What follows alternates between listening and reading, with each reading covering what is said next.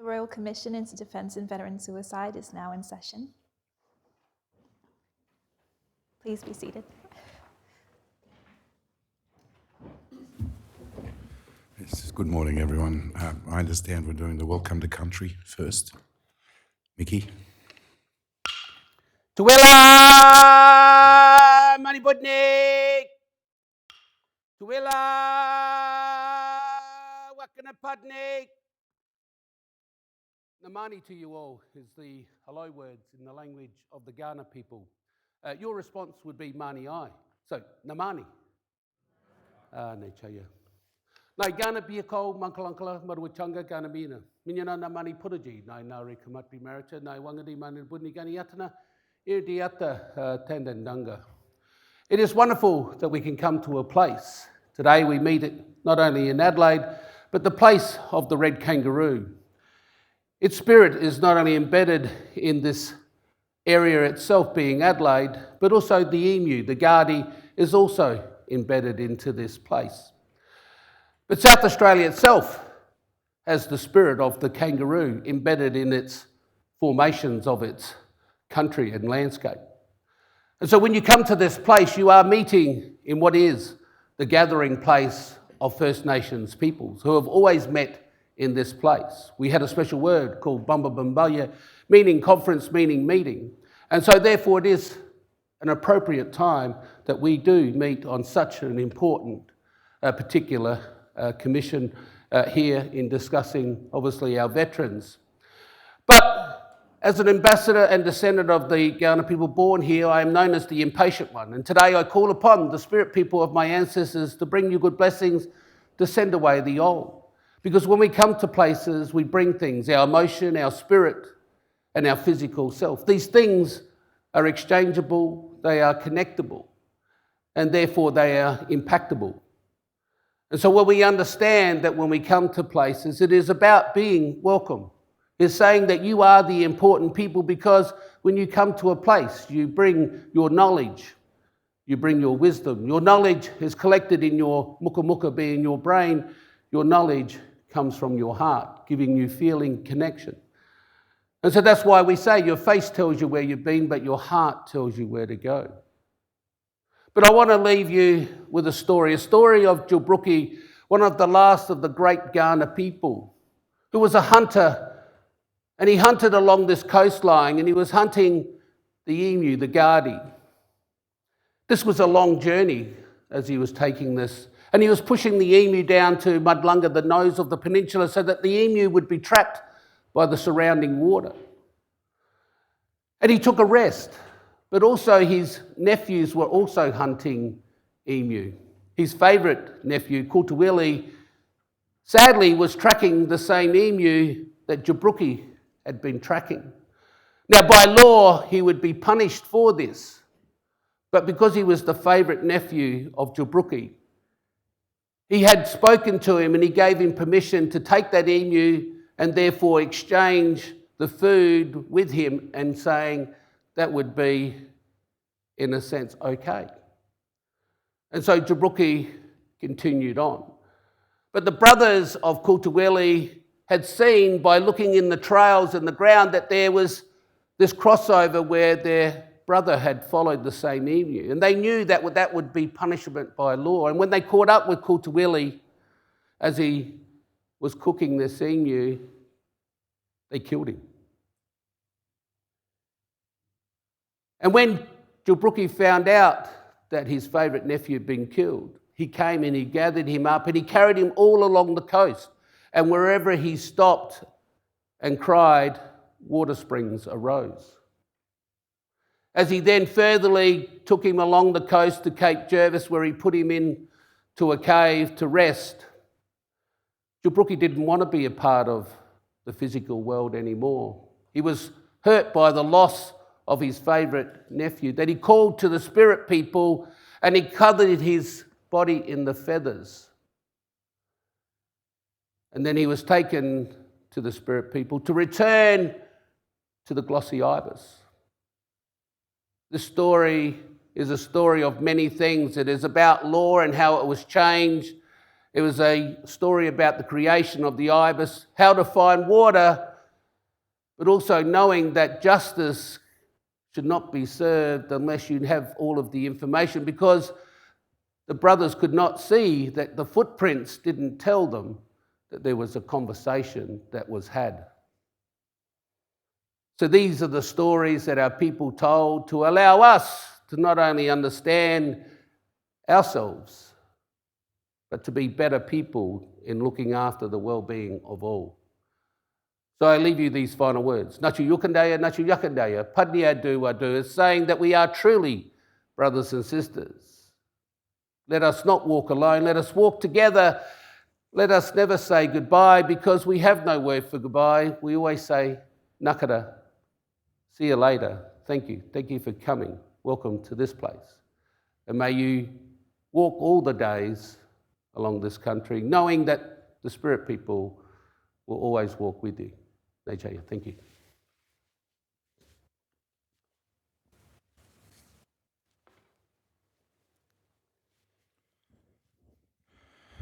Good morning, ladies and gentlemen. Welcome to Adelaide for the 10th public hearing of the Royal Commission into Defence and Veteran Suicide. We'd like to begin by acknowledging the traditional owners of the lands on which we meet, the Kaurna people, and pay our respects to their elders, past, present and emerging.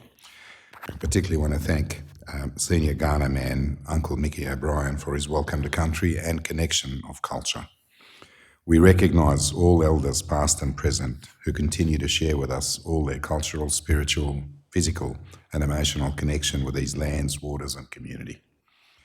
My fellow commissioners and I also acknowledge and extend our thanks and respect to all First Nations people attending or watching this hearing from these lands, Kaurna country.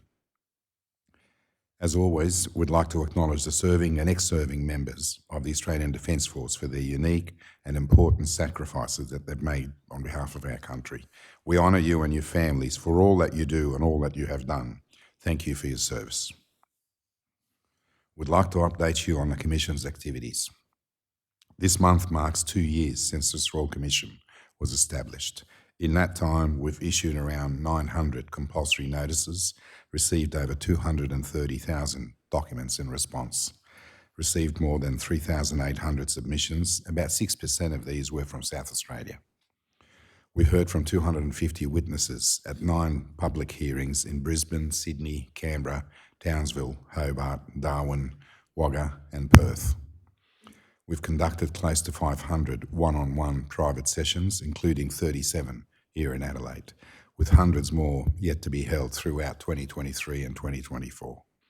It's been the deeply personal stories of those with lived experience of suicide and suicidality, as well as our serving and ex-serving ADF members, their families and friends, that have shone a light on the many complex and multi-layered issues at the heart of our inquiries. The submissions we've received to date have not only been read, they've undergone a comprehensive review to identify key themes and trends. Patterns of association are beginning to emerge, and we're now seeing, upon closer inspection, consistencies amongst experiences, concerns raised in submissions. Notably, many of these themes also align with those from the witness statements, statistical data, Commission research and other evidence sources.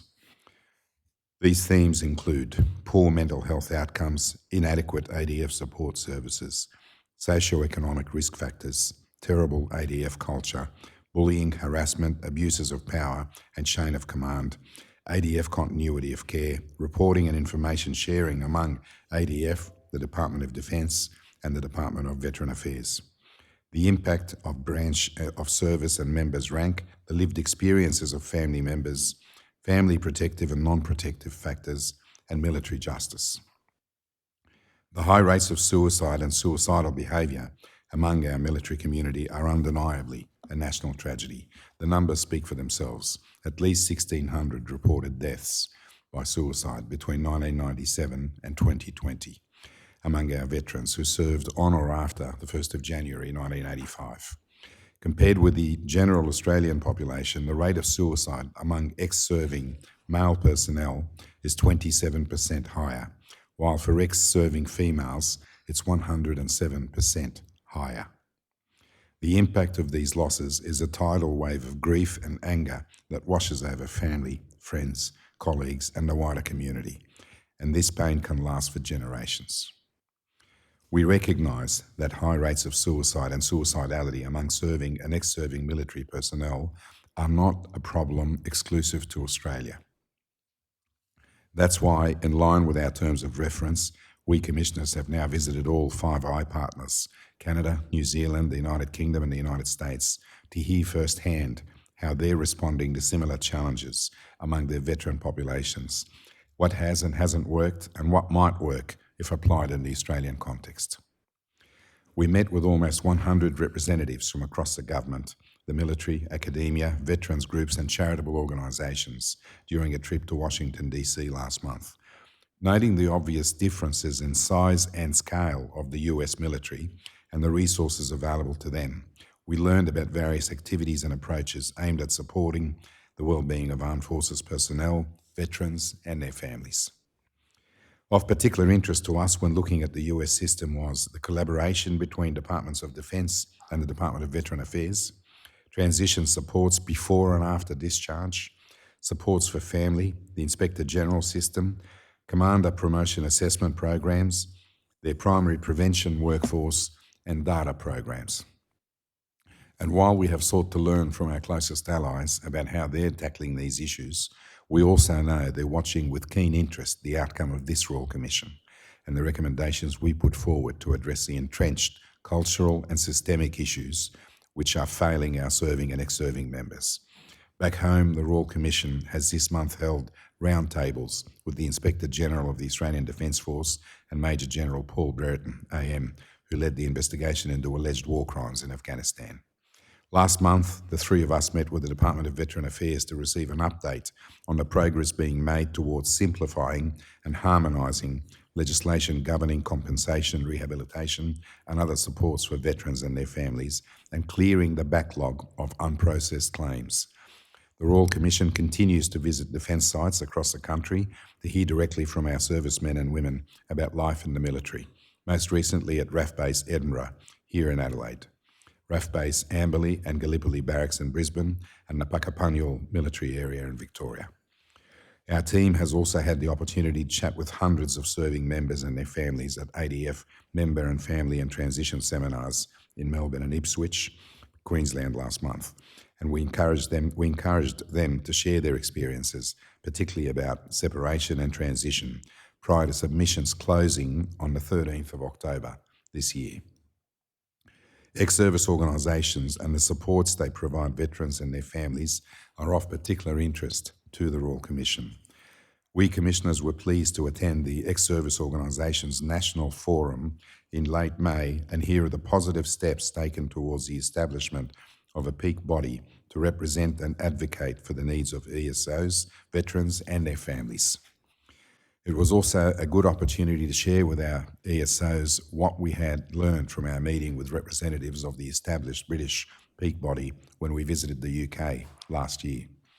Also of note, the Royal Commission recently lifted a non-disclosure order on the publication of a 2021 report from the Australian Commission on Safety and Quality in Healthcare. That important report comprised a qualitative analysis of documents associated with 429 deaths by suicide of serving and ex-serving ADF members between 2001 and 2018. You can find the report on our website. This report will be considered by the Royal Commission alongside other research and analysis, including work done by the Australian Institute of Health and Welfare and the Commission itself. I note the report was commissioned by the Interim National Commissioner on Defence and Veteran Suicide Prevention and delivered after the closure of her office, but it was neither provided to nor sought out by Defence or DVA, a circumstance that remains puzzling to say the very least. Our inquiries are far from over. There's an enormous amount of work yet to do as we work towards our final report due in June next year. We're aware that the Defence and Veteran community is keenly watching and waiting to see what this Royal Commission will actually achieve.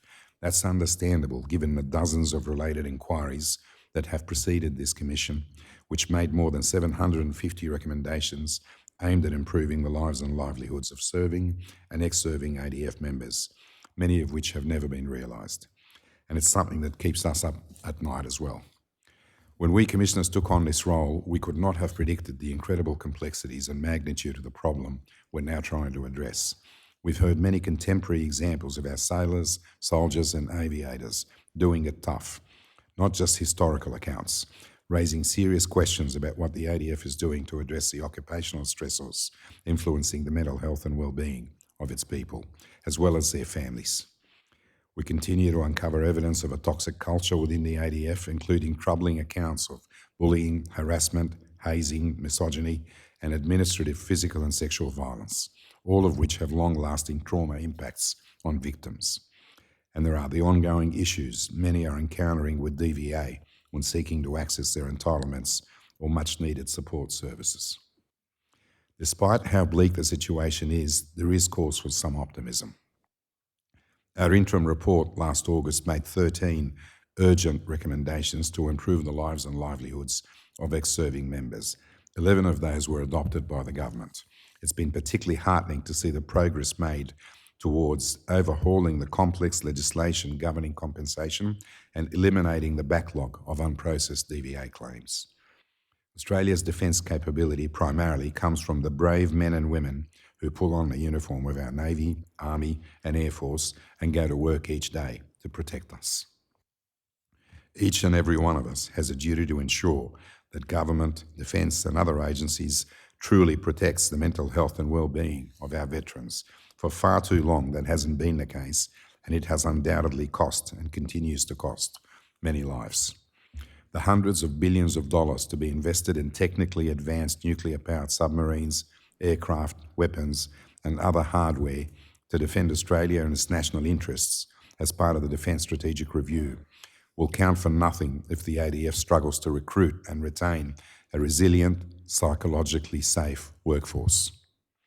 We commissioners remain committed to completing the most thorough inquiry possible, reaching recommendations that prescribe the best possible solutions and making findings that are both fully justified by the evidence and persuasive enough to induce action instead of the inertia demonstrated by previous governments and Commonwealth bodies.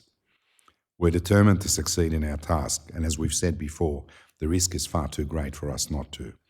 But it's important to recognise that there will be no quick fix to these issues, and real, long-lasting and meaningful reforms will take time. This Royal Commission is a call to action, but the onus will then be on the Australian public to hold government to account and ensure they act on our recommendations. Finally, a warning that some people might find the evidence presented at this hearing distressing, so I remind everyone who is present that we do have counsellors available should you need them, and for those watching at home, please get in touch with our counselling and inquiry support team if you need any assistance. The phone numbers are also on our website. Thank you. I now invite Counsel Assisting Lonia Shetua to make his opening remarks. Thank you, Commissioner Caldas. Commissioners, in this hearing block, I appear with Kevin Connor, SC, Erin Longbottom, KC, Peter Singleton, Gabriella Rubigotti, and Madeline Bridget as Counsel Assisting the Commission. This is the 10th hearing block of the Royal Commission, and it continues this Commission's commitment to hold hearing blocks around Australia so that may not only seek to explore issues affecting members and veterans at a national level, but also to examine local issues and, relevantly for this hearing block, the supports and services provided by the state, federal and local governments to the member and veteran community in South Australia. Indeed, it is of no small significance that these hearings are conducted in Adelaide, applying the definition for veteran community in South Australia's Charter for Veterans, which includes the family members of veterans in this state. This state is home to over 100,000 members of the veteran community. That community includes approximately 6,000 serving members. That concentration of current and former service personnel in South Australia and their families provides this Royal Commission with a valuable opportunity to continue its examination of the systemic issues and contributing risk factors relevant to defence and veteran suicide.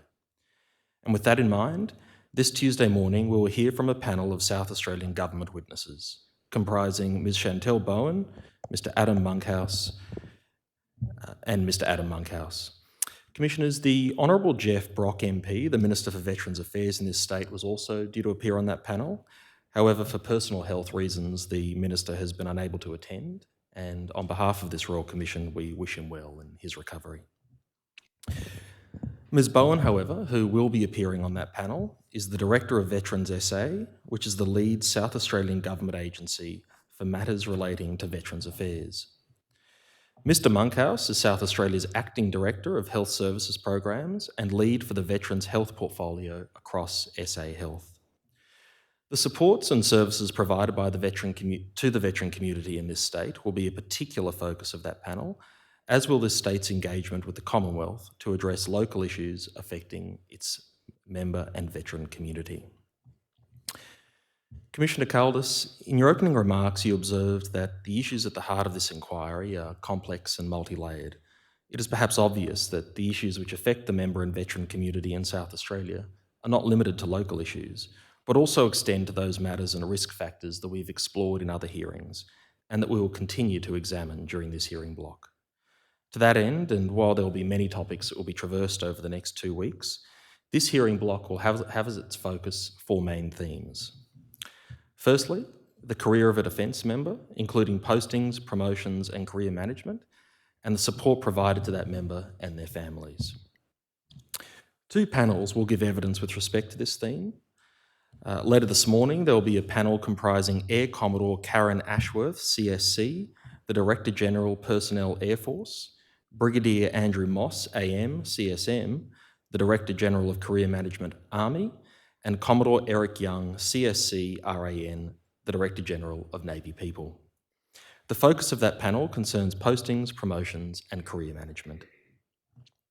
Later this week, on Friday, Major General Wade Stoddart, DSC, AM, CSC, the Head of Military Personnel, Aspasia Isophitis, the DMFS Area Manager for Liverpool in Sydney, and Rachel Baker, the DMFS Area Manager for North Queensland, will give evidence about Defence Member and Family Support, colloquially known as DMFS, on the support provided to members and their families throughout a member's career.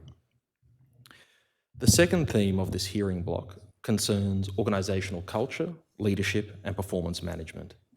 The witnesses who will give evidence on that theme include Peter Dunn AO, Major General retired, Dr Jacqueline Drew, Associate Professor at Griffith University, and a panel comprising Professor Sharon Parker, Centre for Transformative Work Design at the Future of Work Institute, and Associate Professor Karina Jaritsma, Professor of Practice at the Future of Work Institute.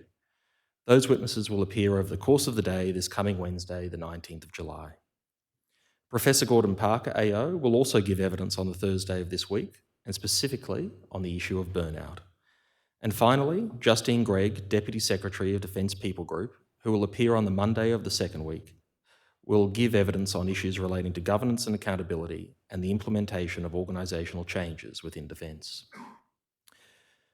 The third theme of this hearing block concerns the Department of Veterans Affairs and, in particular, its processing of claims, its Special Operations Force Pilot Program, and its veteran-centric reform program and modernisation project.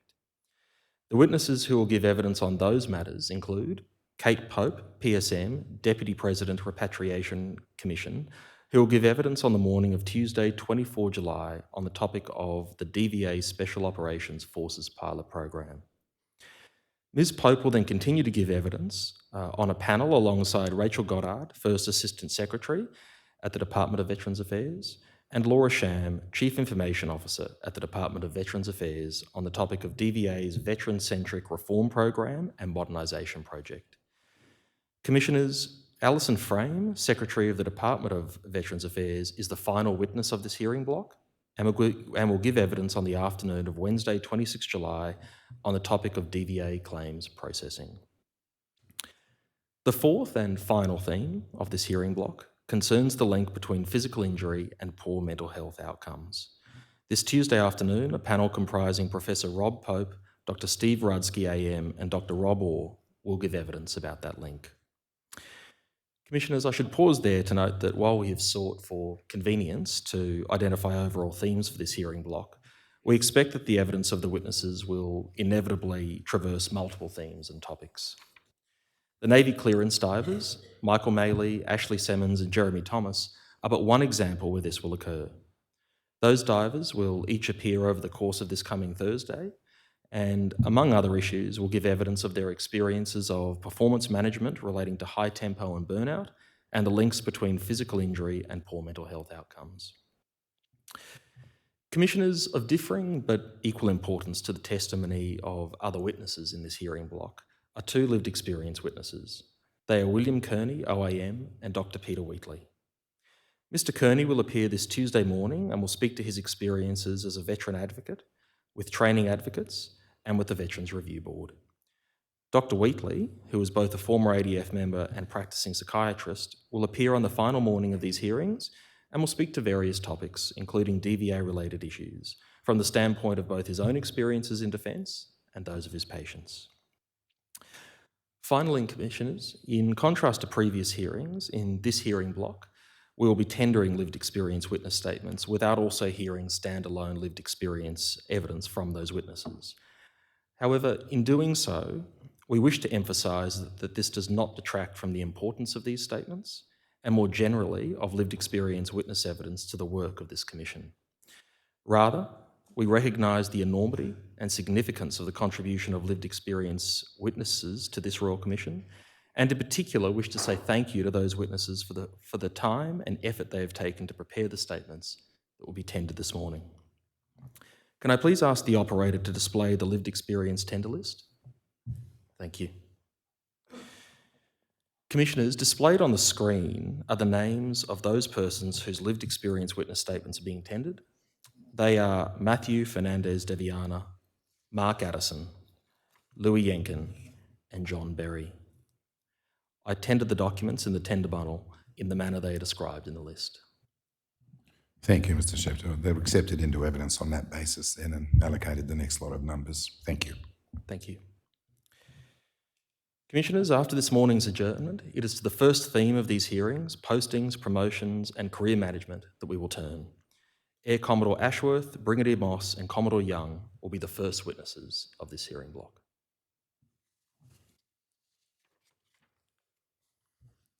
Unless there's anything further, Commissioners. No, thank you, Mr. Shepto. Commissioner. Mr. Free?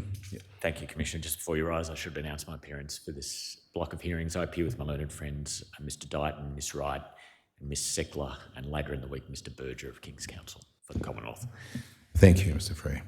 Is there anyone online from other states or New South Wales? No, okay. Thank you. We'll adjourn very briefly before we start again. Thank you. The Royal Commission is now adjourned.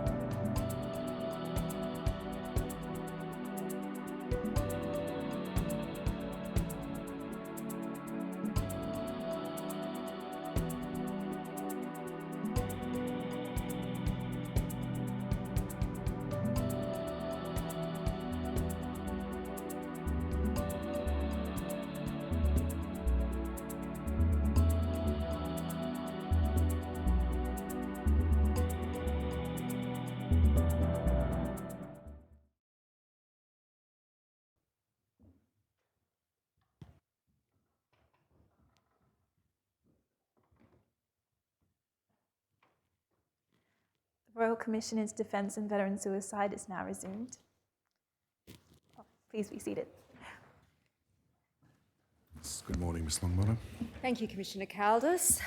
As you've heard, the first day of the hearing will be devoted to career management, postings and promotions. In the Defence Strategic Review that was published in April of this year, it was recognised that people are Defence's most important capability, and yet Defence is facing greater challenges to recruit, to retain and to grow its workforce than it has for decades. The witnesses who will give evidence today are at the heart of the management of military personnel. Air Commodore Karen Ashworth, Commodore Eric Young and Brigadier Andrew Moss are the Director Generals within their respective service career management agencies. The management of personnel within the Australian Defence Force is going through a period of transition. In June of this year, the Secretary and Chief of Defence Force issued Joint Directive 10 of 2023. That joint directive is aimed at giving effect to the Defence Strategic Review recommendation that ADF personnel management be centralised into a single integrated system headed by a Chief of Personnel reporting directly to the Chief of Defence.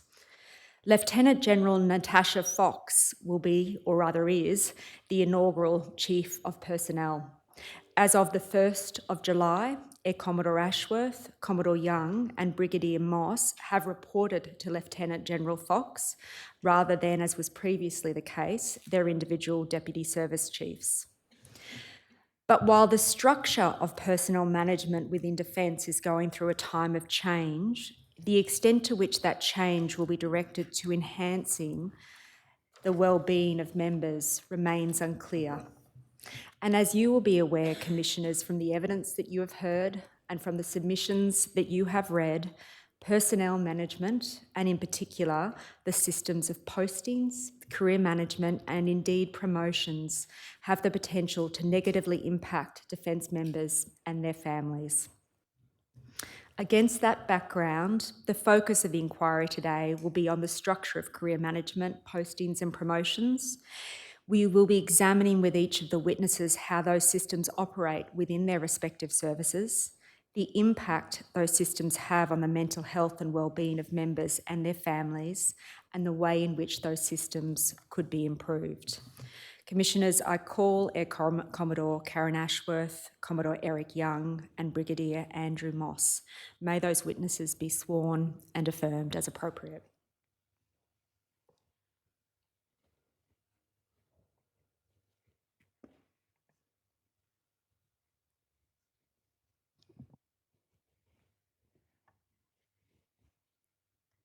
Do you, Brigadier Andrew Moss, solemnly declare and affirm that the evidence you shall give will be the whole truth, the whole truth, and nothing but the truth?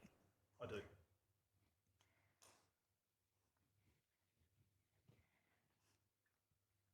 Do you, Commodore Eric Young, solemnly swear that the evidence you Do you solemnly swear by Almighty God that the evidence you shall give will be the truth, the whole truth, and nothing but the truth? I do. Do you, Air Commodore Karen Ashworth, swear by Almighty God that the evidence you shall give will be the truth, the whole truth, and nothing but the truth? I do. Thank you.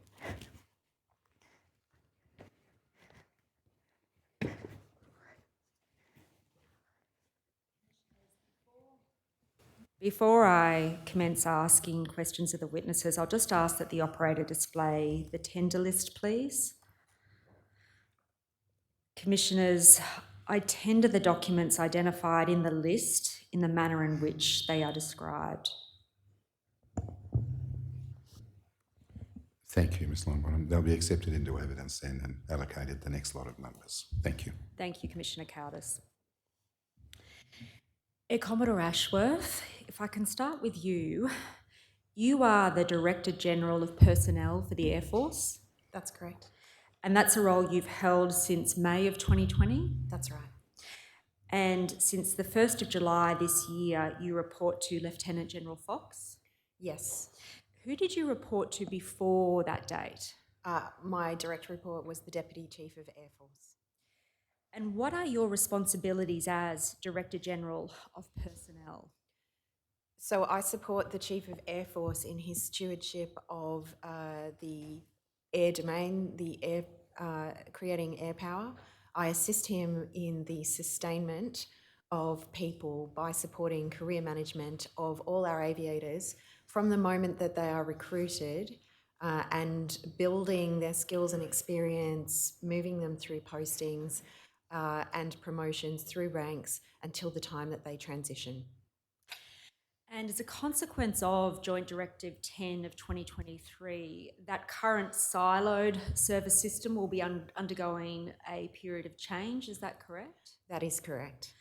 And am I right to understand that in broad terms, that will involve a tri-service approach to the military arm of personnel under the command of Lieutenant General Fox? Yes, that's correct. And the other aspect of the people system diarchy will be the Defence People Group, which is headed by Deputy Secretary Justine Gregg. That's right. Air Commodore Ashworth, what professional qualifications do you hold that are material to your current role as Director General of Personnel? I was recruited into the organisation as an administrative officer, now known as a personnel capability officer. So my original trade does relate to the support of the people element of capability. But additionally, since 2001 onwards, I've had a series of postings inside the Air Force Personnel Agency and eventually was selected to fill this role as Director General Personnel. Commodore Young, your title is Director General of Navy People. Yes, And that's a position you've held since September of 2021? correct. Commodore Young, am I correct? Your career has not been exclusively in the Navy? Correct. Indeed, you took a mid-year career break to work in industry. Mid-career break. Yep. Mid-career Multi-year. break. In roles including principal consultant, account executive, and account general manager. Correct. What was the nature of that aspect of your experience? Can you, in terms of Well, what I did? what does being a principal consultant involve? Yes. Oh, right. So Yeah. for a multinational IT organisation, as a principal consultant, consulting back into defence. In the case of my particular employment, that was for Joint Operations Command at that stage. I progressed about each year in that organisation through to running my own account and supporting national security organisations. So it wasn't a personnel management role? No, it wasn't. No. Now, you too, since the 1st of July this year, report to Lieutenant General Fox. Through a two-star, I just to clarify that. And who is the two-star through whom you report? Currently HPC, Major General Stoddart. Okay. Because am I correct that as part of this restructuring, in addition to Lieutenant General Fox being the inaugural Chief of Personnel, there will also be a role known as Head of Military Personnel? So Major General Stoddart will be re-rolled, so that position will no longer be HPC, and so he'll transition over the next couple of months into Head of Military Personnel Division. And it's intended that transition be completed by about November of this year? 1st of November for our first iteration, correct. Okay. Before the 1st of July, who did you report to? The Deputy Chief of Navy. And what are your responsibilities as Director General of Navy People? So similar to Air Commodore Ashworth, for me, I have a number of directorates which include career management support, which is the posting and promotion, recruiting and retention, as well as optimising Navy culture. In short, my responsibilities are to deliver the current Navy workforce, to generate and retain the workforce, and to optimise our culture, making sure that we have the right people with the right skills in the right place at the right time, balancing the needs of the organisation with those of the individual. And what professional qualifications do you hold material to that particular role? I'm slightly different to Air Commodore Ashworth. I'm not a professional personnel officer. When we look at our individuals, we look at it through two lenses. Firstly, qualifications and experience.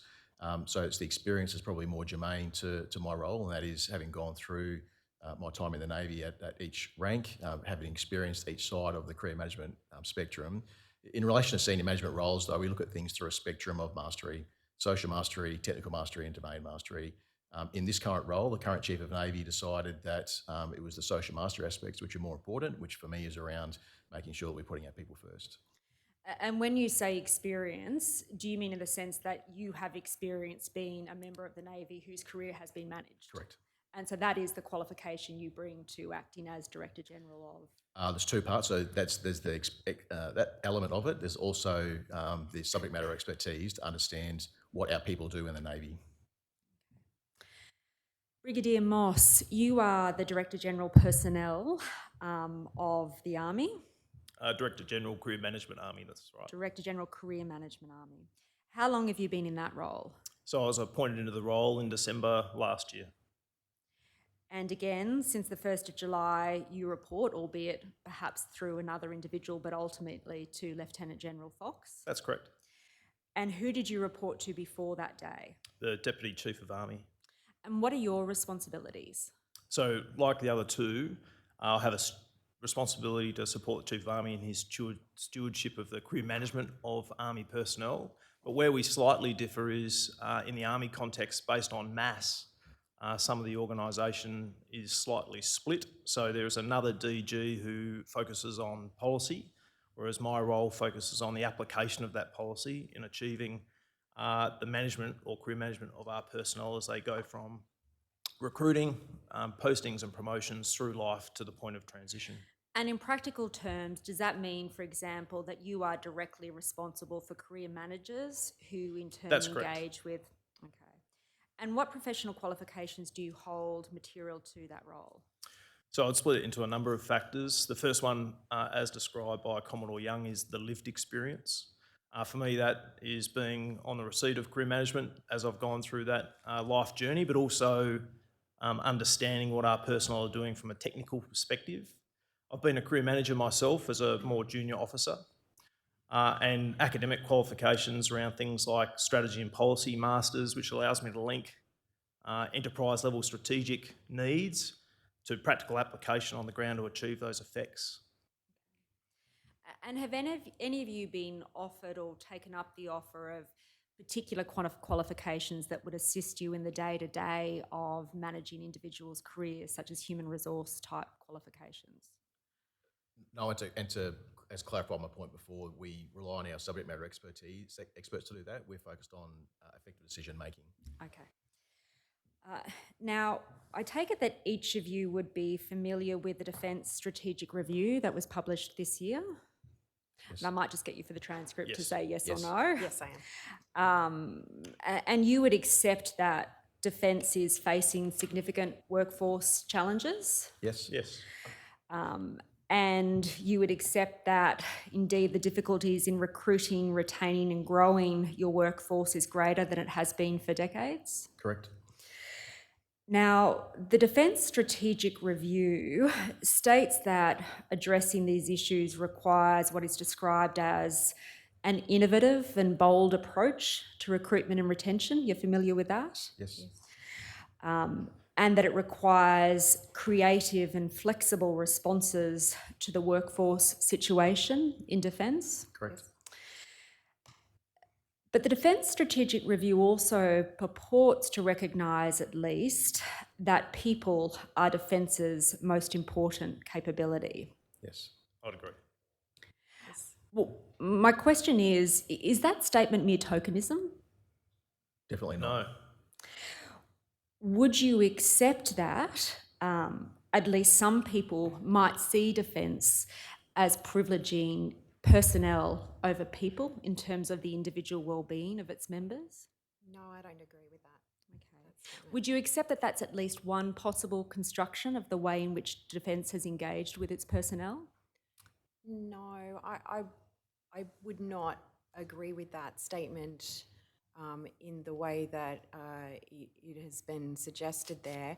I think that people are the heart of our organisation. We recognise that we can't do our job without people, and therefore we need our people to be supported and looked after as well as possible through the systems and processes we interact. I think we would recognise there are. If I could just stop you there, Yeah. and I'll come to you, Commodore Young.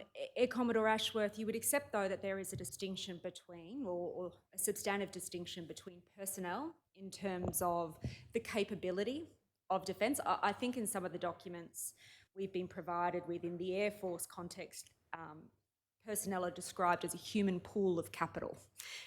So there is a distinction between a conceptualisation of members as a human pool of capital and the actual people that comprise defence. Yes, that would be a fair explanation of what we advised in the notice to give. We have to manage our people from two components. One could be described as workforce in terms of the available numbers of people to do the jobs with the skill sets, but that only eventuates if you have the individuals and the humans who are supported and looked after to do those roles. Okay, Commodore Young? Council, I was just going to say, I think we'd all agree there are individuals whose lived experience would indicate that they have felt at times that they have not been treated as a person and merely a number. But I think what Air Commodore Ashworth is trying to elucidate is that we cannot animate our ships, aircraft and tanks and without the people. Looking after those individuals is our primary concern. So you wouldn't cavil with the proposition that some people at least might consider a statement like that to be tokenism. Your view is that it doesn't reflect the experience as a whole. No, what I said was there are people with lived experiences that would think that. Yes, some people might hold Absolutely. that view. Yeah. Yes. Now, on the 19th of June this year, the Secretary-in-Chief of Defence issued Joint Directive 6 of 2023. That directive, as I understand it, was focused upon implementing a reorganisation of the Defence People System in line with the priorities in the Defence Strategic Review.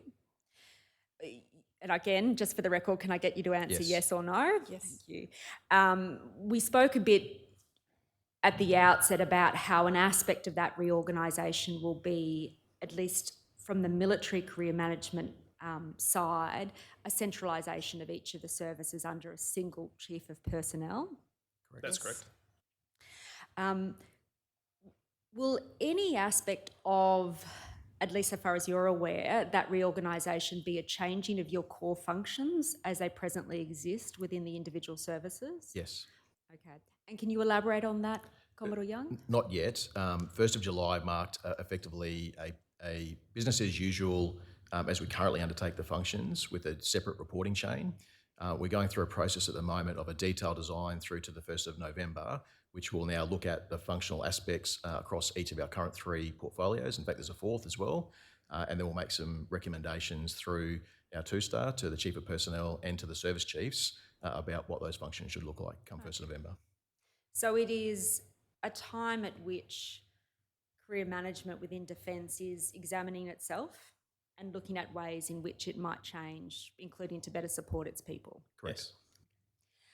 I might just ask if that joint directive be displayed. Operator, can you please display document tender bundle number 13, DEF.1239.0001.0003, and go to .0005 at paragraph 8 and expand the paragraph.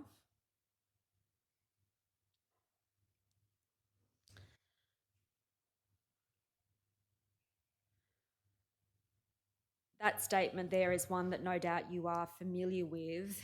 It elucidates the mission of the joint directive. One aspect of it is the reorganisation of the delivery of the workforce design. One of the intended objects is the delivery of an integrated workforce system, but an aspect of all that is stated to be a system that is optimised to best support Correct. Defence's people and to enable the growth of the force. I just want to focus on that concept of best support of Defence's people. In your views, is the career management system as it currently stands one that is equipped to deliver personnel management to best support your people in Defence?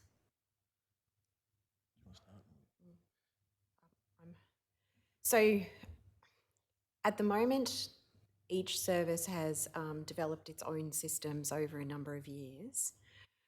From an Air Force perspective, we have evolved and adapted over many years to attempt to support our people as best as possible. The area that I look after is the stewardship of the career management component, which is the components around the postings, promotions, the sort of central HR capacity. But I very much work, and my team very much works in concert with the leaders, supervisors and commanders of all our people.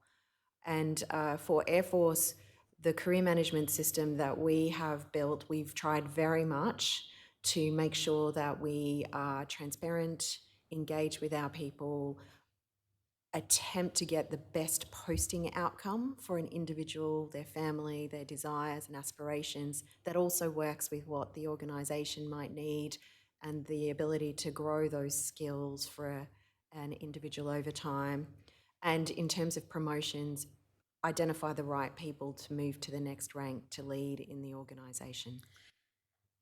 Air Commodore Ashworth, you've spoken there about attempts and other aspects of people management within Defence. My quite specific question is in relation to the Air Force Career Management Agency that you are Director General of, do you think it is equipped to deliver personnel management that is optimised to best support its people? I believe that we have the numbers of career managers and support people that assist us to do the job well at the moment. I think in any organisation you could do more with more people, but we're in an organisation that obviously has a number of constraints about the number of people it can have.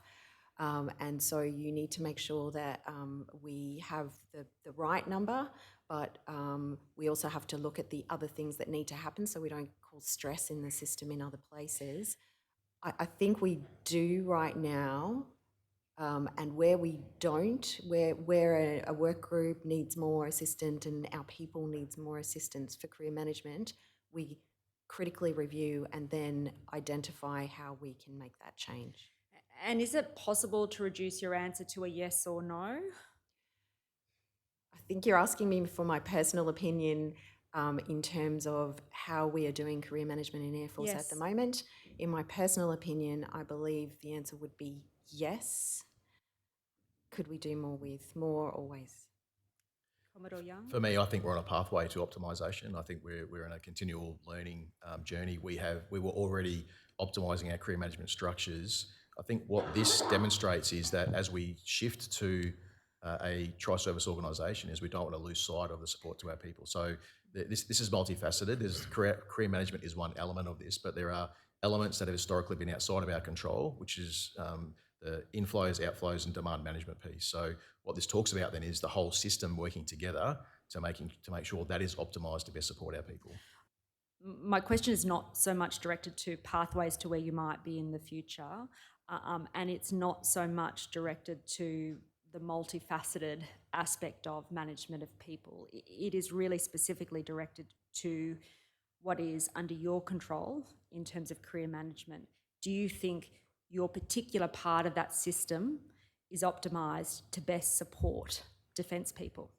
I would say that it is not yet optimised as much as we would like it to be. Okay. Brigadier Moss? I'd agree with Commodore Young. I think that we can still optimise it further. So is that a no, it's not where it should be at the moment? I think my personnel come to work every day trying to achieve the best effect for their personnel. Do I think it could be better? Yes. And I have no doubt about that. My question is really directed to the reality of the system as it currently exists. And your answer to that would be no. That's right. And I just want to unpack that a little bit with each of you. You would accept that Defence is what might be characterised as an exceptional employer? Can you clarify what you mean by exceptional? In the sense that, unlike many other employers, the Defence Force has the power to profoundly affect the lives of its members. There's a unique nature of military service, of which we sign up to when we join the service, which puts ourselves less than the national interests, that makes us contribute towards laws above normal society, that puts ourselves at risk, and that requires us to, at times, ethically, morally exercise lethal force. So yes, it is a unique organisation. And one obvious example of that, and I think you've just touched on it, Commodore Young, is that an inherent requirement of service in the military is that members deploy as needed on operations, be they warlike or non-warlike, in Australia or overseas. Correct. Yes. But there are perhaps less obvious examples, such as the inherent requirement that defence members be posted as needed to different geographic locations throughout their career. That's right. Yes. And career management, you would accept, is really at the forefront of that impact because your core function is all aspects of human resource management. So, and I think you touched on this before, Air Commodore Ashworth, from a member's enlistment and appointment through to their trainings, postings, promotions, and transfers between employment categories. Yes. So that impact of service on people through, I think probably one we will touch on in a fair bit of detail today, is postings is really at the core of your function within your respective career management agencies. Yes. And in fulfilling that function, you balance the organisational imperative of ensuring ADF capability. Correct. Yes. And I think we touched on this before. In the RAF context, it's described as seeking to assure that the human capital pool required now and into the future to meet known and forecast demand for ADF personnel is available. So that aptly describes the organisational imperative. But another aspect of what you look at is a focus on individuals. That is Yes. the people and their aspirations and their personal circumstances. But would you accept that to the extent that there is any conflict between the two, so that is a conflict between the organisational imperative and that of the individual, defence as an organisation takes priority? Well, I don't agree with how it's been framed because I think it's longitudinal. And if I can, I can provide some context to that. So we have if you could imagine a triangle, at the top of that triangle might be an organisational need, as you're describing the requirement for the defence to take priority. But there's actually a tension between other needs, and it's the development of the individual at the bottom of the triangle, and the other point to that triangle is the individual desires or needs. So what I would say to you is, within that construct, if you're not meeting the individual need, at a point in time they might leave and separate it. And as you've described yourself, defence is currently in an environment where we need to retain our personnel. So as career managers, we're balancing that individual need, and in fact weighting it more heavily at the moment than the organisational need from a longitudinal perspective to make sure we have the right people at the right point of time. So am I right to understand, Brigadier Moss, you dispute the proposition that in making career management decisions, the order of priority is capability, career development, and then personal preferences? Yes. Okay, let's just unpack that then. Operator, can you please display tender bundle document number 11? It's DEF.1164.0001.0311 at .0317 and expand paragraph 1.9.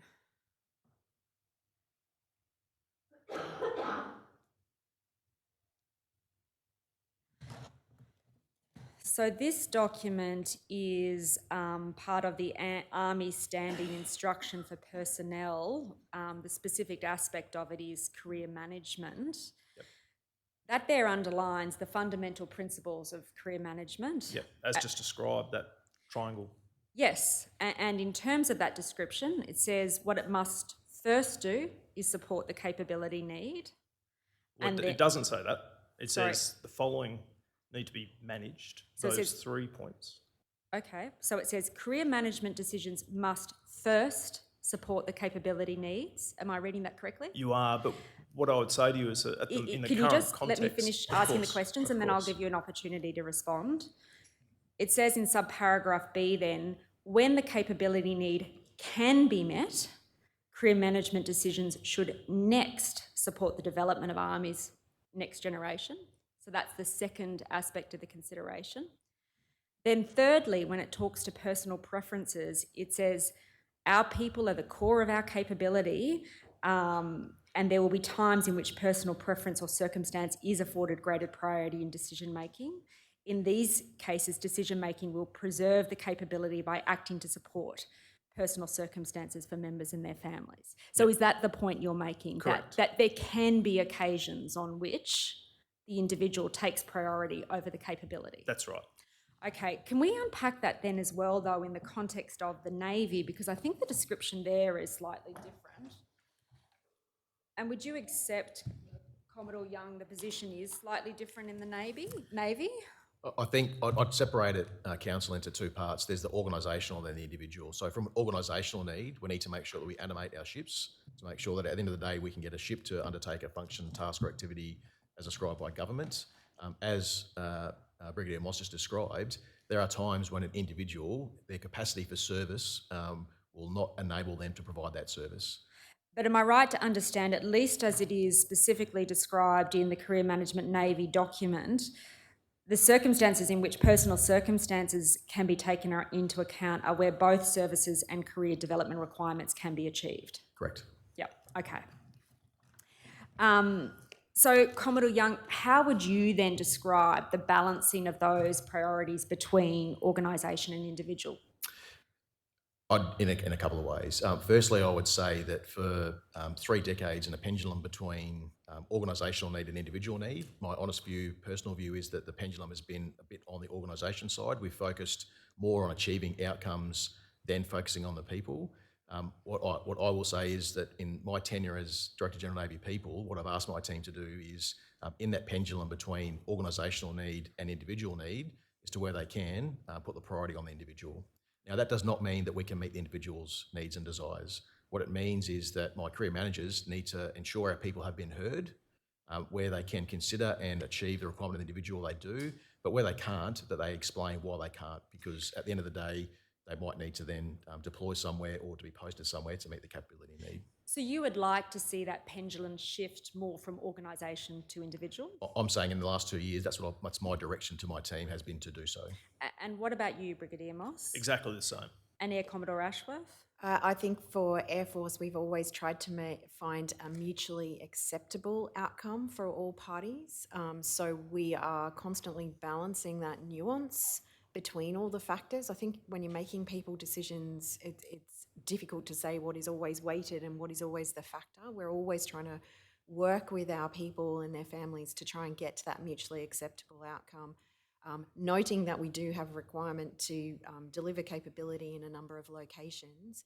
And when we wind up in a situation where we can't find something that's mutually acceptable, we often talk about, okay, so we need someone with your skill set, perhaps in this location at this time, but afterwards, we will be able to give you a posting back to that location that you want to try and do. So very similar to what Brigadier Moss and Commodore Young have described, but I think we've been doing it for a number of years quite actively, with more recently being really focused on that as well. And do you think the balance between organisation and individual is right within Air Force at the moment?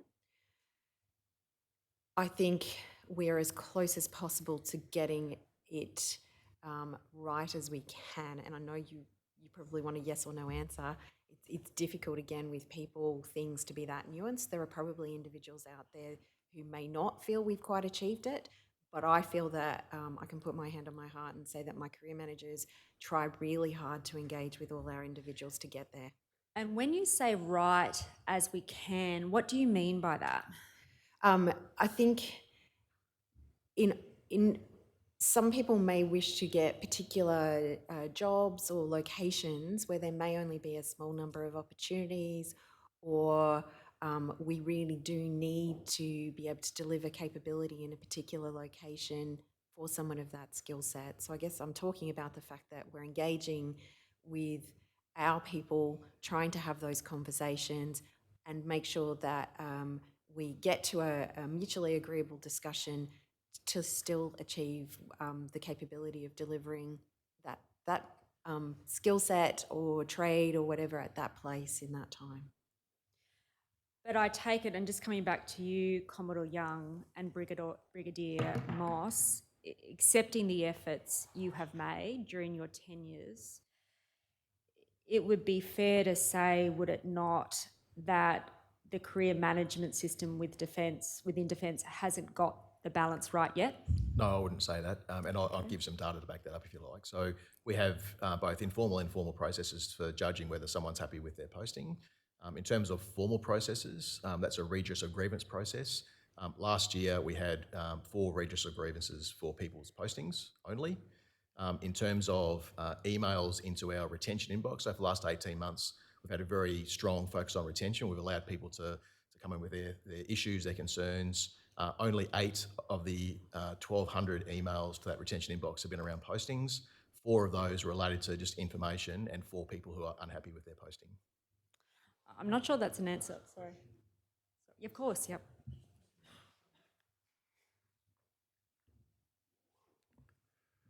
Is one of the problems in the Navy a lack of people trained for particular higher ranking positions? Commissioner, not so much the higher ranking positions in writ large, it's a lack of individuals is the causal factor. I'm thinking of an example which was mentioned to me at a base we visited on our trips around the country of I suppose a second ranking officer on a ship who might have been a navigator perhaps, or was executive officer probably. Might have been an exec officer, but was deployed for a 6-month deployment, came back, had a young family, was expecting to be back on shore for a while with his family, and was immediately redeployed to another 6-month deployment because of the lack of people with his equivalent training. Yep. So when the DSR issues that the council was talking about earlier, what that actually means in real terms is if you break it into inflows, outflows, and what's left, we don't have enough people coming in. We have too many people that we'd like leaving. And what's left is a situation where we've got a gap of about 2,000 people between the positions we need to fill and the individuals we have to fill them. I think this had the consequence of driving him to resign. Potentially. Yep. So that's a significant problem, is it? A lack of people trained to fulfil Commissioner, that's high ranking. That is the core problem. Thanks.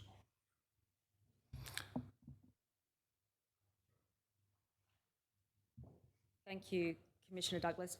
Just coming back to my question, I had understood your evidence before, Commodore Young, was that in terms of that reverse pyramid between organisation and individual, you had thought the balance at the moment wasn't quite right.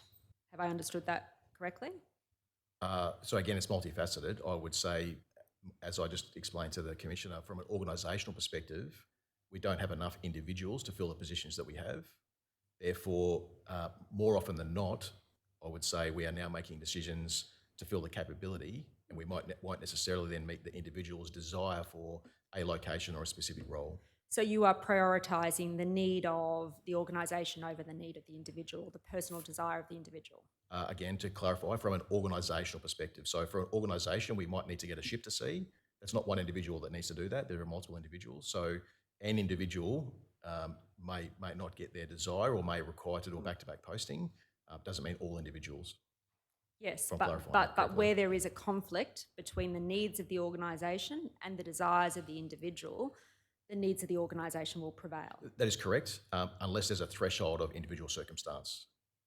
And when I asked you the question about whether or not the balance was right, you then provided me with data about redressive grievances.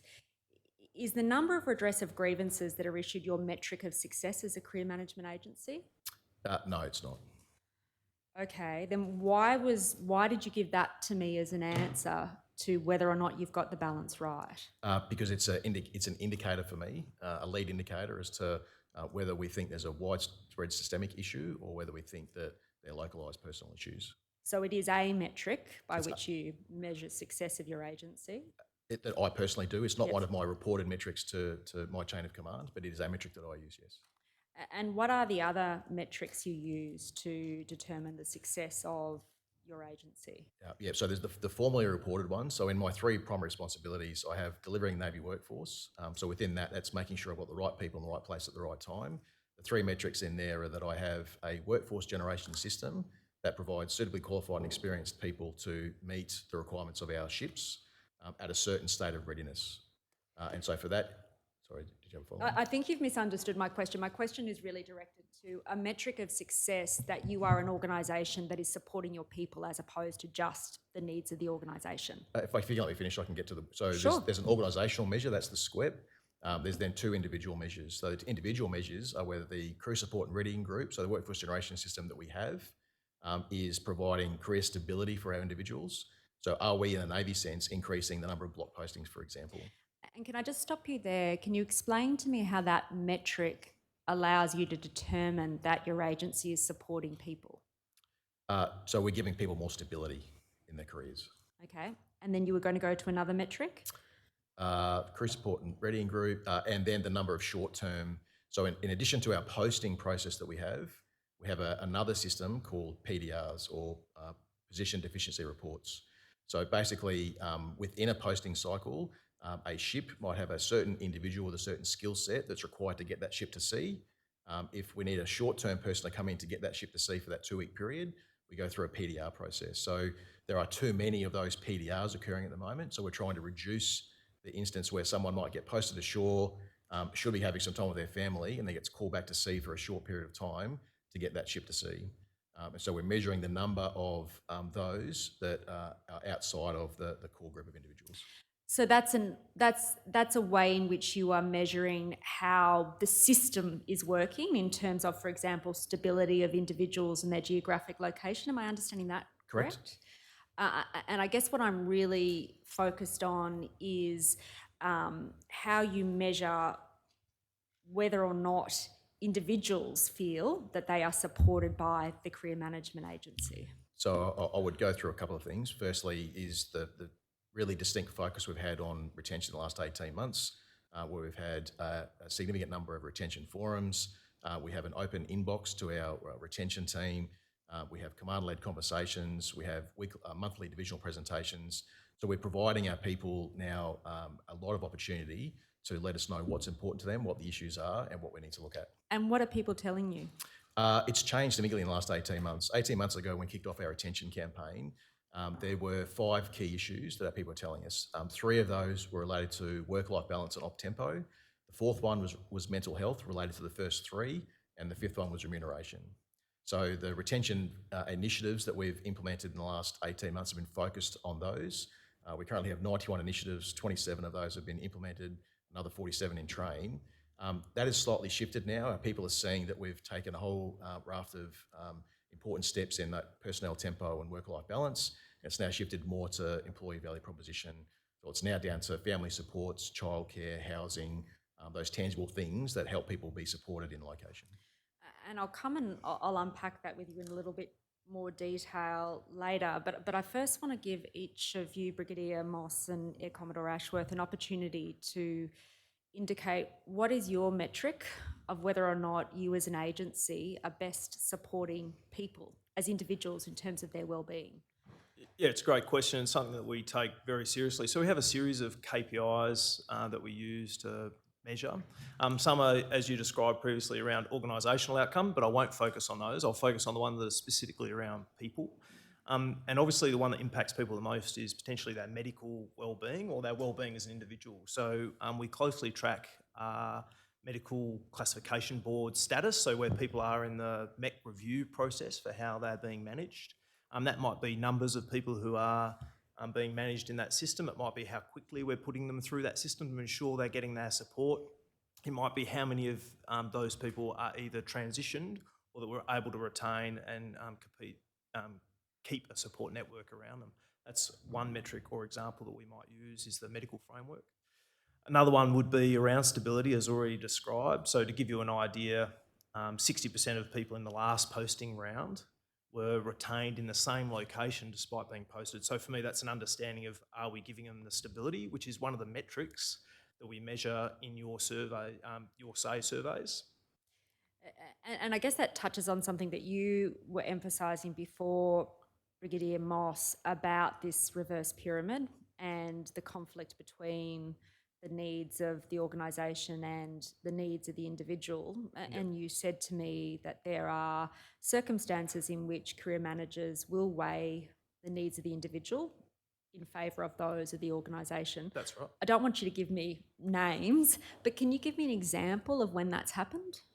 Yeah, absolutely. I mean, there's countless examples. So it might be relating to a child in schooling. It might be related, so for example, the child's in year 12, we make a deliberate decision to hold them in location to support that outcome. So they can be a family unit during that point in time. It might be someone's having some medical treatment or support that they need. And as a result, we make a decision not to post them during that period of receipt of that medical support. So they're two examples. Is that sufficient? That is. Air Commodore Ashworth, what are the metrics by which your career management agency assesses whether it's best supporting its people? There are multiple metrics as well, and the other two have referred to the numbers and organisational, but focusing on the people elements. We monitor the Your Say survey and the snapshot survey that Air Force does, and we also monitor the trends in a qualitative way, in that career managers are encouraged to develop a really good relationship with their people and to indicate upwards if they're hearing any concerns. We also work in concert with our commanders, managers and supervisors. Our commanding officers are required obviously to look after their health, safety and wellbeing of their people at all times, and they have an open channel which they use quite frequently to career managers, the Director of Personnel or Directorate of Senior Officer Manager or myself to discuss any issues that they flag. And that is supported really strongly by our senior enlisted leaders and our other commanders in terms of they will flag problems to us. So in terms of metrics, I keep an eye on all those factors, and then where we see any issue, we identify it. And I guess, Air Commodore Ashworth, that really strikes upon an important issue for this Royal Commission to consider, and that is hearing, as you say, that each of you have got the ambition to have a career management agency that can best support its people. There are particular things you need to equip you as organisations to do that. You would accept that? Yes. One of those is having a sufficient number of staff, and in particular a sufficient number of career managers. Yes. Another of those would be having adequately qualified staff, and particularly in relation to career managers, having individuals who are qualified not just to meet the needs of the organisation, but also to aptly deal with the needs of the individual. Yes. You'd accept that? Correct. A third thing you need as agencies to best support your people are transparent and accountable systems. Yes. Absolutely. And one in particular that is directed to best supporting people as individuals rather than merely just personnel, Yes. is a means to map their needs and aspirations on a longitudinal basis. I agree. And to take them into account then in making decisions about postings and other things that affect their careers. Absolutely. Yes. That's right. Yeah. Do each of you consider that as matters presently stand, your agencies have those structural elements you need to provide that best support to your people? What I would say is within the available resources, we're probably the correct balance. If there were more resources available for the entire system, because we're part of a broader system. So to give you some context, do you want me to articulate some statistics on numbers that we've got by career manager? Well, No doubt you're alive that I will come and ask you some questions about career managers. But when you say available resources, do you mean the ratio of career managers to personnel? What are you talking about? I guess what I'm there? trying to describe is that within the department as a whole, we're short on personnel. So as a result, if I was to draw that workforce from the broader department to place it in my organisation, it creates a vacancy somewhere else. And as a result, that puts additional pressure then on the workforce that's forward, a person doing 2 jobs instead of 1. So yes, could I have more people and deliver a better outcome? Potentially, but at the cost of the person forward who then is doing 2 jobs. So I think at the moment the ratio is right for the available resource. So I guess there are 2 propositions in there. The first is what you need to best support your people. Yep. The second is whether or not the system allows that to occur. And am I right to understand you to be saying that you don't have the numbers that would provide the ideal level of support, but within what is available, you're doing the best you can?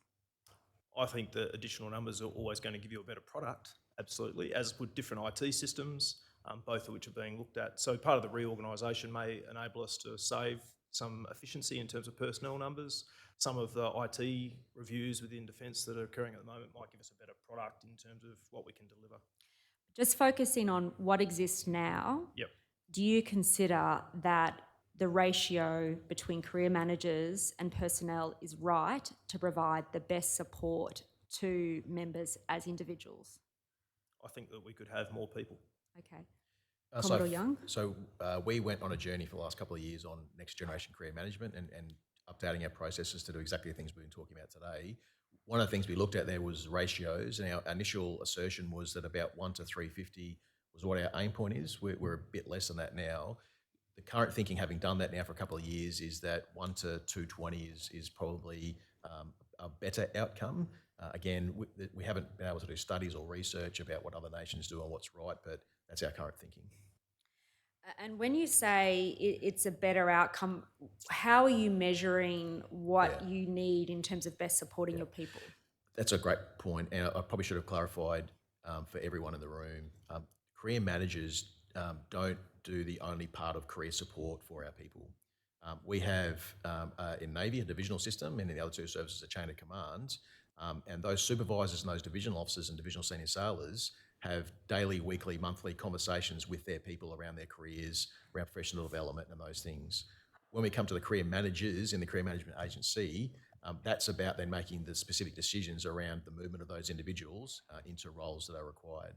So it's about then making sure that we've got enough time for those individuals to adequately undertake the work they need to do for the organisation around promotions and selections, to adequately engage with position owners about where they're going to gain or lose people, and to adequately engage with the constituents that they look after in terms of their individual circumstance, their individual career, professional requirements, and what they're trying to achieve.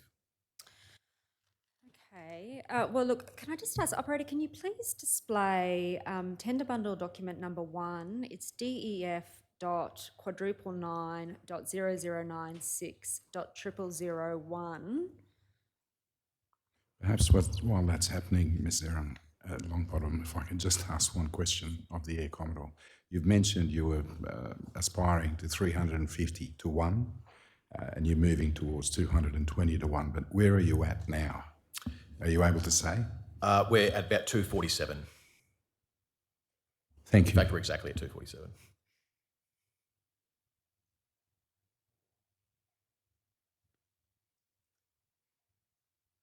Operator, can you please turn to .0116 and expand paragraph 488?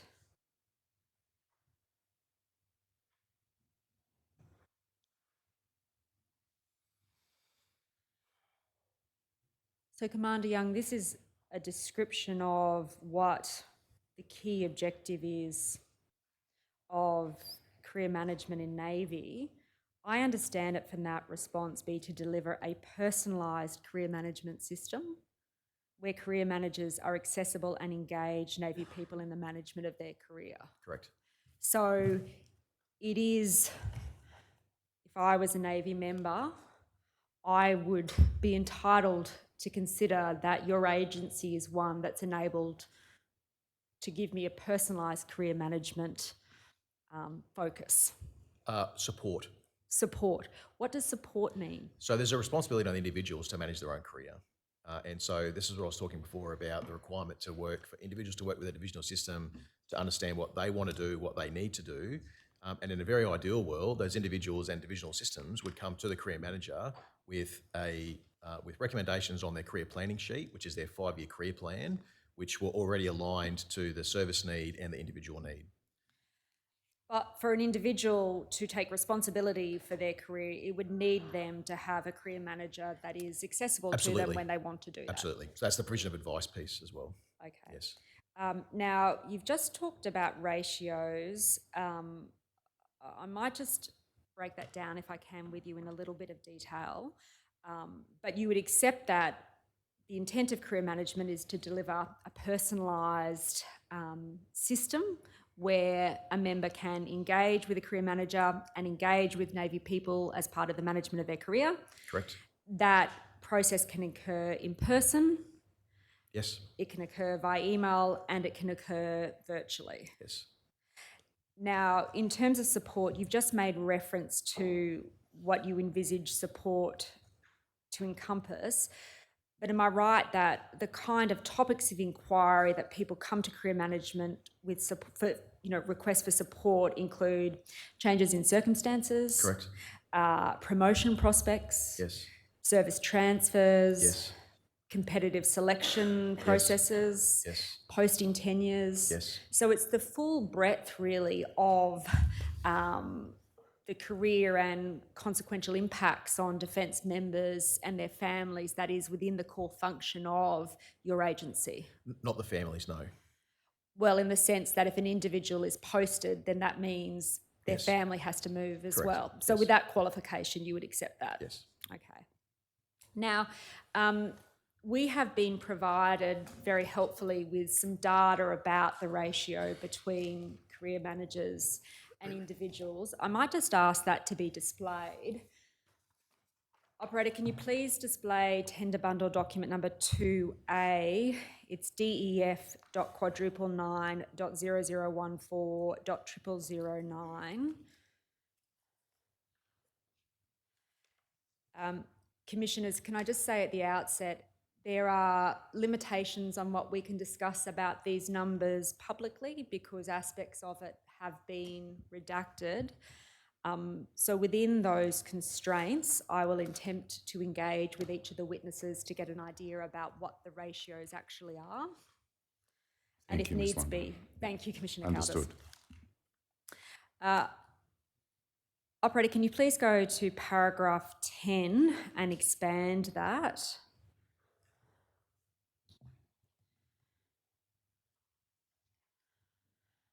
So, Commodore Young, accepting that there is a more granular level of detail in the tables that are redacted, in broad terms, would it be fair to say in terms of subparagraph 10A, the number of career managers to lower ranking permanent members is approximately about 1 to 247? Correct. And that subparagraph refers to people at CIRCAT 6 and CIRCAT 7 Navy members up to and including the rank of commander. So 6 and 7 denotes that they are permanent members of the Navy. In terms of the reference up to commander, does that mean that permanent members captured by that statistic would start with recruits to the Navy? Correct. Okay. And are career managers' sole functions, and I think the answer to this is no from what you've said previously, engaging with members and providing them with personal support in their career? No. So what other functions do career managers perform? I think you captured them before. So the selection board, so the selective positions, the positions for command, there's a significant body of work each year to go through that process and engaging with the various communities. There's a significant body of work around promotion board time to make sure that we're collating all the right data. There's a significant amount of work engaging with position owners to understand where their gaps are, where their liabilities are, what their desires are. And then there's an element of their own career training and courses and continuation training, and then getting around doing road shows for us, so getting around the country to talk to their constituents face to face where they can. So there are considerable other demands on your career managers. Correct. And their sole focus is not, nor could it be given those demands, personalised career management. Correct. My estimate would be about 25% of their time is taken up with those other duties. And what would your estimate be of, on average, how much time a member would get with a career manager each year? Again, if you use purely maths in this and take out that 25% of the time working on 20 days of leave a year, you're talking around about 5 hours per individual per year. Maximum. Maximum 5 hours. Yep. And in terms of an individual's engagement with career managers, is it right to understand from that concept you elucidated before about individual responsibility, with the exception of, say, things like postings, it really is up to the individual to initiate contact with a career manager? Correct. And we, again, estimate somewhere between only 40 and 60% of individuals engage with their career manager. And what qualifications do career managers have? So there's two elements to this. First one is where there are specialised roles that require policy advice. We have a specialisation called Maritime Human Resource Officers, and I have 31 of those in my organisation, which is about 13% of my organisation. The career managers themselves, the desk officers, their primary role is to understand the career continuum and what the roles of the individuals. So they're subject matter experts in warfare, logistics, so they understand when we're talking about placing someone somewhere, they're understanding where they're being placed and what the specific roles are required for that individual to develop through their career and which ones are better for them. What qualifications do they have in managing and supporting people? So I would say that every single person in the military, by virtue of what we do, and our core role in leadership, is from day one designed to manage and lead people. So they don't have, or they're not offered any formal training or qualifications as such to assist them in managing and supporting people? The desk officers, no, they have there's no formal HR training or qualifications. We do initial training and then in-year training around things like negotiation skills, difficult conversations, their own well-being, elements like that. If we can turn to subparagraph 10b, it there records that there's one career manager supporting 253 Circat 6 to Circat 7 Navy members from the rank of captain and above. That ratio is slightly better than the lower ranking members of the Navy. Slightly worse. It's 1 to 247. 1 to 240, yes. For the juniors. Yes, that's right, slightly worse. Does that figure include admirals? Correct. Okay, and on average, how much time does each of those members get with a career manager each year? My honest advice is not much. Okay. The reality is once it gets to the senior officer management, it's more focused, I would say, on the organisation than on the individual, and it's getting the right people into the right positions to make sure we're leading and developing our organisation. So why does the focus shift away from the individual at that rank? That would have to be a matter for someone else. I don't personally manage the careers of those individuals. They're managed by the Deputy Chief of Navy and the Chief of Navy.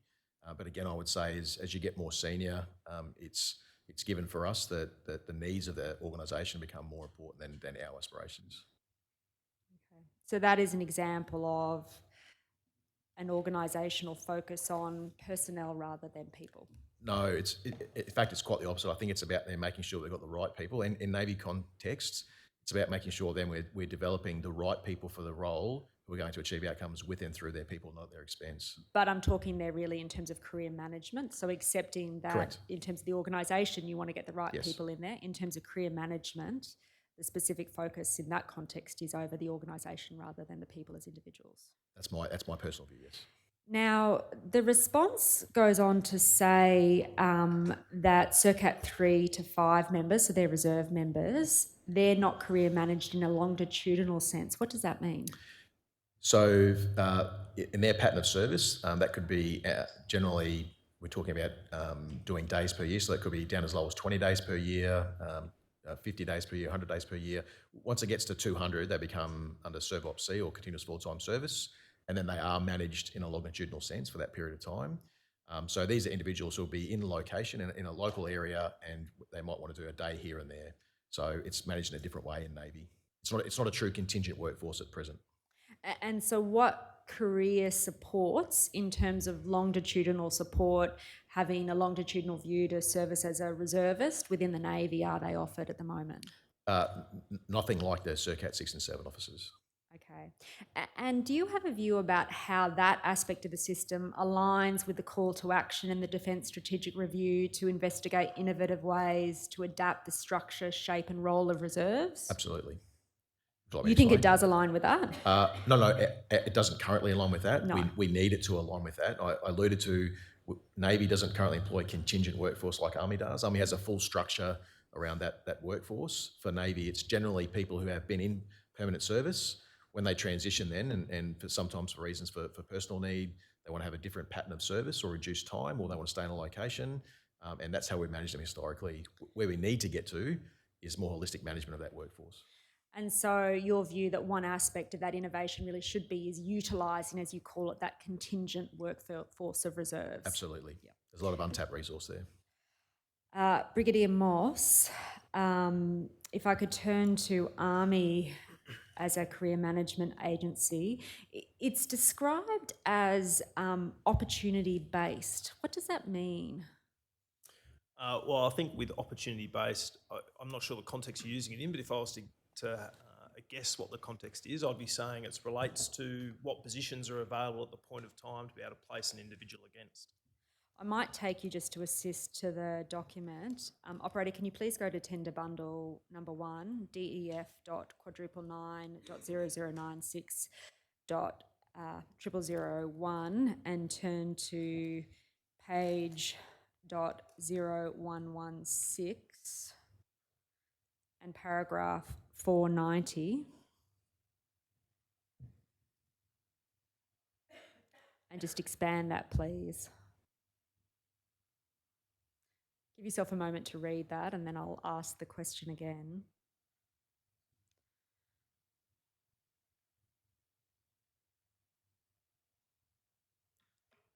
That's a Navy reference. Oh, sorry, it should be 490 is the career, 490 is the paragraph I wanted. Sorry, that's my mistake.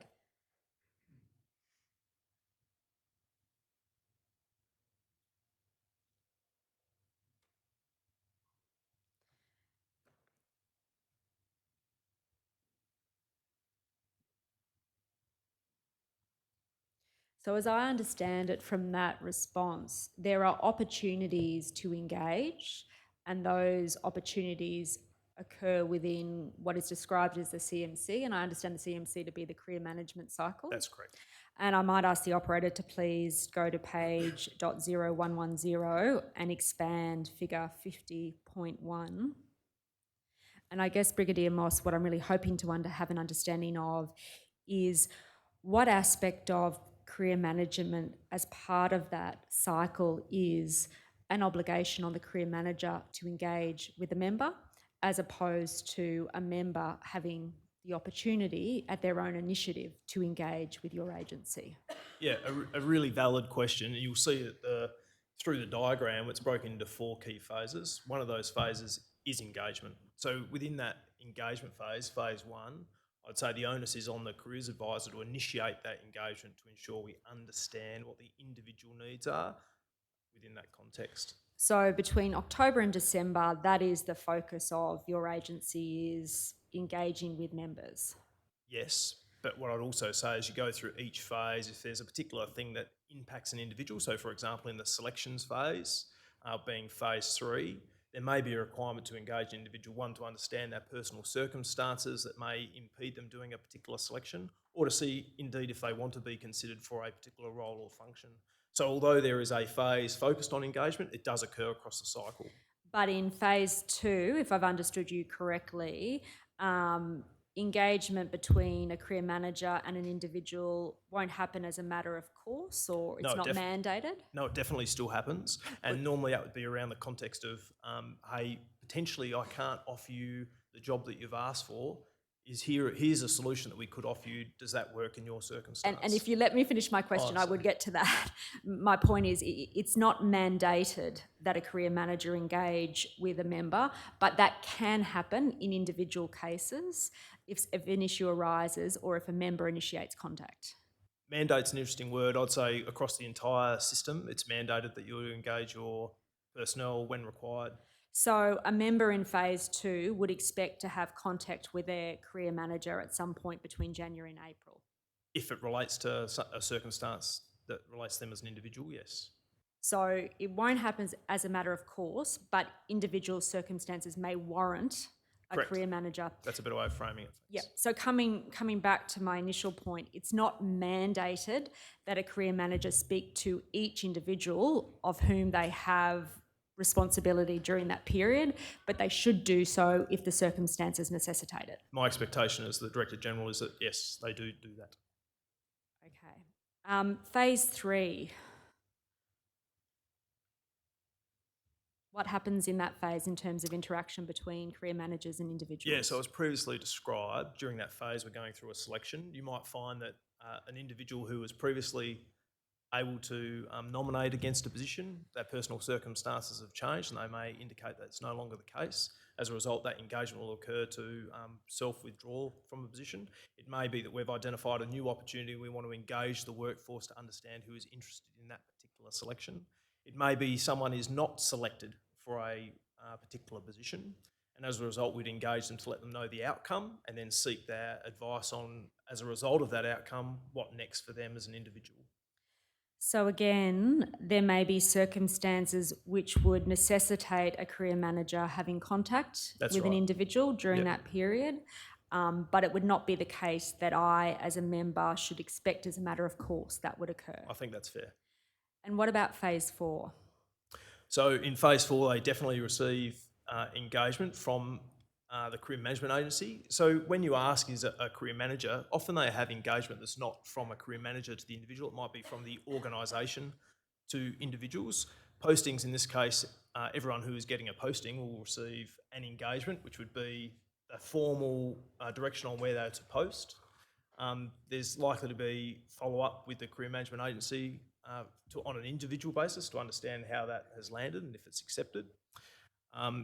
During that whole period as well, there are things like town halls, which engagement is occurring, but that's not an individual career manager, that's the organisation, so at my level or the enterprise engaging individuals. So just to unpack that in terms of postings, when you say engagement in terms of postings, that won't necessarily be an individual career manager calling up a member to say this is what your posting is. There will be some kind of formal communication of that. There will definitely be a formal communication, and there may also be a phone call that would go with that as an individual. And so when you say may also be, should I as a member expect as a matter of course that every time a posting comes out?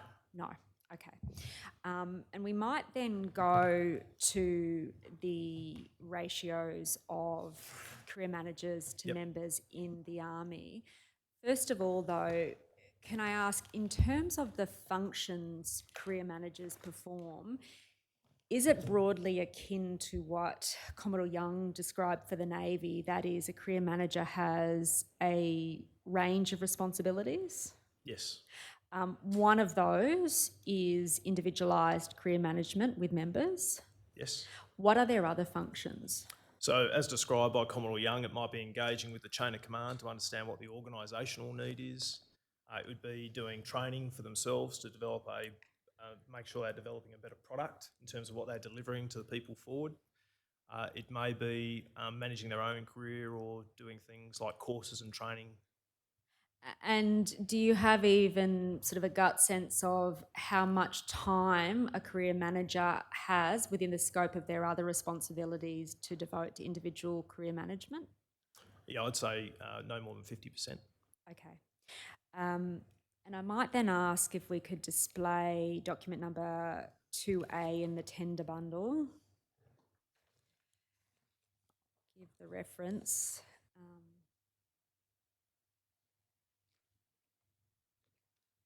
Don't need to give the reference. Thank you. Could I ask you just to turn to page .0012 and expand paragraph 15?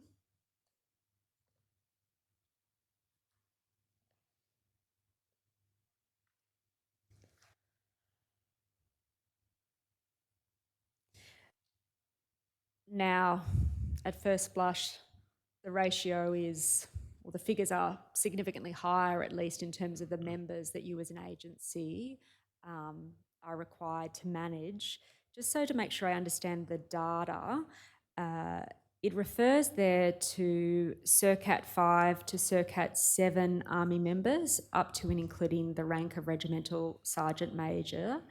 So does CERCAT 5 denote a member who is a member of the reserves, but who has in effect a stability of service in terms of the number of days that they... That's correct. Yeah.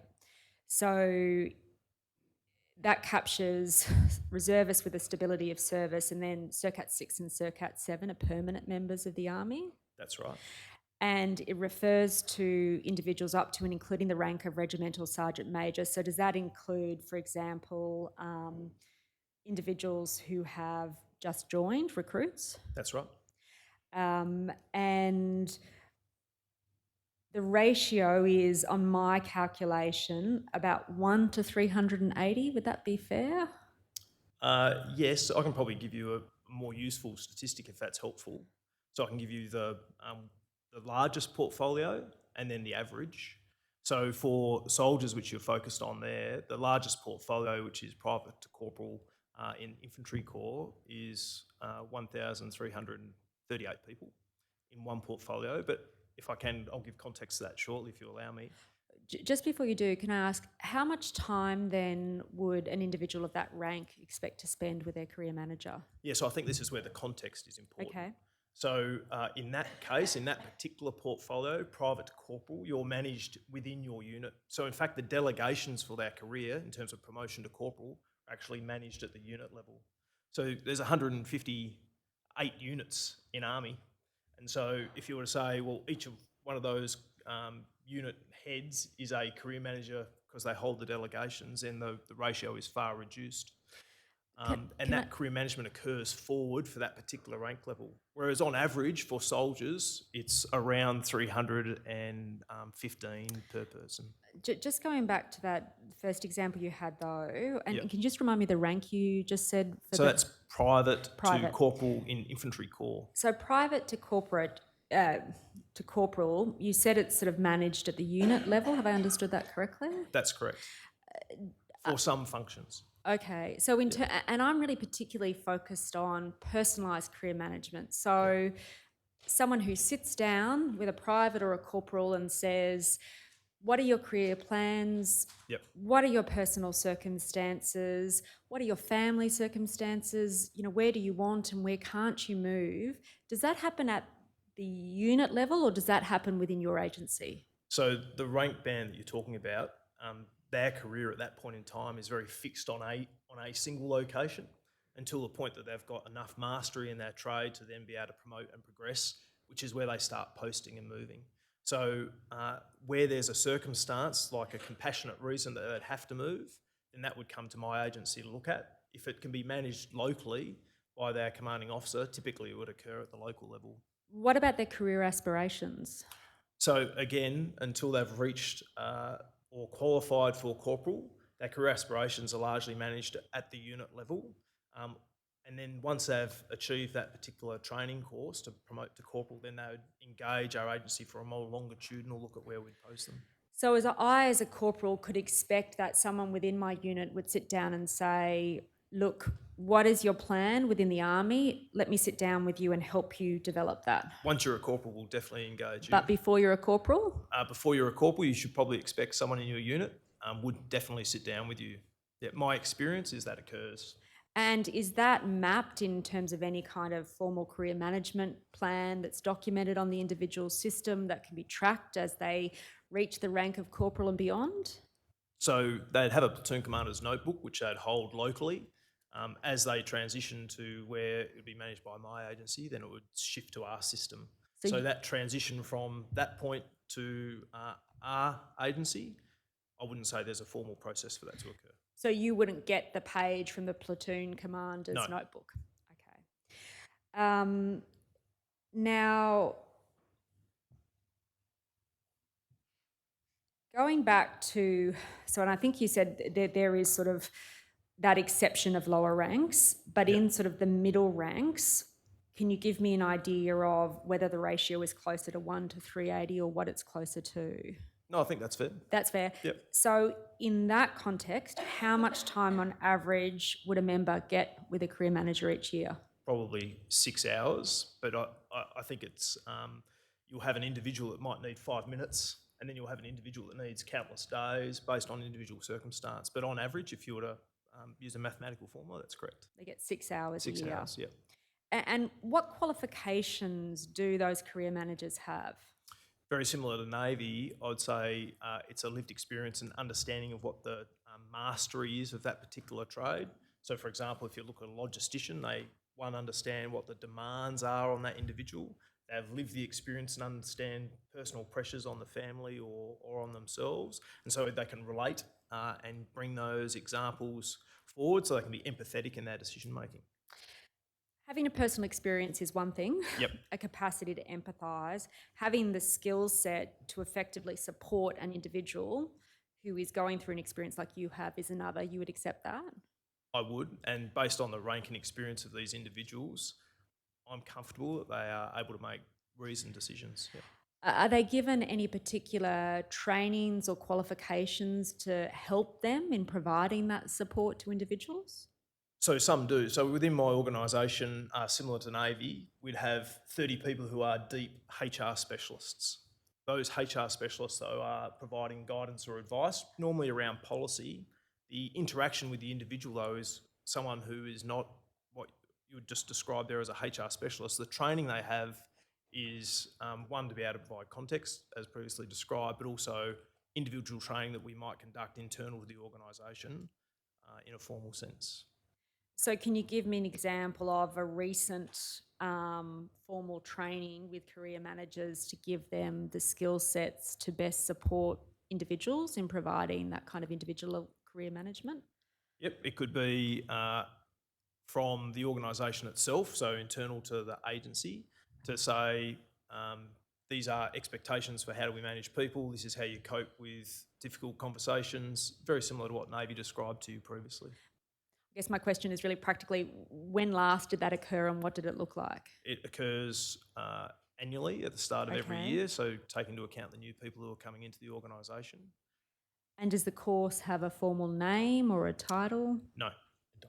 Induction training. Induction training. So that's specifically directed to new career managers? But everyone sits in on it, yes. Okay. And in terms of that induction training, what form of training is given in terms of those specific human resource functions, but also I think probably an element of social support that would enable a person not just to empathise, but to actively support their members? What aspect of that induction training does that look like?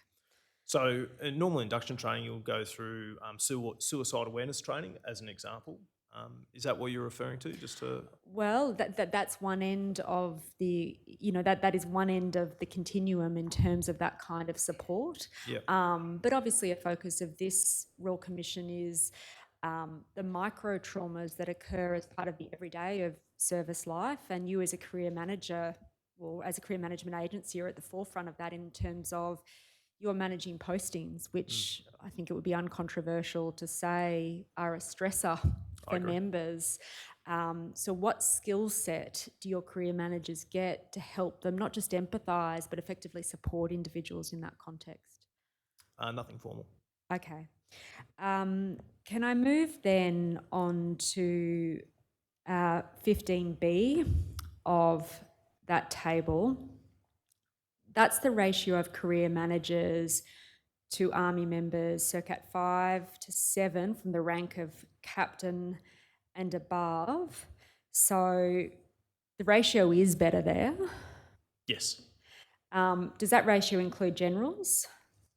No, not on that, not as listed there. It'd probably be easier if, again, I describe it to you. So the worst case would be 550 in a portfolio for officers, but on average it sits at around 318.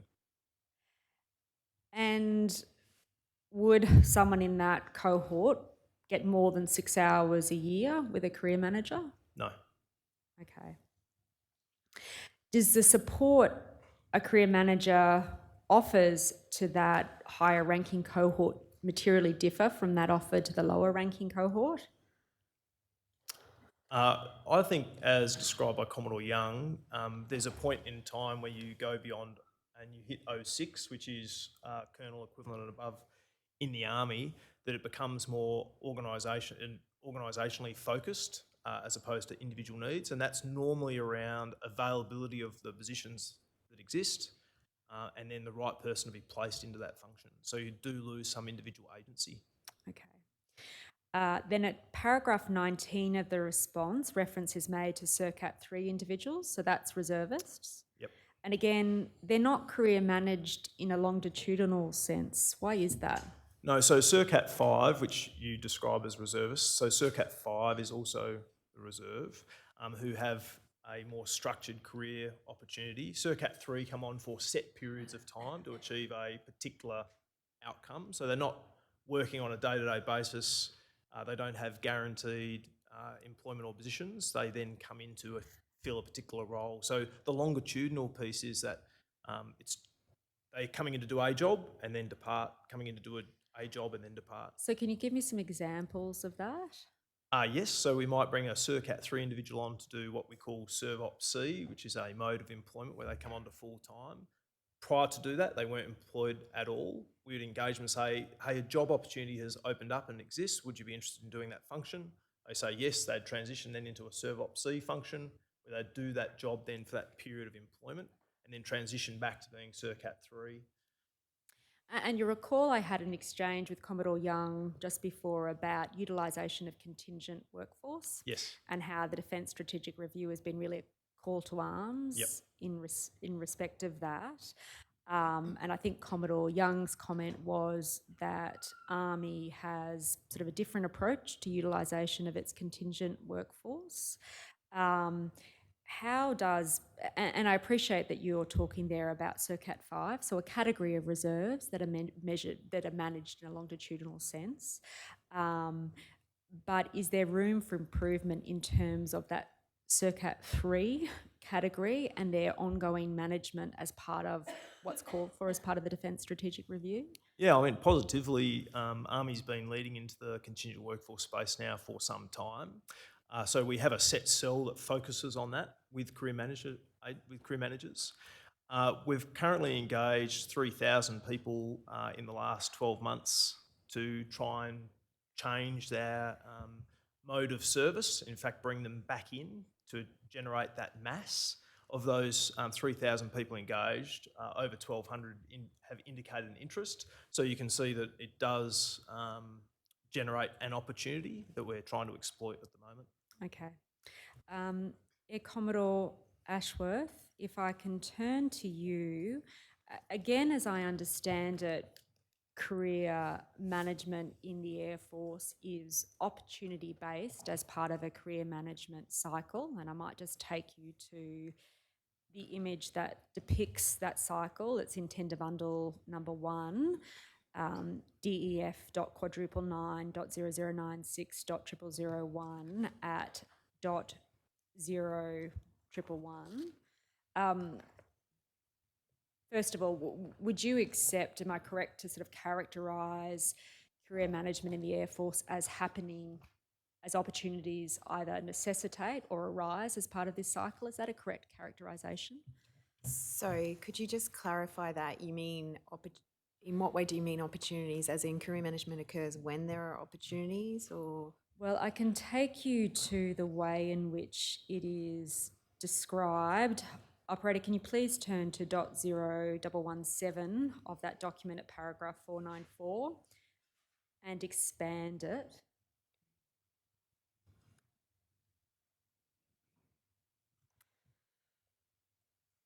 So that, as I understand it, conceptualise career management as happening either as opportunities arise, either as part of each phase of the career management cycle, or alternatively as required when an individual needs it. Yes. So I think the correct question there was about when the career managers will engage, and how we've obviously phrased that is around the opportunity. However, as I think as has been said already, there are two forms of communication that the career managers will have with individuals. One is sort of collective as part of the career management cycle, an email out to everyone, postings are coming up, are your career development plans updated, promotion boards are coming up, have you put in your performance appraisals? And then there will be individualised, and that might be a personal conversation phone call, or it might be an encouragement, hey, your planned date out on the system indicates that you would likely be up for posting in this cycle. Have you, do you want to have a conversation about that or whatever? And that's really what I want to unpack with you. Yeah. Materially, when I as a member should expect a career manager to make contact with me, Yes. and alternatively, when I as an individual member may elect to make contact with a career manager. And I'm really particularly focused on the first, that is when I as an individual can expect that my career manager will reach out and make contact with me. So if we could examine that in the context of the career management cycle, which appears on .0111, figure 50.2.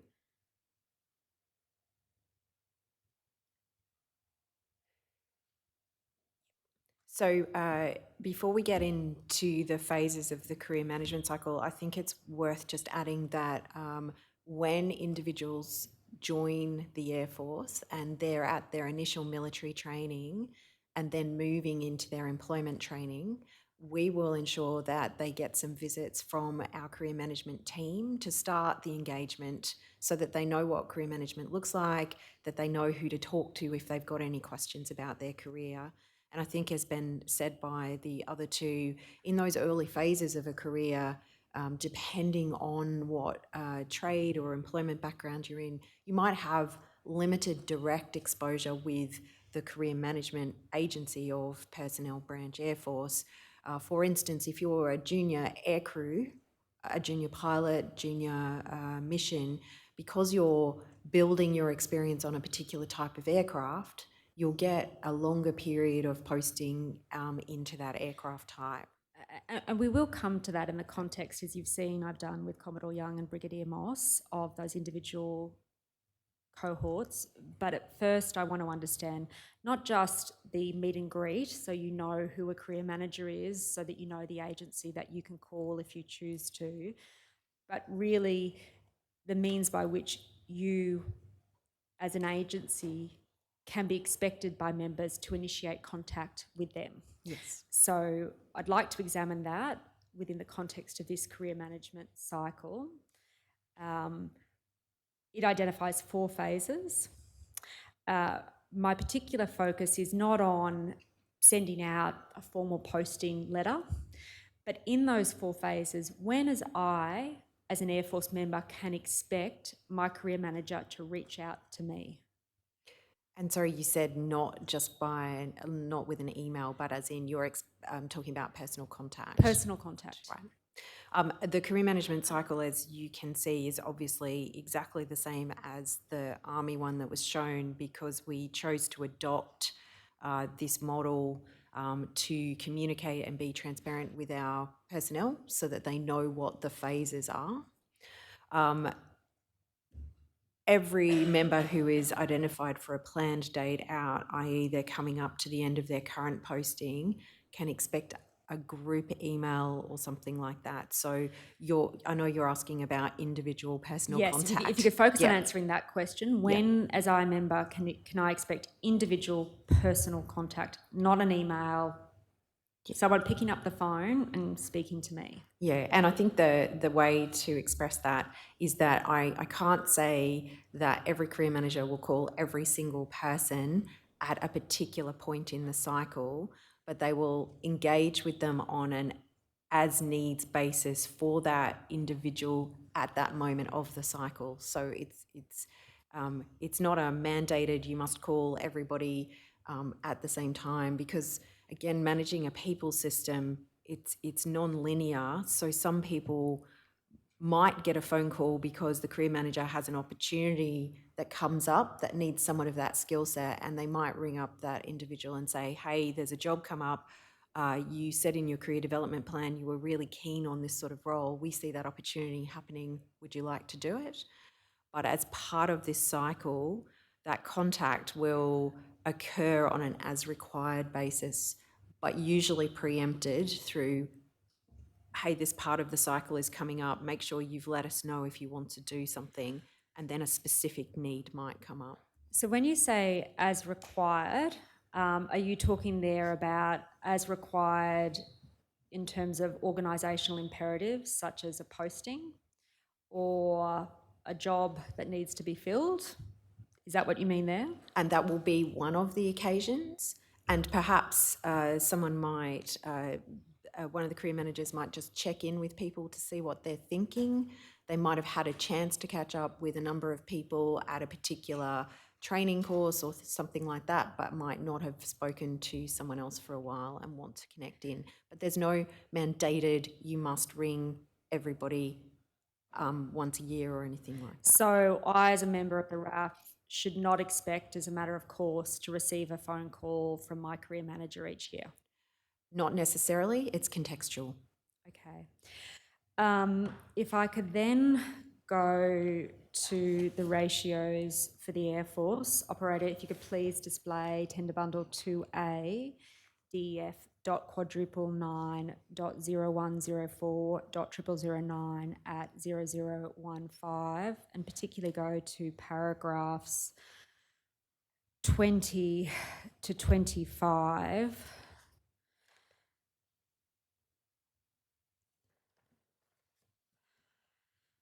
So if I could ask you to break this down for me, Air Commodore Ashworth.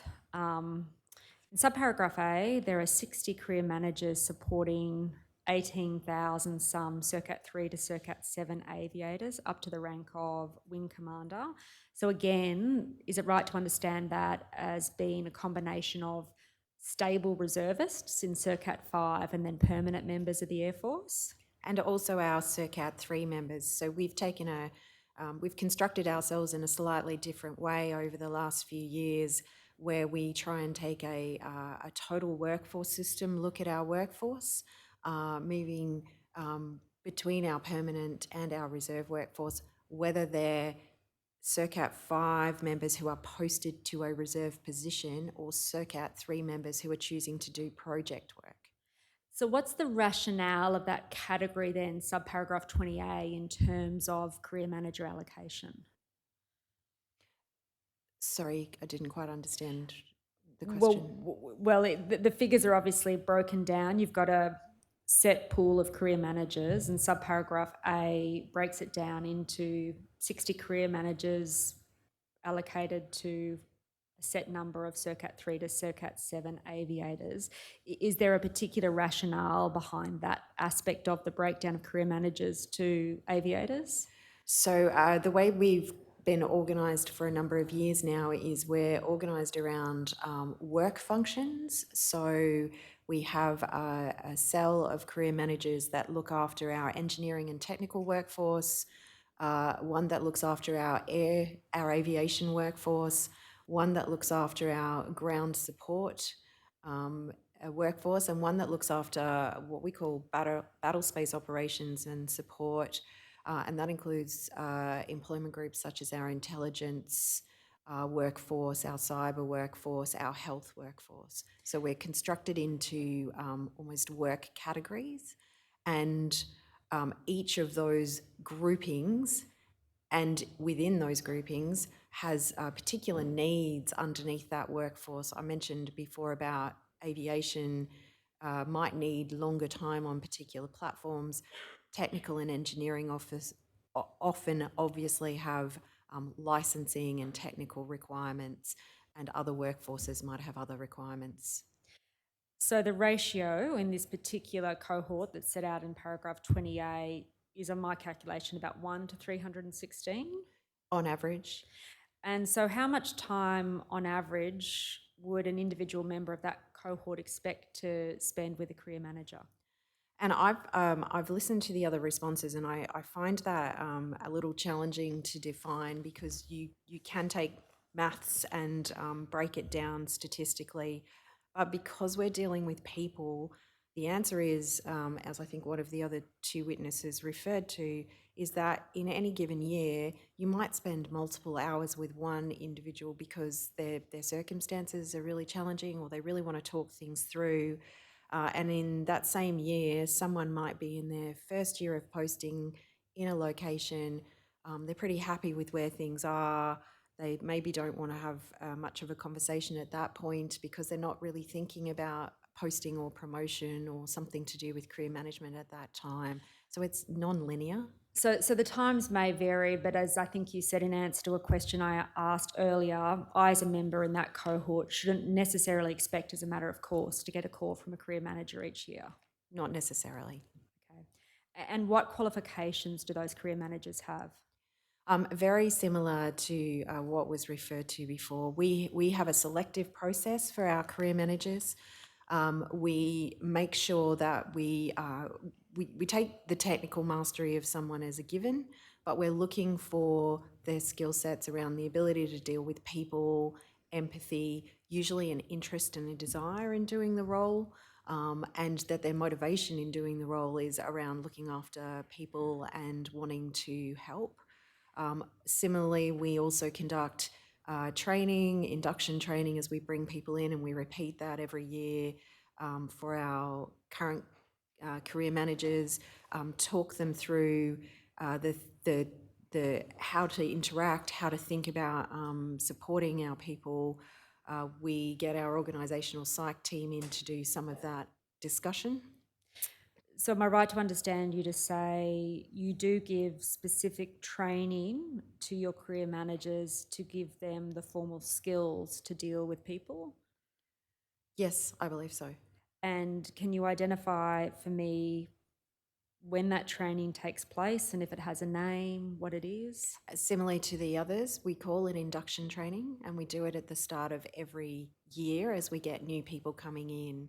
And we also, the Directorate of Personnel team also keeps on mentoring throughout the years. So because we group into sections, those sections will talk about issues they're experiencing, how they're working with each other and how they're working with people. And in terms of those leads of those sections, what formal training do they have in terms of giving that skill set to manage people? Putting to one side experience, desire, what actual training do they have?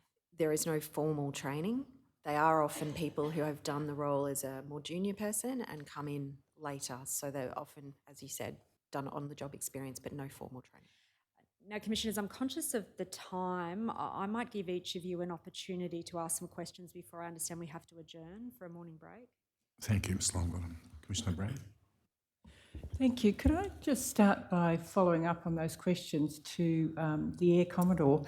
In terms of that, and I'm sorry I cannot see you, but in terms of that training that you were outlining is given to your case managers, I guess it's one thing to undergo training, it's another thing to actually have competency and skill. So how do you actually assess the competency and skill of the case managers who have been trained through that process? Yeah, it's a really good point. I think that any human that moves into a role such as being a career manager might be selected from what you think are their skill sets, and we'll give them that training. But each individual case, they might find it a really challenging role. They might find that they themselves don't enjoy the kind of engagement, but we might also find that they are not necessarily the right fit.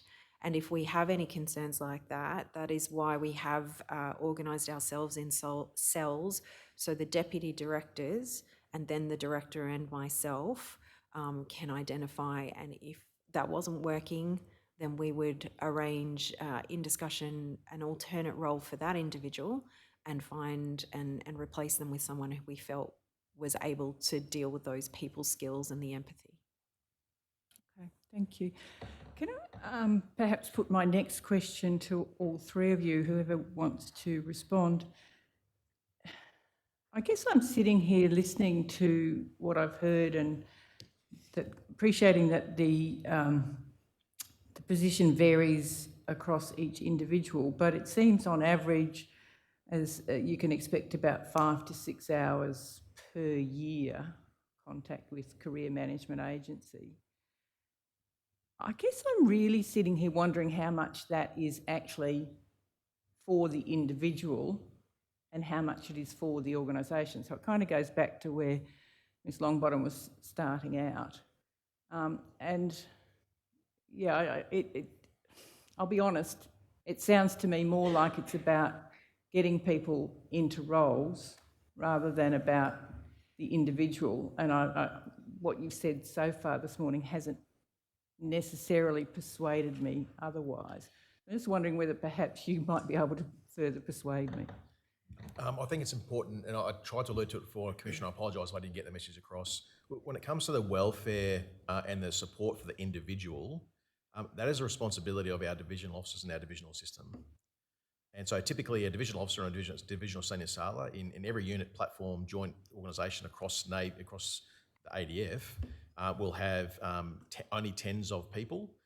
Their responsibility is for the health, welfare, morale of that individual, including providing provision of support. So in the case of them having a posting, for example, they might not like, or it might not match with their individual circumstance, it's the responsibility of the divisional system to understand the impact on that individual, and then to, if they need to then go into bat for them with the career managers, either through directly to the career manager or through escalation through the system. So the career managers themselves, I think, as you alluded to, are about getting someone into a position, but that time that I talked about, that's the time spent with the individual to understand their individual desires. So how much time would a career manager spend with a divisional officer or chain of command? So this is what we were alluding to before. So it's broken down into roadshows. So those roadshows will have two components. One, it'll be talking to the command teams, then also talking to individuals and having individual interviews. In my case in Navy, we have local career management centres. So about a third of our career managers are at the waterfront, local, managing all of our sailors from up into petty officer. So that's all done locally, so they get better access to those individuals. Okay. So just earlier in your evidence, you talked about 40 to 60% who came back, I think. I'm just wondering, that leaves 40 to 60% who haven't ever given the feedback. No, so I guess we're trying to allude to, it's, as Economist was talking about, it's very individual. So there might be a year where an individual is in their first year of the posting, happy with where they're at, no family issues, and there's no need for that individual. They have no desire to interact with their career manager. Well, that's your assumption, that they have no desire. Have you ever surveyed them to be assured that that's actually why they're not engaging? So I think I was alluding to before, the pulse surveys, the retention surveys, that is not one of the key issues for our people at the moment. I received 8 retention emails out of 1,200 that related to postings. In terms of the formal process, we had 4 individuals who redressed their posting. So I guess the obligation on us is to be available for our constituents. Whether they choose to engage or not is up to them on an individual basis. There'll be requirements for the organisation to engage with them on a case-by-case basis, to understand whether they're available or there are personal circumstances that might limit their availability for a certain position. I guess you can understand where I'm coming from, though. If there's a sense that I'm just, one amongst many and really the organisation's needs are going to prevail over my own, I may well not come back because I feel there's no point. And if I have low trust in the organisation, so I'm just wondering, have you? No, I think that would be a lived experience of individuals in the organisation. I guess what I'm trying to articulate is, and maybe it's the wrong name, maybe career management is the wrong name. The career managers aren't sitting there for each individual because of that time that they've got, coming up with individualised career plans for every member, engaging with them every couple of months. That's not happening. They're managing the plot and they're managing the implications of that plot and all the gaps and issues around that. That sort of support should be done within the divisional system. So that individualised support of having someone who you can talk to advocate for you, to understand your personal issues. If the posting is not compatible with your individual circumstance or family circumstance, to then help you come back to that agency. So that is not the role of the career managers. That's the role of the divisional system in our context. So Can I just ask one other question? At the beginning, Ms Longbottom outlined the changes that are beginning, I guess, as of the directive, 1 July. Listening to you today, it sounds like there's not too many problems. So I am kind of wanting to understand, what are you changing and why? I think the answer to that is probably best understood, Commissioner, by the joint directive that was released by CDF, and that articulates the case for change, I think, best, and I think that was tendered as a document. So I'm not sure at this point I could personally add too much to that information, but it outlines the case for change. I can talk to our personal again. In Navy, we've had a program for the last 2.5 years on next gen career management. So we've been in a continual improvement process to improve our career management. I guess what I would say is, in our context of a bubble inside Navy, we are on a pathway to optimisation. What this directive and the joint system gives us is ability to take that to the next level. There are levers outside of our control in terms of demand management that we're talking about before to Commissioner Douglas. And this new organisation gives us an opportunity to remove duplication, have more efficient processes, give more geographic options for our people, and to better manage that demand. And if we can better manage the demand, that makes the rub between the individual and organisation much easier to manage at the individual level. And can I just ask, and I might be asking the wrong people, but you're here, so I'll ask you. How many new positions were created as part of the reorganisation? For the ADF people system specifically? Well, in terms of what we heard about for that new directive, you're changing your reporting lines to different positions. I'm just wondering, are there new positions created as part of this restructure? The only new positions so far are the Chief of Personnel and her direct executive team. At the moment, our current planning is to make it resource neutral, and I've said the planning will be complete by the 1st of November this year. Okay, thank you. Commissioner Douglas. Commodore Young, can I go back to my earlier question, which you answered partly by saying you have a gap of 2,000 people between the positions we need to fill and the individuals we need to fill them, and later said that's the core problem. Can I ask the other two witnesses, is that reflected in the Air Force and the Army as well? Yeah, we have an equal gap, so around 2,000 people for soldiers and around 330 for officers. Commissioner, I think the way to contextualise it, all three of us do have that situation. The demand for workforce numbers in terms of the described establishment currently exceeds the available number of people that we have. I asked Commodore Young the question because I thought the Navy might have a more significant issue if you have unavailability of senior officers and you've got to send a ship out, so you might have to make more demands on your people. Does that apply, say, to the Army and the Air Force too? Yeah, so the individuals are still structured within a unit context, so replace ship with unit, and it's the same capability set. The slight difference is that we have a minimum crewing construct so that we physically can't get a ship to sea if certain positions aren't filled, and that causes an additional churn on getting people for short notice tenures onto some of those platforms. So there can be quite a big demand on individuals with higher qualifications too. Absolutely. So last year we had about 1,070 PDRs, that's the position deficiency reports. So requests for individuals with key skills to come onto a platform to help them get to sea. And we filled about 360 of those. And in the Air Force?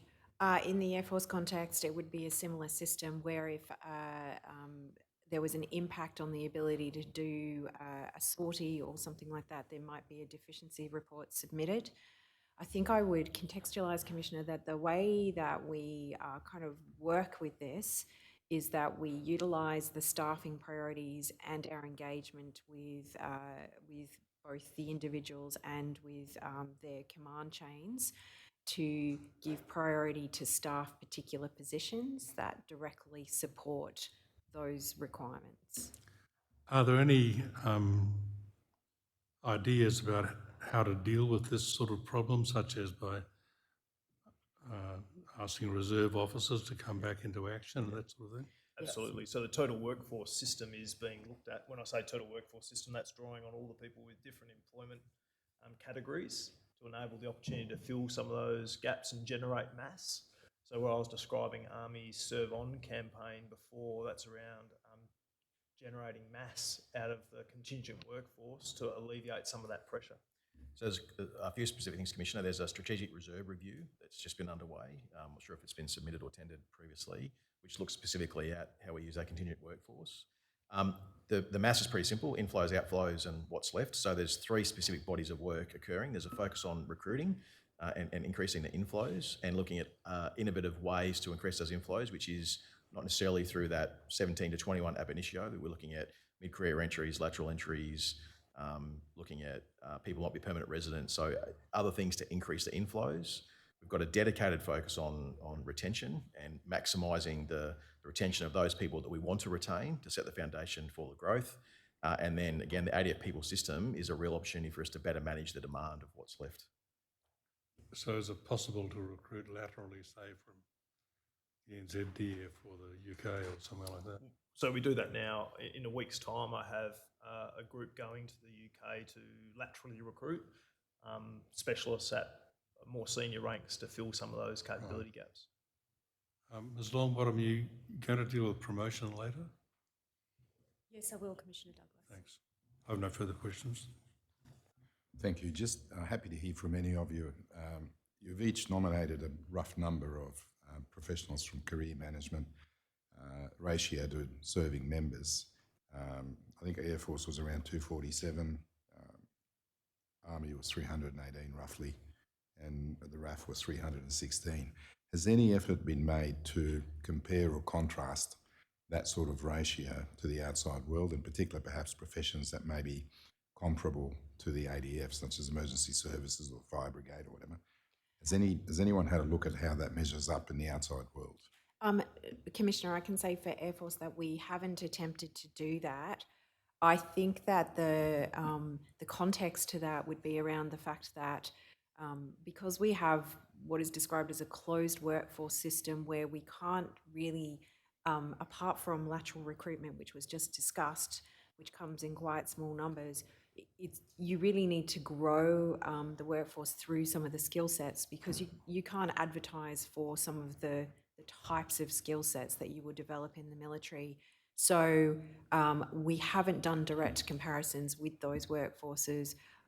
We have a general sense, I think, that from my visits to the UK last year, that the numbers of career managers that we have in Air Force are higher per capita than the number of career managers, for instance, my counterpart service, the RAF, potentially has. In short, for emergency services, no. My lived experience in civilian is that we far exceed what they do. So for me, in a multinational organisation, we had one HR person looking after nearly 1,000 people, and their job was to fire people.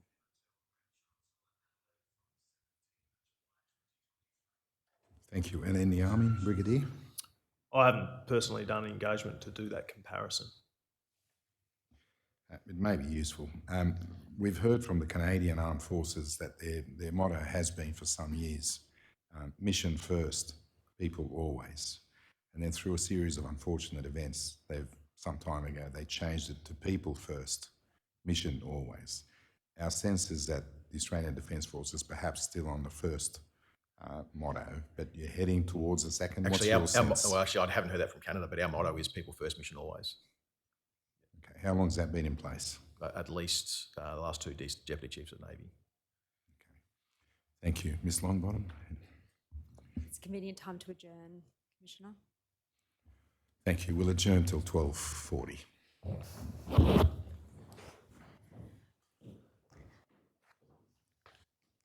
Royal Commission will adjourn until 12:40.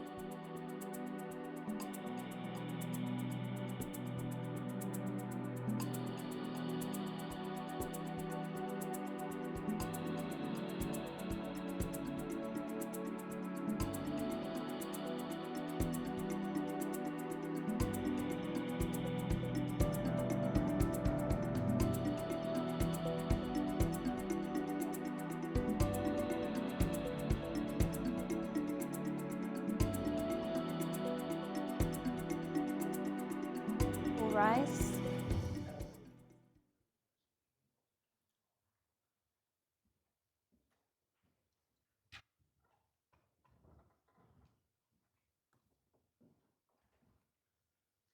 The Royal Commission into Defence and Veteran Suicide is resumed. Thank you, Ms Longbottom. Thanks, Commissioner Caldas. Commodore Young, I want to go back to some evidence you gave in response to some questions Commissioner Brown asked just before the lunch and adjournment. You said, and I quote, maybe career management is the wrong name. You said it's not the role of career managers to provide the individualised system, to have someone to talk to advocate for you, understanding your individual issues, if the posting is not compatible with your individual circumstances, to help you come back to the individual agency. Rather, and I quote, you said the role of career managers is to manage the plot and the implications of the plot and all the gaps and issues around that.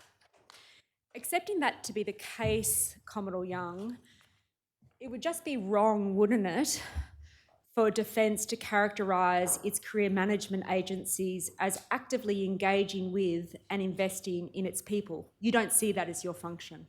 So I don't support those two things as different. So there's an element of individual. What I'm talking about is the personalised support day to day occurs forward inside the unit. So there's an element of that support that comes with a career management agency, but the day to day welfare of the individual happens inside the unit. Well, let me put it this way, Commodore Young. How can your career management agency be properly characterised as actively engaging and investing with its people where you don't see it as your responsibility to engage, rather it's an individual's responsibility to engage with you, where you don't have enough career managers that an individual member could substantively engage with you if they wanted to? At the best, they get 6 hours a year. And you don't have the structures, such as, for example, mandatory career management plans that would enable you to systematically check in and support individual members in their careers. So again, I can probably unpack a few of those things. There's a lot of propositions you put to me there. We do have career management plans. They're the Navy Career Planning Sheet, which looks at a 5-year career for each individual, is managed through both the individual, their divisional officer, and the career manager. Are they mandatory? I have to check if they're mandatory. They are mandatory. They are mandatory now.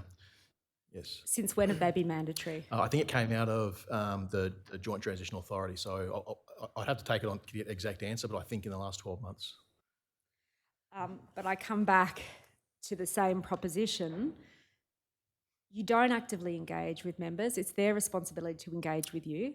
No, again, that's not correct. I think we characterised it before as we won't necessarily engage with every single member every year. We engage with the members that we need to when we need to engage with them.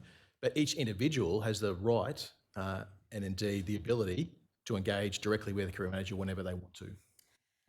How can you rationalise a statement that you have a career management agency that actively engages with and invests in its people when you describe the function of your career managers as managing the plot? How would I, as a defence member, conceptualise that characterisation as being consistent with an organisation that espouses, that it actively engages with and invests in me as a member?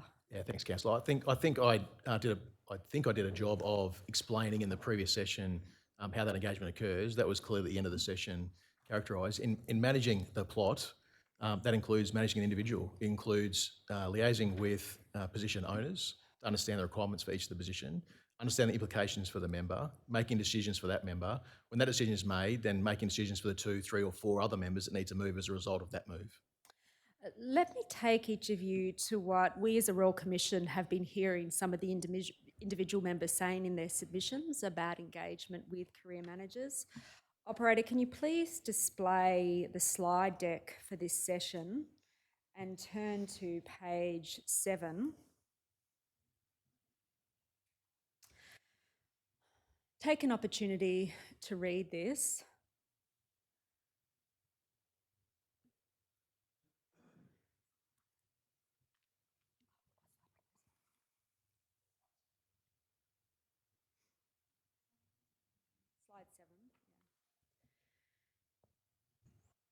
Here we have an individual who speaks from 15 years of lived experience.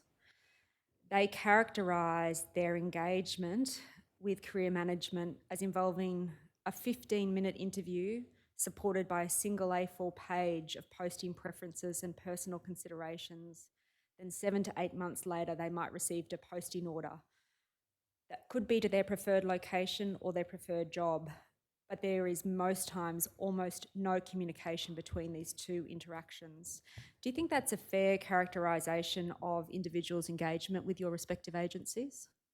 Given it's written about Army, if you're comfortable, I'll go first.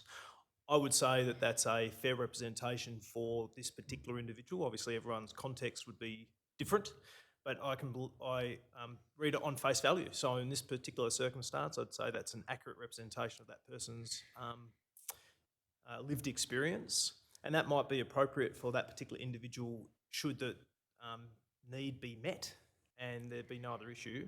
So if I could... Let me just stop you there. Okay, sure. Clearly that individual's need wasn't met by the way in which they have expressed their views to this Royal Commission. My question is, do you consider that characterisation of a 15-minute interview coupled with some contact 7 to 8 months later as atypical of individuals' interaction with your career management agency? Well, atypical is probably a hard phrase because, like we said in the last session, some person may get 2, 3 full days worth of commitment and some person might get less. So to say it's atypical, I think, is probably not the right way to approach it. The way we measure it is some of those KPIs we talked about previously. So to give you an example, for Army, last year, out of the 15,500 postings, we had 400 report charges. So that's 400 people who felt that their outcome was not what they wanted out of the 15,500. Now, should those people have had more interaction? Potentially. And I think, Commodore Young, you spoke earlier today as one of your metrics of the success of the career management agencies as being the number of redress of grievances that you've received or that have been received in relation to your agency. You said that there were 4? 4 in relation to postings. 4 in relation to postings. Any further in relation to your agency? Yes, 29 in total. What were the outcome of those redress of grievances? I couldn't answer those off the top of my head, I'm sorry. Given that you view that as a metric of the success of your agency, why aren't you interested in the outcomes? Because they would have been resolved at an appropriate level with the delegate and didn't need to get elevated to me for a decision. So how then can you use that as a metric of the success of your agency? So in using this as an example, and I think Brigadier Moss has articulated very well, we absolutely acknowledge that this would be a lived experience of an individual. The question for us then is how widespread is that? Is that then a systemic issue or is that something else that we can rectify? Well, I guess what I'm trying to say to you is that whilst there are members that absolutely go through this, using metrics like how many people contact our agency with problems with their postings, how many people redress, give us an understanding about how widespread this might be. So if this was every single person that we interacted with, clearly there's a systemic issue and the whole system is broken, we need to fix it. Are you across the minutiae of the complaints raised in each of those redress of grievances? No, I'm not. Then how then can you identify systemic issues? I mean, you would accept that a redress of grievance is an extreme step for an individual to take in relation to a decision made about their career. How can you then properly understand whether or not it is reflective of a systemic issue without even knowing the substance of the complaint or its outcome? I can see how you would come to that conclusion. My assessment is that with the number being 4 out of 12,000 postings, that there's not a widespread systemic issue there. Can I come back to this slide, Brigadier Moss? This individual says, in my experience, the individual career managers are overworked with their portfolios. Do you think that's a fair assessment? As articulated in the last session, each portfolio has a different size and structure. If I was to work off the average number of 530, let's say, that is a large number to manage, and it means you can only provide, on average, 6 hours per person per year. Would more be better? Yes. So coming back to my question, are individual career managers overworked with their portfolios? I think that the opportunity we have is to prioritise internally. So yes, while a portfolio might be under more pressure, there's an opportunity to internally prioritise. So there will be points of time where someone has too much pressure. Yes.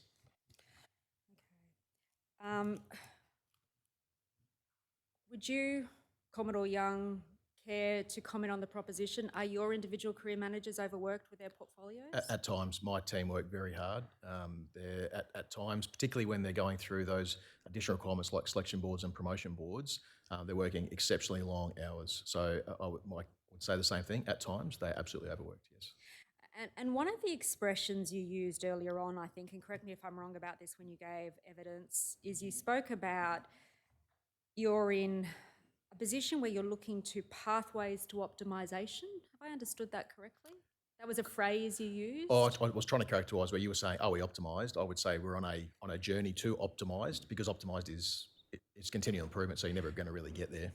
And look, you'll have to forgive me. I'm not au fait with sort of management speak, but would it be correct to say, in layperson's terms, there currently is a problem as between the number of career managers and the scope of their portfolios?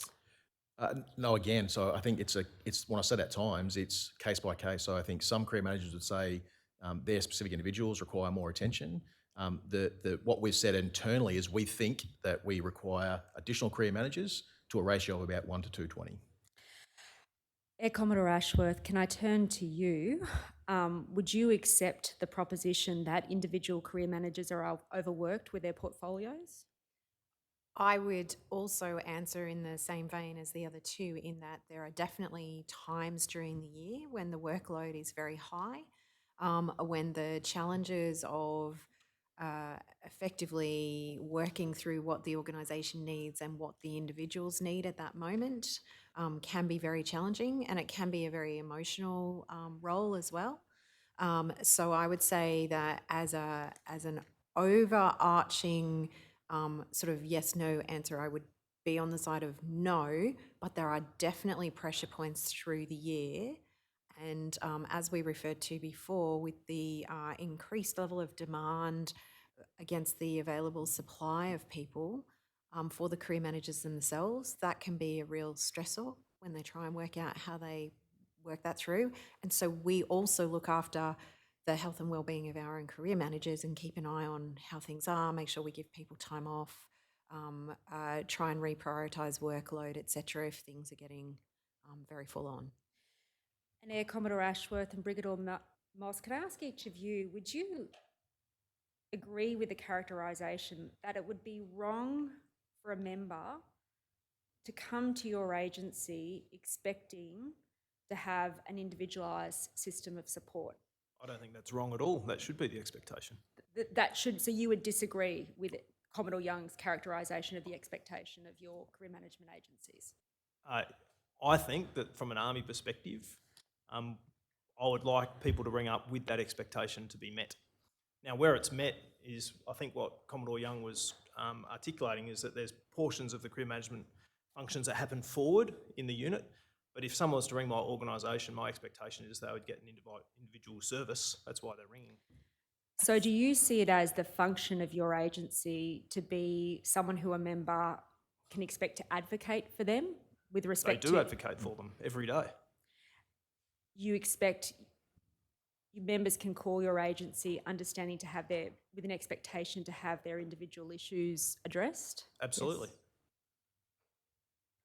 And if their posting is not compatible with their individual circumstances, to really advocate for them and for a position of change with respect to those postings? Yeah, so the way, can I just provide some context of how that works internal to my organisation? So we deliberately split the advocacy from the delegate decision making. So you'll have a career manager who advocates in the Army sense, and then internal to the same organisation there's what's called post group, which is the delegate who makes the decision on the posting to meet the organisational outcome. So there's someone advocating for the individual and someone supporting the organisational need. So in that way, the individual is advocated for by that career manager, yes. And before we just move off this topic of career management, the Defence Strategic Review calls for bold and innovative change. Is there bold and innovative thinking engaged in by your agencies to deliver that change, given the constraints you're under and the role you see yourselves as having? So at the moment, we're going through the process of change. We're actually looking internally at ourselves to try and deliver that optimised effect. And again, can you just, in practical terms, what does optimised effect mean for So me as a layperson? I think Air Commodore Young articulated well, and I don't want to speak on behalf of the CDF and Secretary, but it's articulated in their Joint Directive 10 of 23, and I'd ask you to refer to that in terms of what those change requirements are. So that's what we're trying to achieve as part of that change management which is occurring at the moment. And what's your understanding of what that means in practical terms? Well, I think what we want to give is better support to our people and to achieve the DSR outcomes, which is about achieving mass and scalability at point of time that it's needed to achieve capability outcomes. And do you see that as involving a greater assumption of responsibility for personalised career management beyond just managing personnel as a plot and providing personalised support to your members? Absolutely. So, the mantra that I have internally to the organisation is behind every decision is a person. And that is with the approach that if we don't focus on the people need and support to our people, we won't achieve those capability outcomes. And presumably that'll mean you need to give more than 6 hours a year to your members. If they need it, absolutely. Now, can I just briefly touch upon as well career management plans? So, as I understand it, in Commodore Young and Brigadier Moss, your respective career management bodies are required to keep a career management plan for each member. Is that right? So the mandatory part is the individual counsel. So again, we can say that something's mandatory. Whether an individual chooses to submit a career planning sheet is up to them. So it's not from the organisation at this stage, and whether it should be or not, I'll leave that to you to determine. But at this stage, it's not for the organisation to make sure that there is one. We can provide reminders. We can ask people to submit it. At the end of the day, if they choose not to, that's their individual decision to choose not to put a career planning sheet in. And I guess I'm grappling with that a little bit. I mean, Defence is an organisation that tells people what to wear, it tells people where to go. If providing individualised career management is an important part of best supporting your people, why isn't it mandatory? It is mandatory. I think what Commodore Young was trying to articulate is not everyone will They meet don't that comply requirement. with the requirement. That's right. Okay. What information is recorded in a career management plan for your respective services? From an Army perspective, it would be the job roles and functions you want to complete. For example, in a 5-year window, it would be the developmental requirements you might need to achieve from a training perspective. There would be commentary around your personal needs or desires or limitations and constraints. So, for example, a child in Year 12. And is that data kept, and I understand it is, at least with the Air Force, but for the Army and the Navy, is that data kept in a centralised system where it can be accessed and used? Yes, it can be held on Objective, which is one of our mandatory recording systems in Defence. As unstructured data, I'll be clarify. So not in a structured data sense to be able to interrogate a database, if that's what your question was. If you could just expand on what that means. So a career planning sheet would be a form. Yep. And in that form, so it's not a smart form. So that form would have geographic locations, priorities, but that's not something you can interrogate other than bringing the form up itself and looking at the form. So you need to specifically desire to go to the form for that individual member to Correct. be able. That's correct. And you couldn't extract the data to, for example, observe systemic trends in terms of particular postings people Not at this want or stage. don't want to have. Does that capability exist within the Air Force, Air Commodore Ashworth? We have, over the last couple of years, developed a form called a career development plan, and we use an ICT tool to assist us so that the career manager can look at that. What's important context, I think, that is as part of the journey that we are on towards an ADF people system, we've actually been working collectively on a tri-service performance appraisal form for our 05 and below workforce, and also a joint career development plan so that we will have the same form no matter which service you're in the ADF, you'll have the same form. And as part of the ERP program, we are working with the ERP program to build that into the ERP. So it will become a seamless part of the ICT system going forward. And ERP, is that Employee Record Program? What does that acronym? It's the Enterprise Resource Program. Platform. And when do you anticipate that will all be implemented? So I believe the HR component of that is anticipated around 2025 at the latest, but I'm not 100%, that is my personal recollection. I'm not 100% sure of the exact dates. I'm just going to shift topics now then to the question of postings. Postings are an inherent requirement of service. Yes. Yes. Brigadier Moss, can you explain to commissioners what postings are, what are their benefits, what is the benefit to the service, to the member? Yeah, certainly. There's a number of aspects within postings. So the first thing is, not the first thing, but one of the considerations is achieving a capability outcome. So in the Army context, where we've got, as described previously, 148 units across 157 locations, those units have particular capability outcomes they're required to achieve on behalf of government. So to fill that, we might need to push a person to that particular location. There will be a developmental need, so someone may need a training course to go to a location. That would be in a different state or different region, and as a result, you're required to post that person to achieve that training outcome for their development and for their advancement. And what I'd describe just against those two things is that if you're moving one person, that has an impact on the broader system. So if I'm moving one person to a training requirement, that means someone else has to have filled the backlog or the position that they've come from potentially to achieve the capability effect. So one part of the system will naturally impact the other. And so when I post someone to a training role, as a result, I'm probably posting 2 other people to achieve a capability outcome. And then there will be individual requirements as well, for example, to move someone. And would it be fair to characterise postings as a quintessential aspect of service life? Yes. And you would accept, wouldn't you, Brigadier Moss, that postings are something that can cause stress to members? Absolutely. And to their families? Yes. Postings can create instability in the social networks of members and their families? I'd agree. Postings can contribute to the breakdown of a member's relationships? I agree. And for some or all of those reasons, or in and of themselves, postings can put at risk a member's well-being. I'd agree. And Commodore Young, Air Commodore Ashworth, would any of you cavil with those propositions? No, I agree. The only thing that I would add for context, just to be clear, is that not every posting results in a relocation.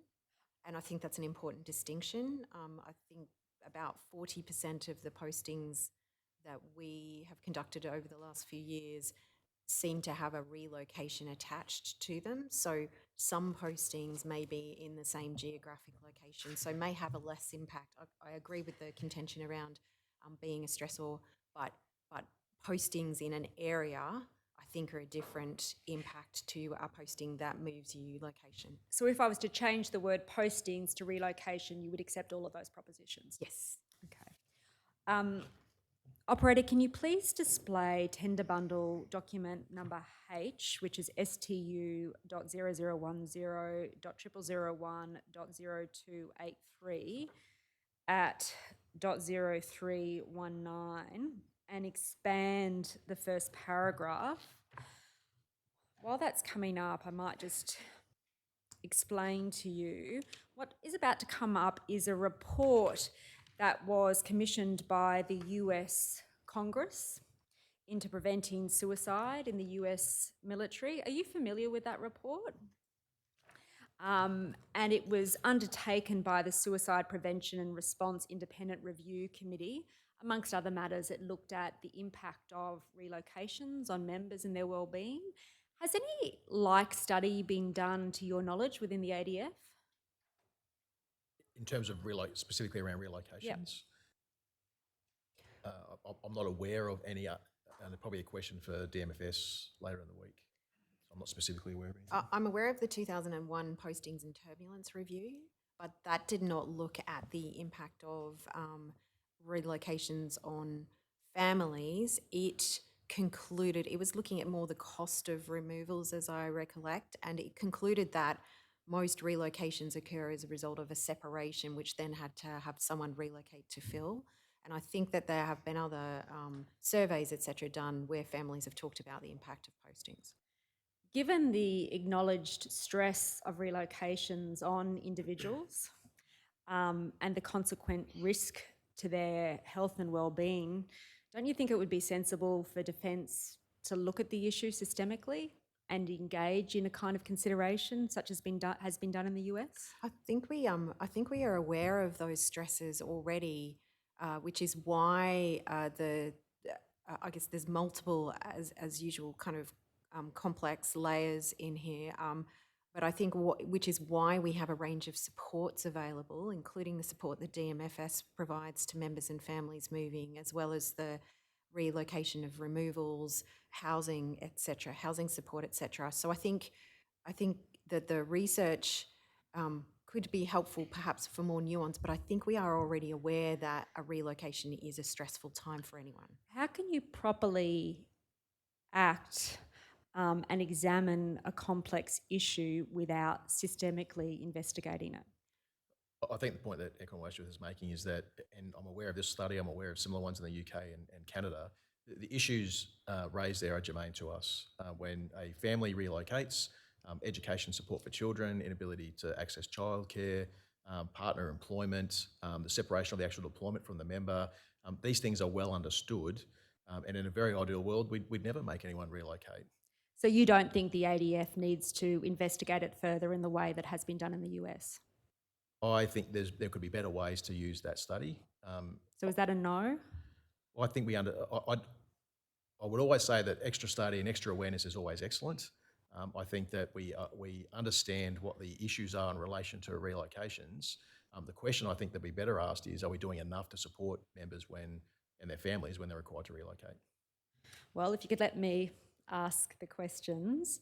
The US study, and can I ask if we can display the first paragraph? It identified what's called PCSs, but permanent change of stations, which are the equivalent of a relocation, as being a common source of stress for many military personnel and families. It found that those frequent moves can indirectly increase suicide risk. You would accept that as a like risk that exists within the Australian Defence Force? I'd accept it as a stressor. Well, as a stressor. So you don't accept the proposition, as was found in this report, that frequent moves can indirectly increase suicide risk? No, I think what I'm saying is that a combination of all stressors can increase suicide risk. Isn't this the heart of the very question I've been asking? How can you, this is a report from one of the Five Eyes nations that has examined this issue systemically. It's looked at it, it's identified it as causing an increased risk of suicide. I mean, I understand your answers to be, well, it'd be ideal, but I think our money would be spent better elsewhere than examining this as an issue. No, that wasn't my answer. Okay, well, again then, coming back to a study that has been done, do you accept the proposition that frequent moves can indirectly increase suicide risk by increasing stress, creating instability in social support networks and introducing financial strain is a proposition that would apply equally to the Australian military? Just to be clear, you're saying it can or does? It can. It can, yes. Yep, and do each of you accept that? Yes. Yeah, it can. Now, those findings are reflected in the submissions the Royal Commission has received from members, and I just want to take you to a few of those. Operator, can you please display the slides?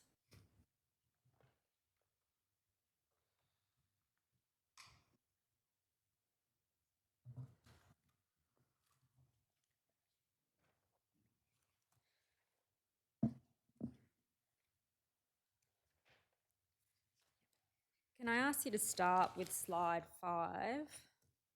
Now, this is one I think that perhaps is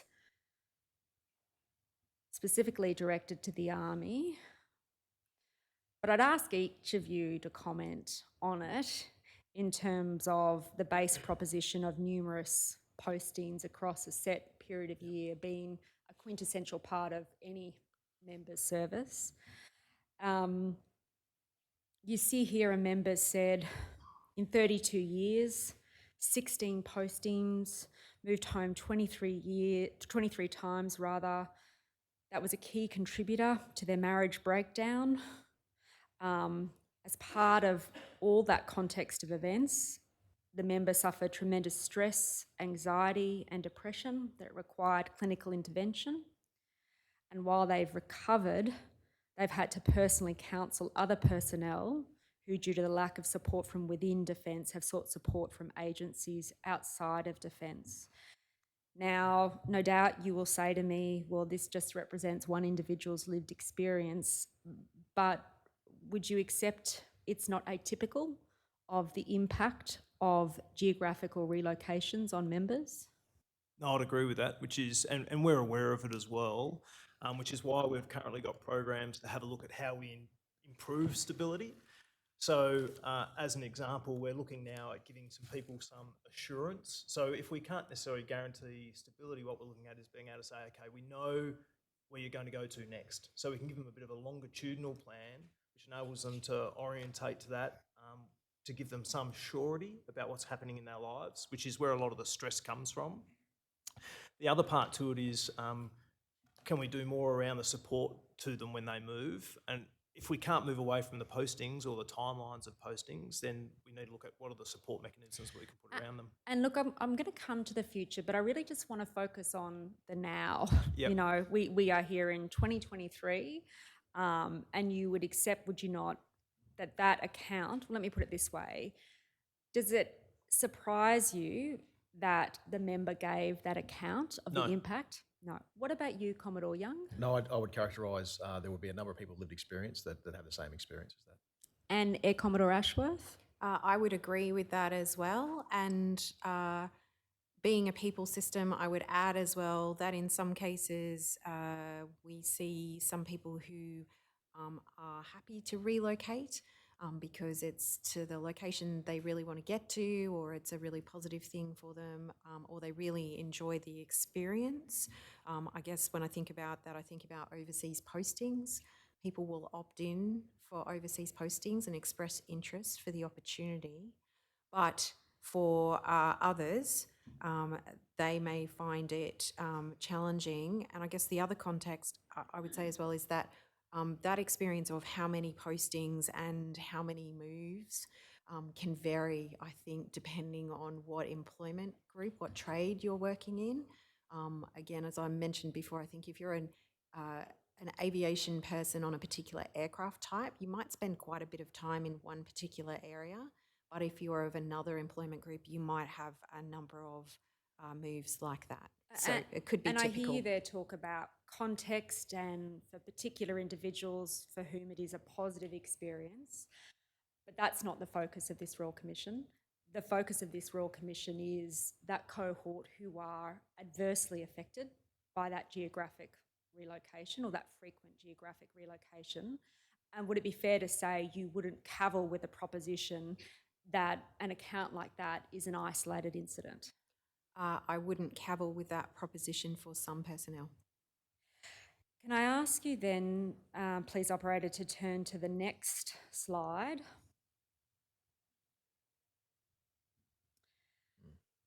So again, this is an account from the Army, but I would suggest to each of you that it is not a unique experience to the Army. You have an individual there who records having been posted on 11 occasions in 17 years and really talks about the challenging impact of that, particularly on their mental health and continuity of care. Does that submission surprise any of you? Look, it doesn't surprise me, and I think had we been more aware of it, there's many things we could have done to support this individual. As I articulated in the first session, medical reasons is one reason where you might not post somebody because there's a reason to give them that stability and support and continuity of care as you've described. So that mechanism exists. Clearly in this case, it wasn't triggered, which is disappointing. But again, can I cavil with that Brigadier Moss, in the sense that you would accept that it is not an isolated incident, that amongst the military cohort, given the very nature of service, that you will have members who require mental health treatment, both to manage conditions that are chronic, but also to manage conditions that are acute. Absolutely. And really, what this submission highlights is that, say, hypothetically, you have an individual that is suffering from PTSD. That might be a condition that is manageable with treatment, but the very nature of relocations, which affects not just one member, but I would suggest affects a substantial cohort of ADF personnel, the lack of continuity of care, not just in terms of transferring of records, but of having to retell your story again and again to a new clinical officer, is clearly a way in which Defence should look at that, and they could do that better. I agree. Commodore Young, would you cover with that? I guess I'd put a qualification that says this is absolutely a lived experience of individuals, but we do have a system in place to manage it. Commodore Ashworth? And I'm the same. It's disappointing that that could happen to someone, but there is a system that is designed to assist with that continuity of care and or ensure someone doesn't get moved if they're in a circumstance where they need that continuity of care. Ms. Longbottom, can I just ask one question? I apologise. Just for the Brigadier and the Commodore, this is the second or third time now where you've said, well, that's the lived experience of that witness. Can you see that that minimises the pain and the suffering that people are having by saying, well, it's just an isolated incident? How many incidents would we have to show you before you say, well, it's probably a bit more than a lived experience of one witness, there are problems? If I can clarify my statement there, Commissioner, and I apologise if that's the way it's come across, it's actually our intent to demonstrate empathy and compassion, that we absolutely acknowledge that that is a lived experience of that individual, and it's disappointing it's occurred. We would not like that to occur for any individual. Brigadier? I'd have to agree. I think I even said I'm disappointed with that outcome. Okay, thank you. And would it be fair to say, Brigadier Moss, that you would accept that this is not an example of a Defence Force that is best supporting its people?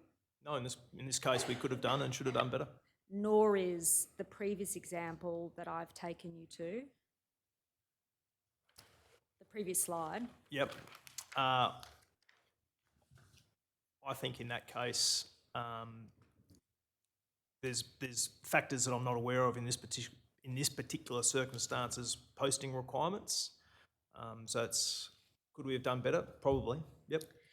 And if, as Commissioner Caldis has alluded to, the Commission, through its investigations, identifies that these are not individual issues, but really they are reflective of the systemic experiences of the members of the Defence Force, then Defence would have to take a really hard look at its assertion that it looks to best support its people.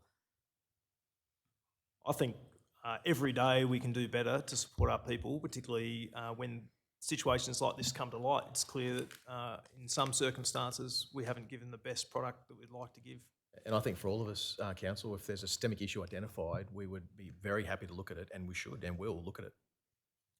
I guess part of the difficulty is, and again, I think this is what Commissioner Caldis was really driving at, is, well, it's difficult to reconcile that proposition with answers that are given to slides such as the one that I've put to you. We hear back, well, this is just reflective of an individual's experience. You can't extrapolate from that and reach broader conclusions about systemic problems. But, I mean, as you've no doubt been aware, this Royal Commission has been operating for over a year now, and we hear stories such as the one that I've put to you today. So there is certainly information that's coming to light that's suggesting this isn't just an isolated incident, this is a systemic problem. And I can imagine it is, well, it is frustrating to hear a response that you just have to look at this as an individual case, not as an indicia of a broader problem. And again, if that's the way we come across, then I'd certainly apologise. That there's no reason why we should not extrapolate. I guess our point and our duty is to make sure we try and understand how widespread it is. and so that we're focusing on what we most need to support all of our people. Ms Longbottom, I just have a brief question too. Does your system actually ask the individual, is there a script? For example, do you have any conditions which are being treated where you are now, which would be inconvenienced if you were moved?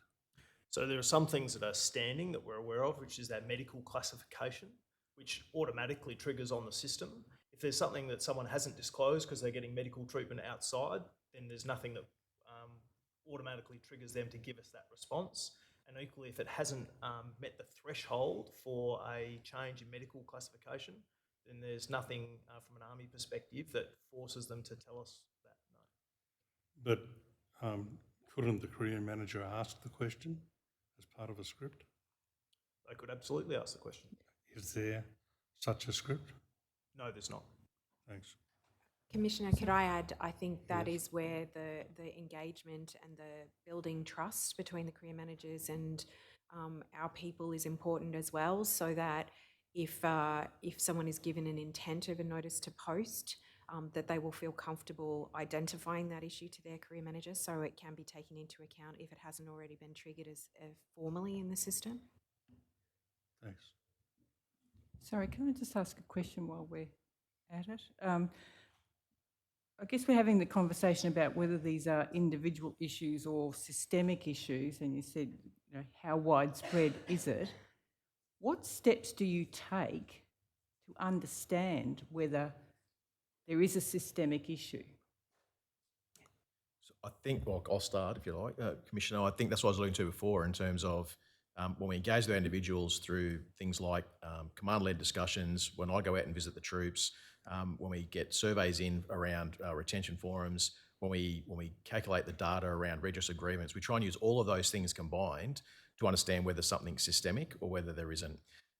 In the context of whether something's systemic or not, the question then I would first ask is there a system in place that should address that?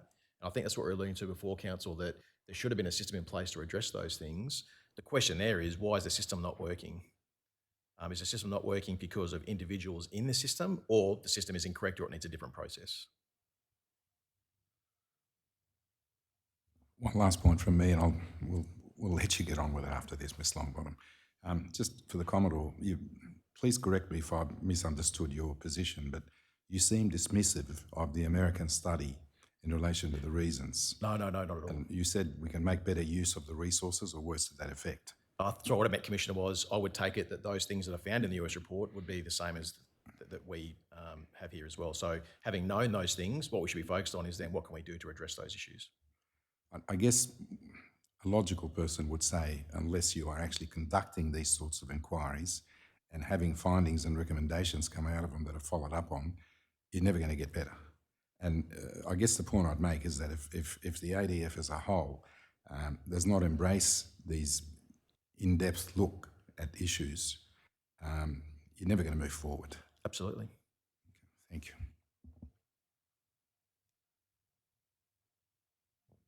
Air Commodore Ashworth, can I just touch upon something you just mentioned there in response to a question asked by the commissioners in relation to being forthcoming about mental health conditions? I think you said that requires trust between the individual and the career manager.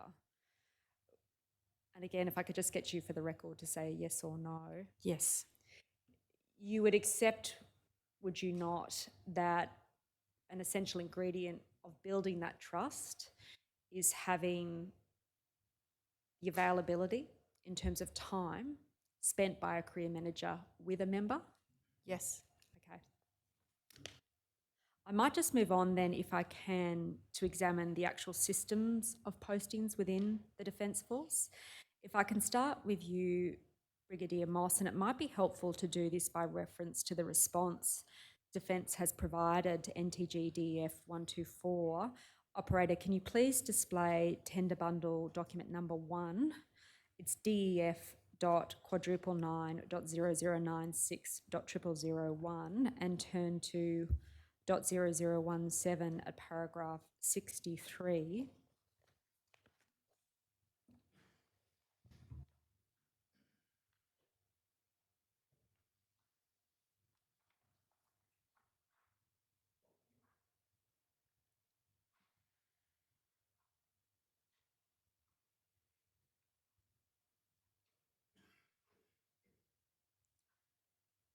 And if you could please expand that, operator.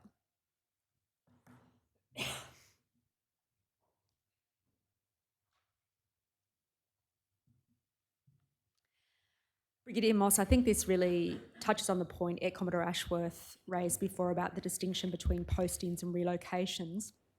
As I understand what can be taken away from this response, that within the Army, most officers will get a job tenure for 2 years. That's correct. Most soldiers will post into a job for a tenure of 3 years with 2 consecutive postings in the one geographic location. Yes. Do most officers also get 2 consecutive postings in one location? Because of the, generally with soldiers, because it's very trade-based, typically they'll be able to stay in the same location for a longer period of time because that's where their job function resides.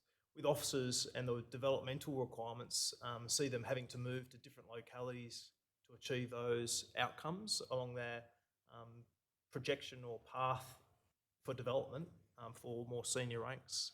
So typically, officers would move more frequently than soldiers at the more junior ranks. So that paragraph of the response should not be interpreted as suggesting that an officer will get 2 consecutive postings in the one geographic location as a matter of course. No, ordinarily. not as a matter of course. What's the rationale behind the 2 to 3 year posting cycle? So I'd say it's based largely around development for our people and to also ensure throughput. So because it's a closed system, you're bringing people in at the bottom of the workforce and then developing them through to achieve capability outcomes as they progress through that system. And so to elongate the posting cycle effectively slows that ability to grow mass quickly when we need to achieve a capability effect. So you're limiting developmental opportunities. If someone wanted to get off the developmental path and reduce their competitiveness for promotion, there's nothing constraining them from staying in a location longer by preference, if that could be achieved from a career management perspective. So again, I just want to make sure I understand this in plain terms. Am I right to understand from what you've just said, one driver of the promotion cycle is for members who want to be promoted up the ranks? Development. Development up the ranks. So the posting cycle enables them to do that? Yes, to expose them to other roles and functions that support that progression, that's right. And another aspect of it you said was building sort of a sufficient mass of capability. Am I right to have understood that to be your answer?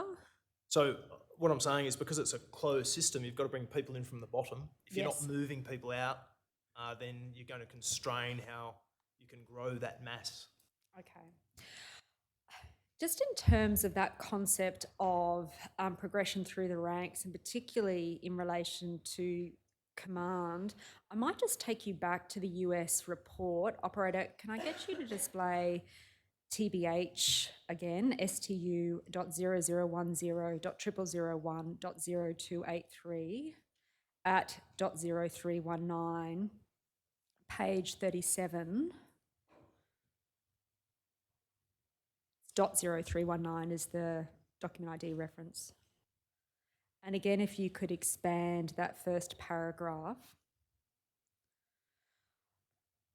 One of the findings in the US report you'll see from about the 4th line down is that frequent turnover in command, so typically occurring every 2 years, which strikes me as a parallel between the officer posting system in the Army and that in the US.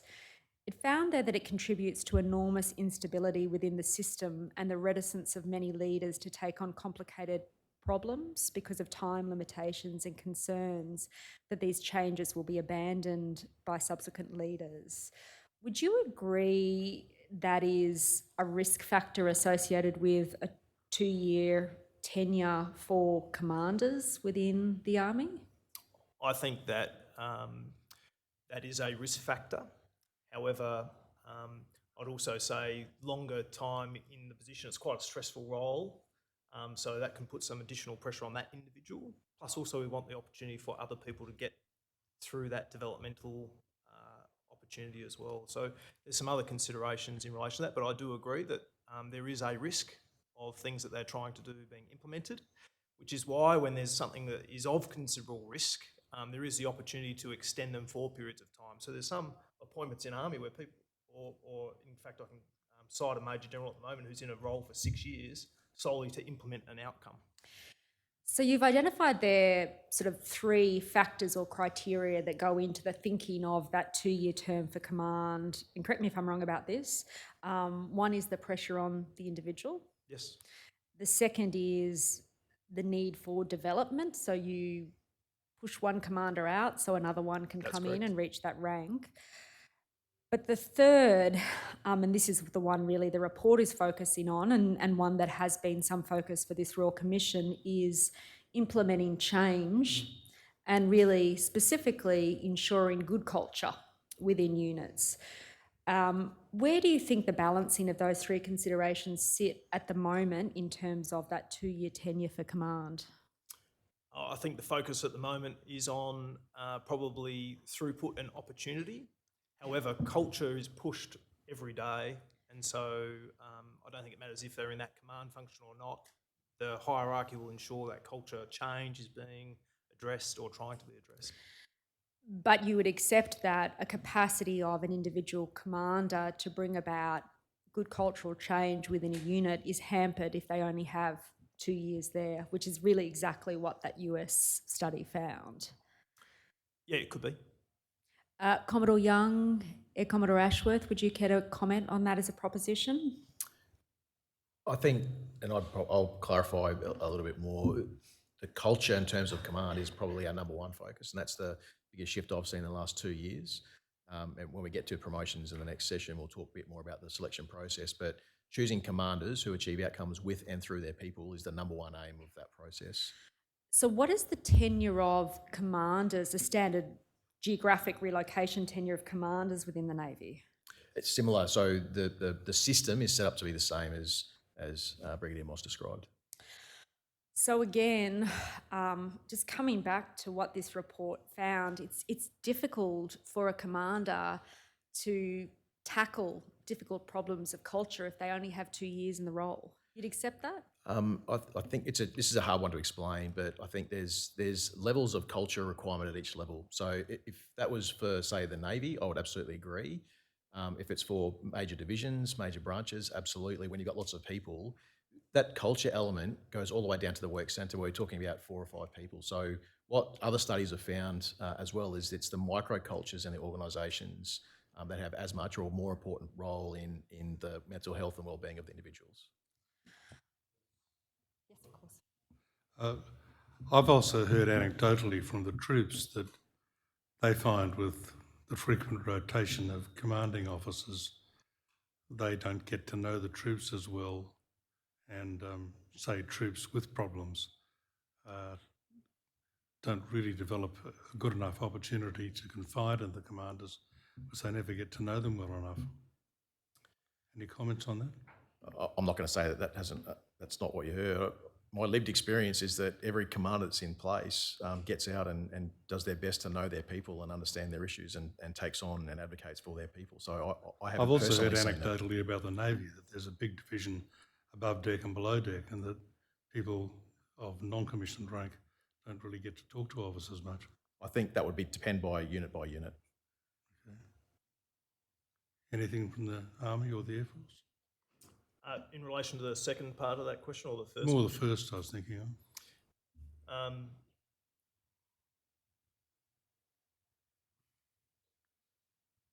I think, firstly, do the individual get to engage on a ready basis? They could if they chose to do so, and I think if you had a longer period of time, then clearly they're going to establish better relationships and have greater levels of trust because they have more shared experience. So I do think that would create a longer term and more robust relationship. Yes. Thanks. I think that in terms of perhaps sometimes when we talk, when we live inside the organisation, Commissioner, we talk a lot about command as being a really central focal point. And it is an incredibly important point because that's the person in whom we give the authority, and accountability for that component of the workforce. But at every leadership level inside that organisation, there should also be the ability for people to talk to about their problems. So it's a staged leadership system as well. So I could understand absolutely the perspective that turning over commanders more quickly is frustrating and doesn't give you the chance to know the commander. But I would expect that there is opportunity to know your next level supervisor, etc., and for them to be an advocate and assistant to you as well. You've pointed out before that perhaps the experience can be different to the system. I guess I'm just trying to kind of describe the system as I believe and have seen it have worked personally. Thank you. Commodore Young, if I could just come back to an answer you gave before. You said, I think there is levels of culture requirement at each level. You would accept, would you not, though, that good culture is a requirement at every level? Absolutely, absolutely. And that facilitating good culture requires a positive relationship between those in command and those under their command? Absolutely. And that where there are parts of the Navy, as in any other part of the ADF, where there is currently poor culture, Yes. the capacity of a commander to address that will be adversely affected if they only have 2 years in the role. Again, I guess my answer would be potentially. It really comes to the rotation of all the people in that unit as well. So if the same people are in the unit, I would agree. But if the people within that unit are rotating more frequently, then the culture actually changes more frequently as well. Air Commodore Ashworth, can I turn to you in terms of the systems of postings in the Air Force? And I might ask the operator to please turn back to tender bundle document number 1, DEF.quadruple9.0096. Yes, thank you. And turn to .0018 at paragraph 66 and just expand that.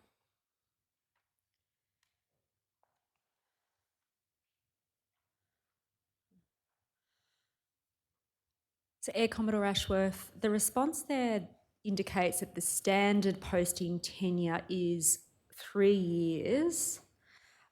The reference is made to the effective date of the posting. What does that mean?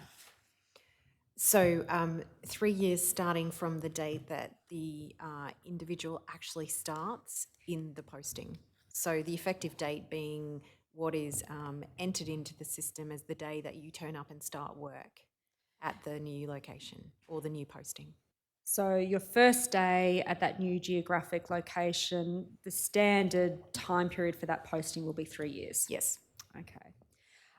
Now, that paragraph of the response says that where reasonably achievable, career managers will strive to give members back-to-back postings in a geographic location. Does the Air Force keep any data on that?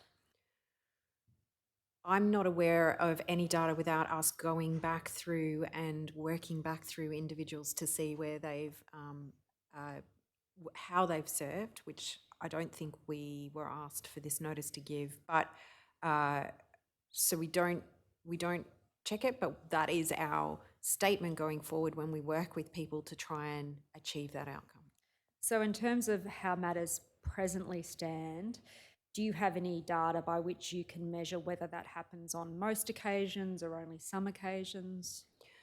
I think no. So in terms of a yes or no answer, not directly. I think the experience would be very similar to Army where, as shown there at para 66B, for instance, some people that are technical workforce might spend an extended time in particular locations, and others, which is sort of demonstrated there by 66F, where you're doing a 12-month role, perhaps as an ADC, you might spend less time in a location after that. And you heard the answer Brigadier Moss gave in relation to the rationale behind the time period of the posting cycle. Is that answer generally reflective of the rationale in the RAF?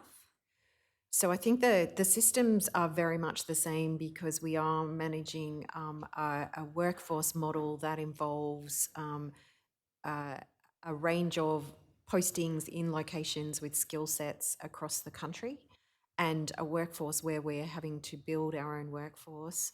And when people separate, get promoted, move into a different role for development, then we wind up posting people behind them. So it's a very similar rationale across the system.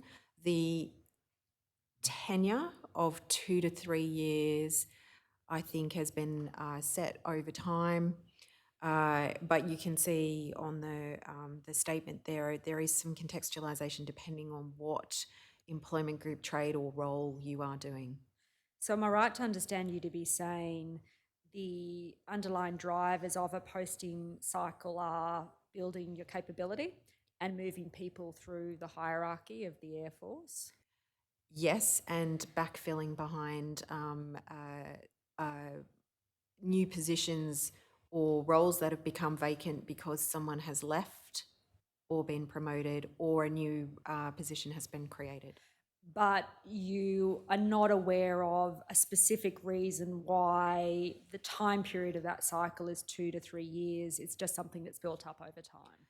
I believe it's developed organically over time. If there are some areas that are perhaps have less services or a smaller location, so those remote locations referred to at 66C, those ones have been specifically set at a 2-year tenure to enable people to perhaps serve in a location, and if they choose that they don't wish to stay there, then to move to a location that might be different. So I wanted to specifically touch on that. So am I right to understand in relation to those locations identified in 66C, so it's Alice Springs, Delamere, Woomera, and it's what's called Air Force Bear Bases. What does that mean? So that's referring to locations such as Curtin, Learmonth and Shergar, where there's not really a base that's sort of active day by day, but there's a small caretaker cohort there, and they're referred to as bear bases because they're where perhaps they open up for an exercise or if there was a requirement to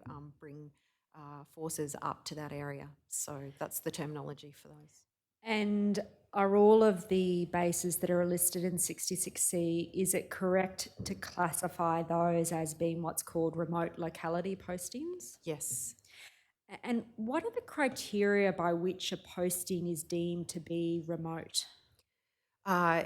It is usually an assessment around what services are available in the area and perhaps the size of that location.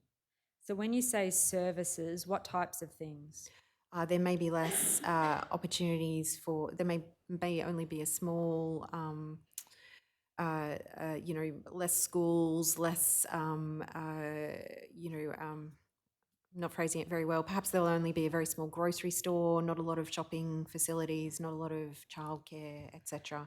I don't know the industrial basis for the policy. I'm not across those details, but that's my understanding of how it's assessed. And you mentioned, I think, the size of the location. So do you mean sort of the population size of the particular? Yeah, so and the base itself might be located some way from the population. And am I right that the classifications of remote locations are set out in a document called Pac-Man? Yes. Do you know if the criteria for what is a remote locality posting is reviewed? I not personally know because I don't manage the policy. My personal perception of working with the policy team is that those things are reviewed on a cyclical basis. And who should those questions be directed to in terms of understanding who reviews it, how often, by reference to what criteria? So the policy area works as part of Defence People Group, underneath the People Policy and Culture, underneath the DepSec of DP. And am I right that there is a system of gradings for remote postings? Yes. And I see each of you nodding your head. Am I correct to understand that this concept of remote locality postings is one that is not unique to the RAF? It exists. It's across all ADF. And am I right then, sorry, in terms of that grading, the grading will determine the financial compensation a member receives in going to that location? Yes. How are the gradings determined? Again, as part of the assessment of the policy, but I don't have that detail. Where a member is being considered for a remote posting, I understand from the NTG response, and I can take you to it if it's necessary, that they may be required to undergo a psychological assessment. That's correct. Are those screenings mandatory or discretionary? Mandatory. Okay. And do you know, Brigadier Moss, where those screenings fit within what is the mental health screening continuum within Defence? Sorry, I don't. Okay. Can you identify, Brigadier Moss, what locations Army considers as a remote posting? I'd have to refer to what you cited as the PAC-man to confirm the exact numbers and locations, but as an example, 51 Far North Queensland Regiment, which sits in Cairns, is an example of one. So did you want me to cite them all, or...? No, I might test the proposition this way, and feel free to tell me if you are not the person who I should be asking this question. But for example, as I understand it, one of the Army base is Puckapunyal. Yes, I know it well. But that's not considered to be a remote locality. And if you test that sort of characterisation of it against some of the criteria we've just heard about remote locality postings and their defining characteristics, it would seem that Puckapunyal is one that is ripe for that kind of description. Well, Puckapunyal's relatively close to Melbourne, an hour from Melbourne. It has, in Seymour, which is the town, only 10 kilometres from Puckapunyal. It has multiple supermarkets, McDonald's. There's a number of high schools in the location. So the characteristics that were described by Commodore Ashworth before don't fit neatly in that as a remote locality.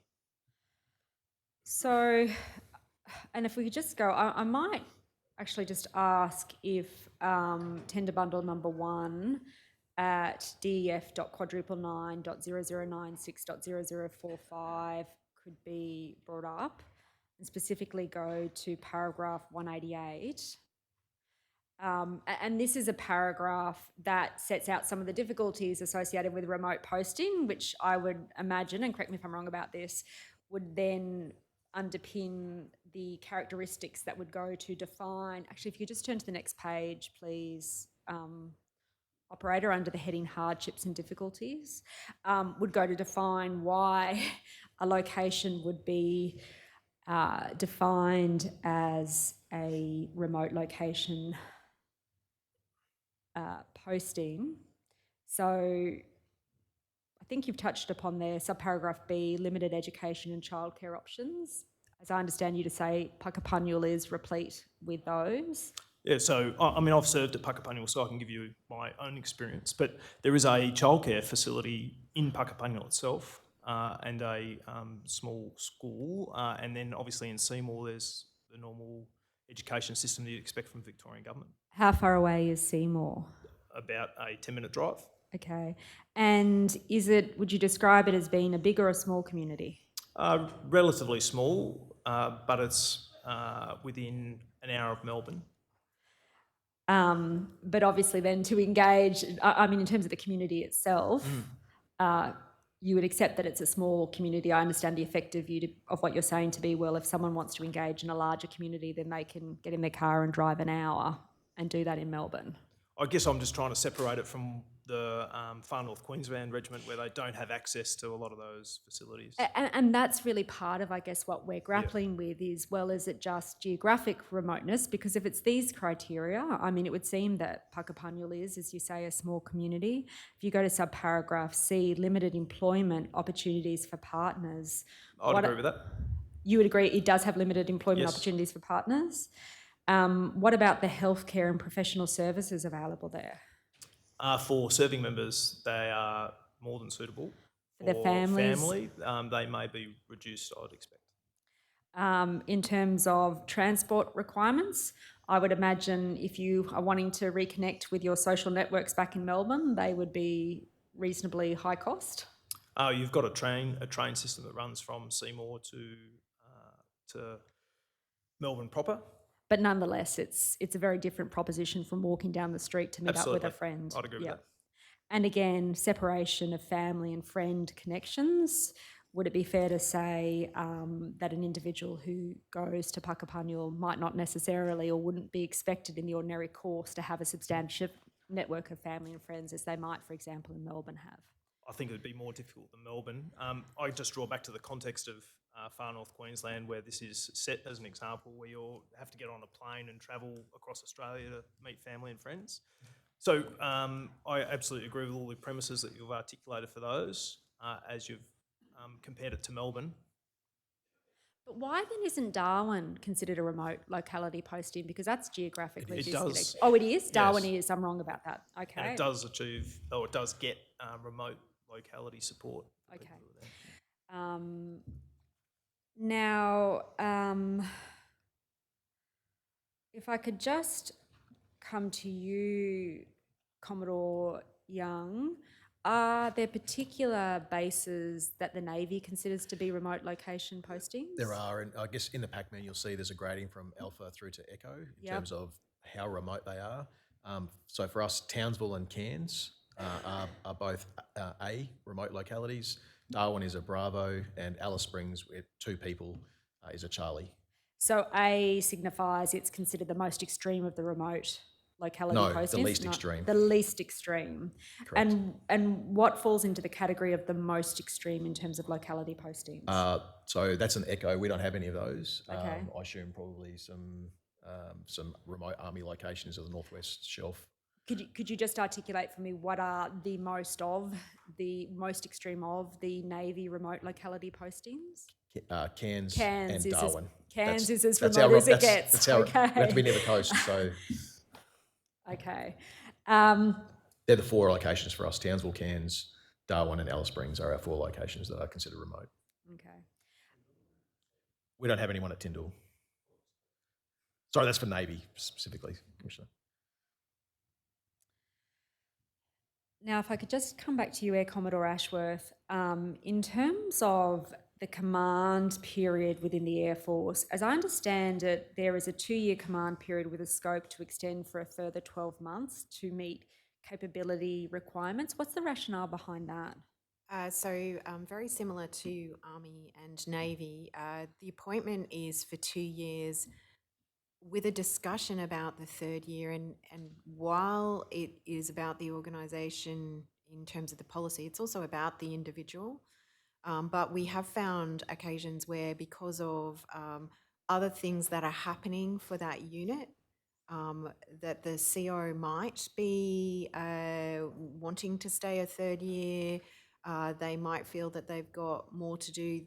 We might have a capability transition going through, a change of aircraft type or something, and it makes a lot of sense to keep that individual there at that time. We do get the same feedback from people that it is a very full-on role, being responsible 24/7 for the management of the health, the well-being and safety of everybody under your command. And so some people definitely say at the end of 2 years, they sort of feel like they've probably kind of ready to move on, and other people are really keen to stay for that 3rd year and see things through. So again, we work through what's happening across the organisation and for our commanders in terms of whether they stay 2 or 3, but it is set as 2 in the first instance as a guide. Who makes the decision about whether it's extended to 3?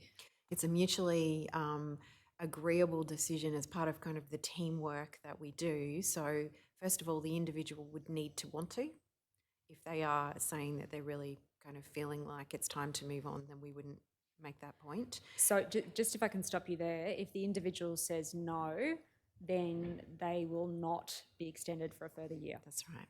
Yeah.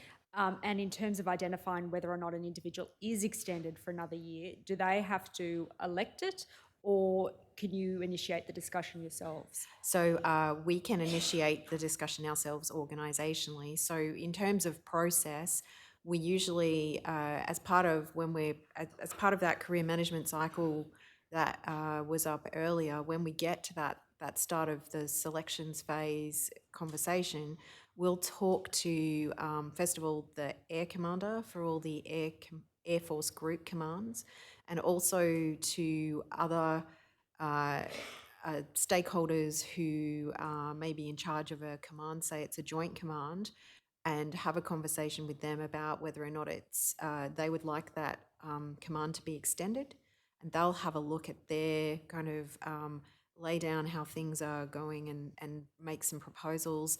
And then obviously we'll have a conversation with the individuals as well. And that helps us put together the list that we are going to look at in the command selection board of roles that are going to be turning over in that year. Commodore Young, can I turn to you? Am I right to understand the Navy doesn't have a posting life cycle as such? No, so we follow the same broad life cycle in terms of that was articulated before. The difference is that we don't publish all of our postings all in a block period. So we have a weekly posting cycle for officers and sailors through the list of officers and list of sailors postings. So it goes all year round. So, please excuse me. So am I right to understand it? You might have, for example, a standard 2 to 3 year tenure of postings. Sorry, yes. Is that right? Or Well, no? that's for all of us. That's the standard. It's hard, I think, for us to achieve that due to the churn. But in an ideal state, I think that we would have a 2 to 3 year posting with a back-to-back posting where we can. But the critical difference between the Navy and the Air Force and the Army is that there is not one time of a year where those postings are issued. It happens on a more iterative basis. Yes, correct. Okay. One feature of the Navy is what's called short notice postings. Can you explain to the commissioners what they are and what their rationale is? I can, and I might add additional criteria as well. So, commissioners, short notice postings, in an ideal world, we would give people a minimum of 6 months' notice. So, where we need to come inside of that 6 months of notice, that would be considered a short notice posting. I alluded to another criteria. It's not necessarily posting, it's the PDRs, the position deficiency reports. So, on top of the posting cycle, within Fleet Command, they also manage where we can't get an individual to get a ship to sea. They might need to get another individual to come on board that platform, which is not an actual posting, but it has the same effect as a posting, is that individuals away from their family, back on a unit and going back out to sea. And in terms of that particular scenario you've just identified, does Navy have a metric to measure the days an individual is away Yes. from home? Yeah, And what is that? separated service threshold. And is there an equivalent metric in the Army and in the RAF? We had it for operational deployments, but not for standard postings. So you wouldn't, what's it called, Brigadier Moss, for the Army? For the operational aspect, What were the equivalent of what? I think Commodore Young, you described it as Separated service. separated service. so we would have an expectation at the command local level that they'd be managing the tempo of their individuals, which is not held at the Career Management Agency, it's held forward. But there's no organisation-wide metric other than deployments of the That's number correct. of nights an individual is away from home. That's correct. What about for the RAF, Air Commodore Ashworth? We're very much the same as Army because of the way that we manage our aircraft sorties, etc. That is managed at the local level as part of the management of the individuals, the safety system, etc. So very much like Army. Okay, so there is a gap in your systemic measure in that you don't have a metric of the nights an individual is actually away from their home as opposed to the period of time they might be away on a deployment. There's not an organisational measurement system for Air Force where we're measuring that for everybody. Okay. Commodore Young, so am I right to understand that Navy does have a measure of the number of nights any given individual will be away from home? Yes, we do. Do you keep data on the average periods a member will stay in a geographic location in terms of a geographic posting? No, I don't. I'm sorry. Okay. One of the recommendations of the US report I've taken you to is to reduce the frequencies of reassignments. The rationale behind that was that less frequent moves can increase social stability, promote unit cohesion, and provide greater financial stability, particularly impactful for dual military families. And again, I can take you, but it sounds like you're familiar with this report. Yes. The committee considered this to be a recommendation that may have a moderate impact on suicide rates. Is that an option that, in your view, as individuals involved in career management, is feasible or advisable in the Australian military? Yeah, to me, it should be something we should aim for, so we should definitely look at it. Where, and I think I alluded to before, Commissioner, where our fundamental limitation is the number of people that we have in the gap. So the issue, if we then dictated a 4 or 6 year posting tenure, and because of the lack of people we have, we can't actually achieve it, we end up then causing more distress with our individuals because we break the social contract with them. And if we take what's come out of the Defence Strategic Review, that problem's not getting smaller in that retention is a growing, not lessening issue for the military. So don't we find ourselves in a bit of a vicious cycle where... Absolutely. So we're in a vicious cycle at the moment, and the growth for Navy that came out of actually FSU in 2020 to 21,000 people in 2035 was to establish a sustainable workforce generation system that would enable us to give people time in a dedicated reset phase, dedicated readying phase, and then being in a ready phase while they're operating at sea. And so for us, until we grow that mass or we reduce the demand on our individuals, we're just not in a position where we've got the ability to be able to meet that requirement. And is it likely, I take it, is it likely that either of those preconditions will be met in the near future? So when you say the near future, our growth target is already to 2035. So that is our growth target. So just to make sure I understand what you're saying, it is the aspiration of Defence that by 2035 it's in a position where it has the necessary preconditions to reduce the frequency of reassignments on individuals. For Navy, that's when we'll have Navy. Yeah, so sometime between then we'll have a critical mass where we've got a better, I can't give you the exact date, but that's when we'll have enough in the workforce generation system to provide that. You would accept that might be disheartening for a member to hear. Absolutely. Would you not? Absolutely. And these are the conversations I've had individually with the troops over the last 18 months in my regular retention forums. But part of it's being honest with them about what we can and can't do. And there's no point making promises on things that we can't deliver. So in the context of our inability to provide that workforce generation system, the question that we put to them is then what are the things that we need to do then inside the system? And that's how we've come up with those 91 retention initiatives on other things that we can do. Managing separated service, managing the op tempo, there's all those other things we can do inside that until we're big enough to provide that workforce generation system. And that candor, Commodore Young, is commendable, but I come back again to the language that's used in the Defence Strategic Review and the concept that's stated in there that Defence recognises that people are its most important capability. It's really difficult to reconcile those public statements with a system that, as we've just articulated, isn't able to meaningfully impact this integral part of defence life that we accept adversely affects people for some 10 plus years. Sorry if I can just clarify. So that's purely from a numbers perspective. I think I alluded to before the 3 strands of work that we need to do in the short term, increasing the inflows, managing the separation rate, reducing the separation rate, and then putting things in place. And this is the opportunity with the ADF people system of reducing the demand. So we reduce the demand in the short term, and then we build up the demand in a sustainable way in line with our workforce growth. Brigadier, what about the Army? Yeah, so I'd say there are other second and third order effects that I'd like you to consider. So there's nothing wrong with the premise of, hey, we'd like people to be in location longer. But for every person I keep in location longer, there's another person I'm keeping in a remote locality.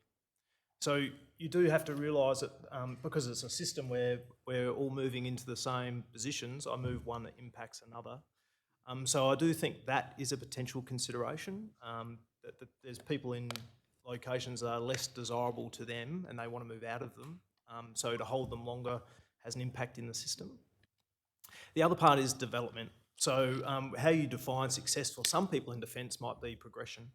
And to achieve that progression there, after the next opportunity, the next developmental piece, and if we were to extend that opportunity, extend the period of time which denies them the opportunity for development, it also denies them the opportunity for advancement. So they are the risks associated right. with increasing the period of posting. What innovative and bold solutions can be suggested that would overcome both the need for career development to keep people away from having to be too long in remote locations, but also reduce the stress on individuals and their families of the frequent need to post to different geographic locations? Do you have a view about what a solution might be? Yeah, so I think one of the limitations is the workforce numbers. So there needs to be someone who serves in those remote localities. That's difficult to get away from, but we do have a total workforce system.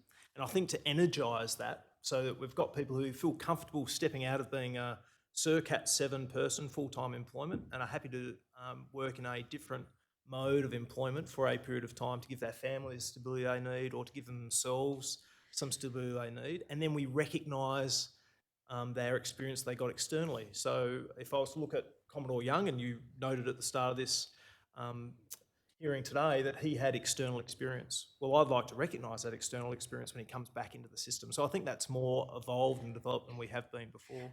And in terms of that recognition, does that framework currently exist within the system, or is further change needed to affect that? I think it does exist in the system. It's whether people have the faith in the system to support that. I would clarify, I think it exists as an ability. I think there's some scaling work that's needed to industrialise it, would be my better characterisation. What do you mean by that, Commodore Young? So at the moment, it's a case-by-case basis where an individual has so we break it down. If we have a very strong correlation between a rank and a rate and a civilian qualification, so someone goes out and gets a Cert 4 in engineering, we know exactly what that relates to in terms of their progression back in the Navy. That's an easy one to do. Where they haven't necessarily got a qualification, but they might have worked in another industry for 4 years, it's hard to put a specific qualification or experience value on that to know where they come back into the organisation. So when there's a sponsor who understands what they've done, understands where they fit into the organisation, we've made that work.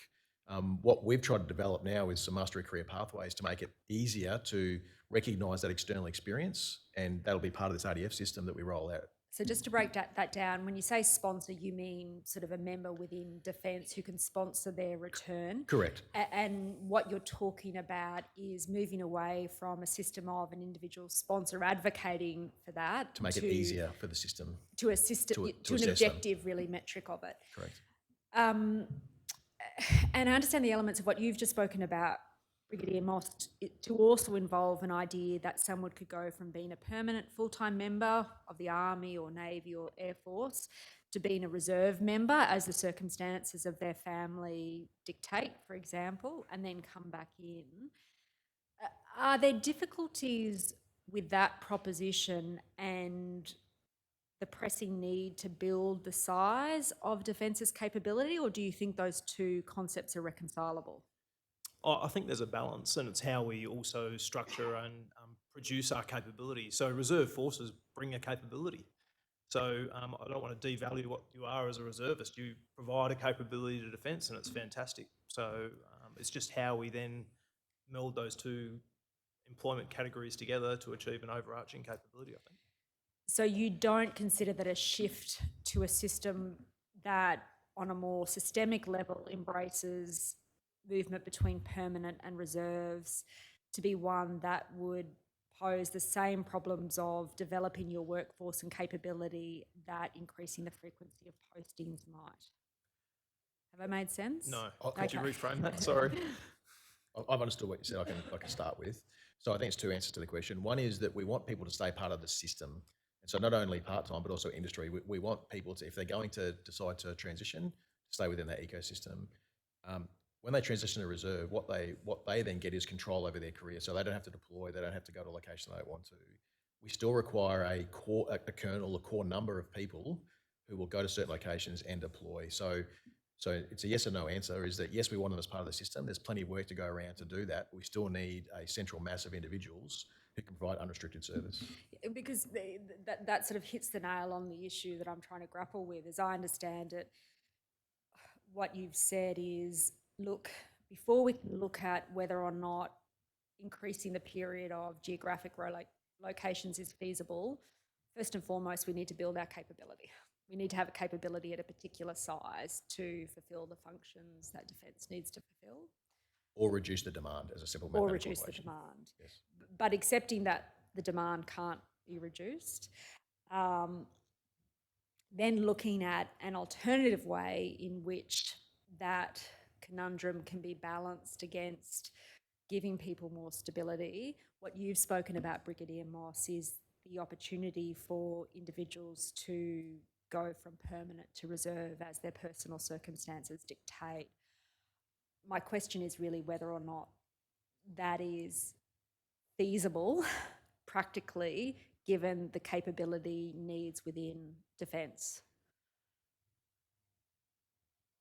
So I think it'd be harder if your platform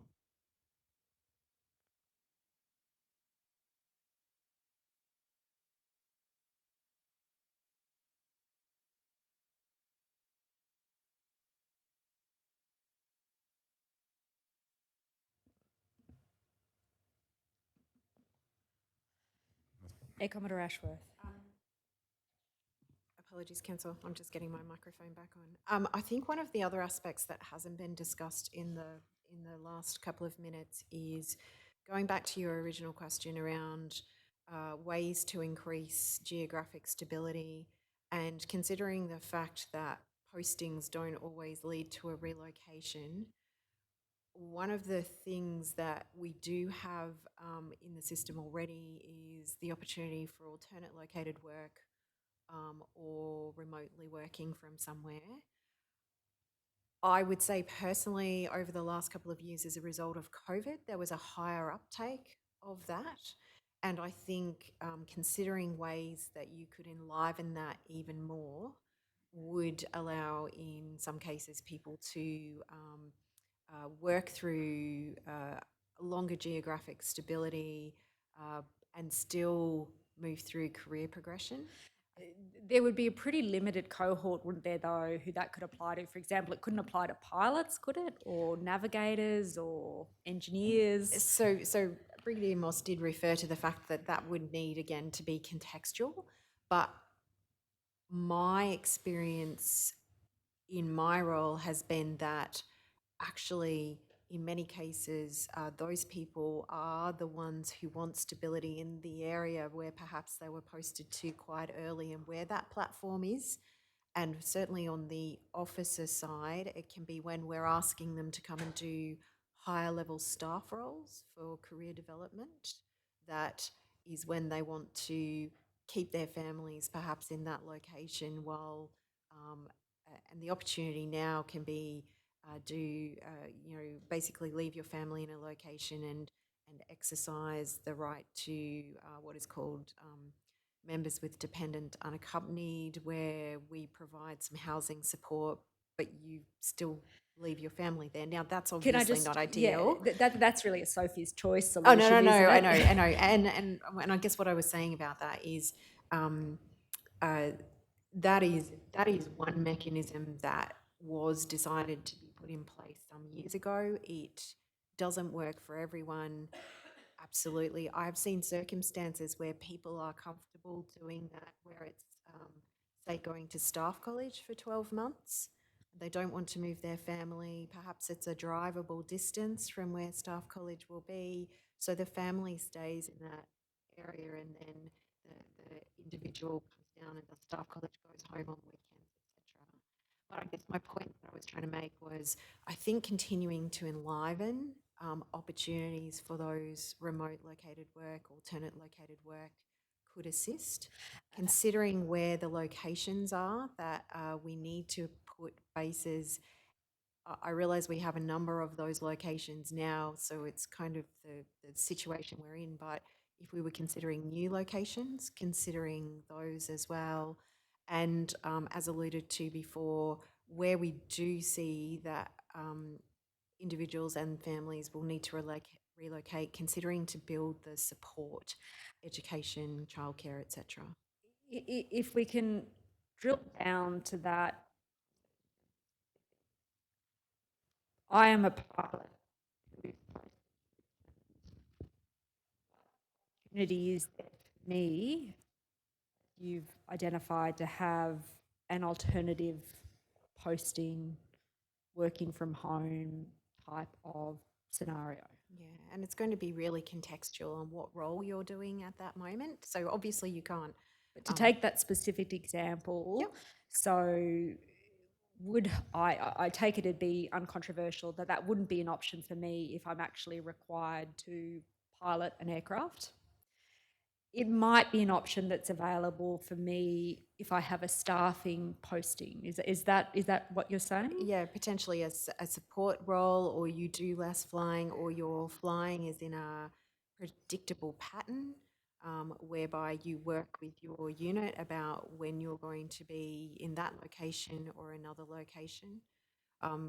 This is the challenge to describe such a big system, because there are so many different permutations of the individual level in terms of what each individual might be doing as their job at that moment, what skill sets they might be providing, whether they're providing a physical role or they're doing something that works more with computers.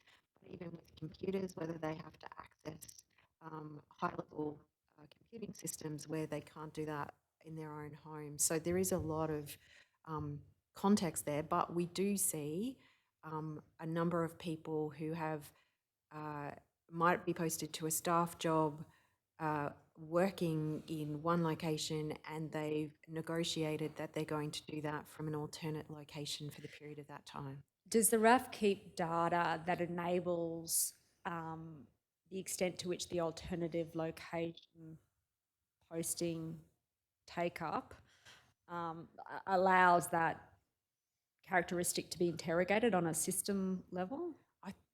I did have it in my head that it was in the notice to give. Perhaps it wasn't, but we do have data and are able to interrogate the number of people who have alternate flexible work arrangements, alternate located work arrangements in place.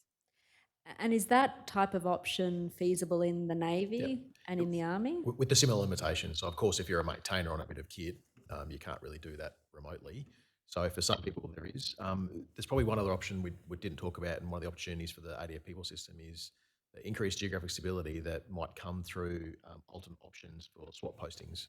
So if I have a chef or someone who does effectively a joint role, is to give them an option to serve in an Army or an Air Force unit.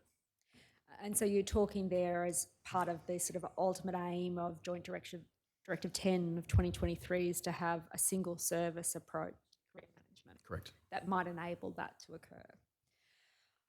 You asked about statistics for Army. Yes. So flexible work arrangements, we currently have 650 people out of our complete number classified as CIRCAT 6, which is a flexible work arrangement.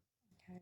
And what percentage is that, not to put you on the spot in terms of the greater? There's 28,500 people, if someone's got a calculator. I'm sorry, so I it's don't a know. reasonably small number Reasonably who small are number, able that's to right. take it up. Okay. I'm conscious of the time, Commissioners. I'm about to move on to another topic. Would it be convenient for you to ask some questions now and then we can adjourn and come back? Certainly. Thank you, Ms. Longbottom. Commissioner Brown? I might just stick with some data questions to start with, if I can. We heard from the Air Commodore talking about, or as I understood, what she said, that the RAF doesn't actually keep data on stability in terms of geographic location. I'm just wondering whether Army has that kind of data. So I can tell you on the last posting iteration for 2022, we had 60% of our workforce stay in the same location for the people who received a posting order. So 60% stayed in the same location. We did provide some data in the notice to give, and I don't know if it can be brought up, but it does articulate that the majority of our workforce, though, is on a posting in every 1 to 3 years. The majority of armies sit in that cycle. There was only a very small number who are 4 years or beyond in terms of posting, but that doesn't equate to geographic stability, and I don't have the data for that at hand. And for Navy, we don't have back-to-back posting data, but we have the similar data that says there's nearly 12,000 postings and nearly 5,000 relocations. So again, it's around about 40% of our workforce undertakes a relocation. And Commissioner, we also had that exact same data. It's the point that we're not looking at an individual level, double checking whether people are back-to-back postings or what has happened. We look at the individual and whether we've satisfied and got to a mutually agreeable outcome.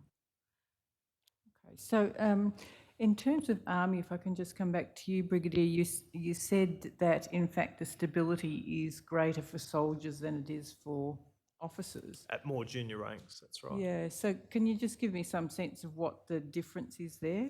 Normally it's around trade, and because of the trade, the thing that they're working on is in a set location or unit. And so as they progress in their career and they step outside their trade to do things that are either more joint or progression in rank sees them move into other billets or posting locations, that would see them post. So to give you an idea, if I use Armoured Corps as an example, a soldier may be in an Armoured Corps unit for 6 to 8 years in that first posting when they leave the recruit training centre, whereas an officer, it might be as short as 2 years. Equally, that officer might do 5 years, but that would be at the extreme edge. So that's probably just a comparison that I can provide to you as an example. Okay. You also indicated, I think, in one of the answers that you gave that a member can actually get off the posting cycle, albeit that it may be at a cost to their career development. That's correct.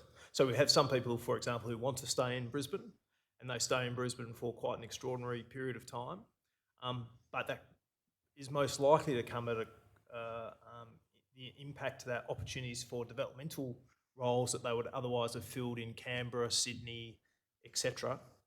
So when they then compete with their peers who have had more exposure or experiences, it makes them less competitive, and they do that through personal choice.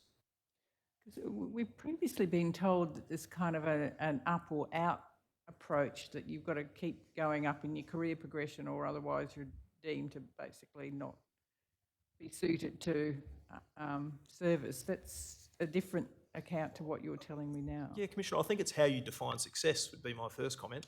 So success for one serving member might be enjoying their job at the major rank for a significant period of time. That might be 20 plus years, where they're providing a really valuable contribution to defence. I wouldn't want to devalue that in any way. And as long as they're comfortable with that, they could probably provide themselves some stability through that personal choice. Does that answer your question? It does. It's different to everything we've been told before, I guess. Yeah, I guess it comes down to individual feeling about how they value themselves and success. And I understand from everything that's been said that one of the drivers for the frequent postings, however frequent they are, is about capability development. And I guess and I apologise, I'm not a military person, but I guess I'm just wanting to understand what that actually means in real terms, because if I'm an infantry soldier, I could go from this brigade to that brigade, but I'm just wondering, what's the different skills I'm developing? How essential is that? And I come from a health system background. You work at a hospital, you do different terms, rotations, etc. But by and large, you don't have to move location too often to be able to develop your skills. So I'm not sure I quite understand why you have to move to develop the skills. So can you help me to understand that? Yeah, absolutely. So we have a military employment manual which sort of tells you the things that you need to do from an experience basis to be able to tell you where you should, what experiences you need to gain to go to the next rank. So as an example, you referred to infantry commissioner. You might say, as a soldier, I'm exposed to what happens at a section level, and then you might progress up to corporal within your unit where you're in charge of that section. There's then a point where the organisation needs to develop the next group of people or recruits coming through. So I'd say to that corporal, I think there's value in you going to the training institution to train the next set of recruits who are coming in.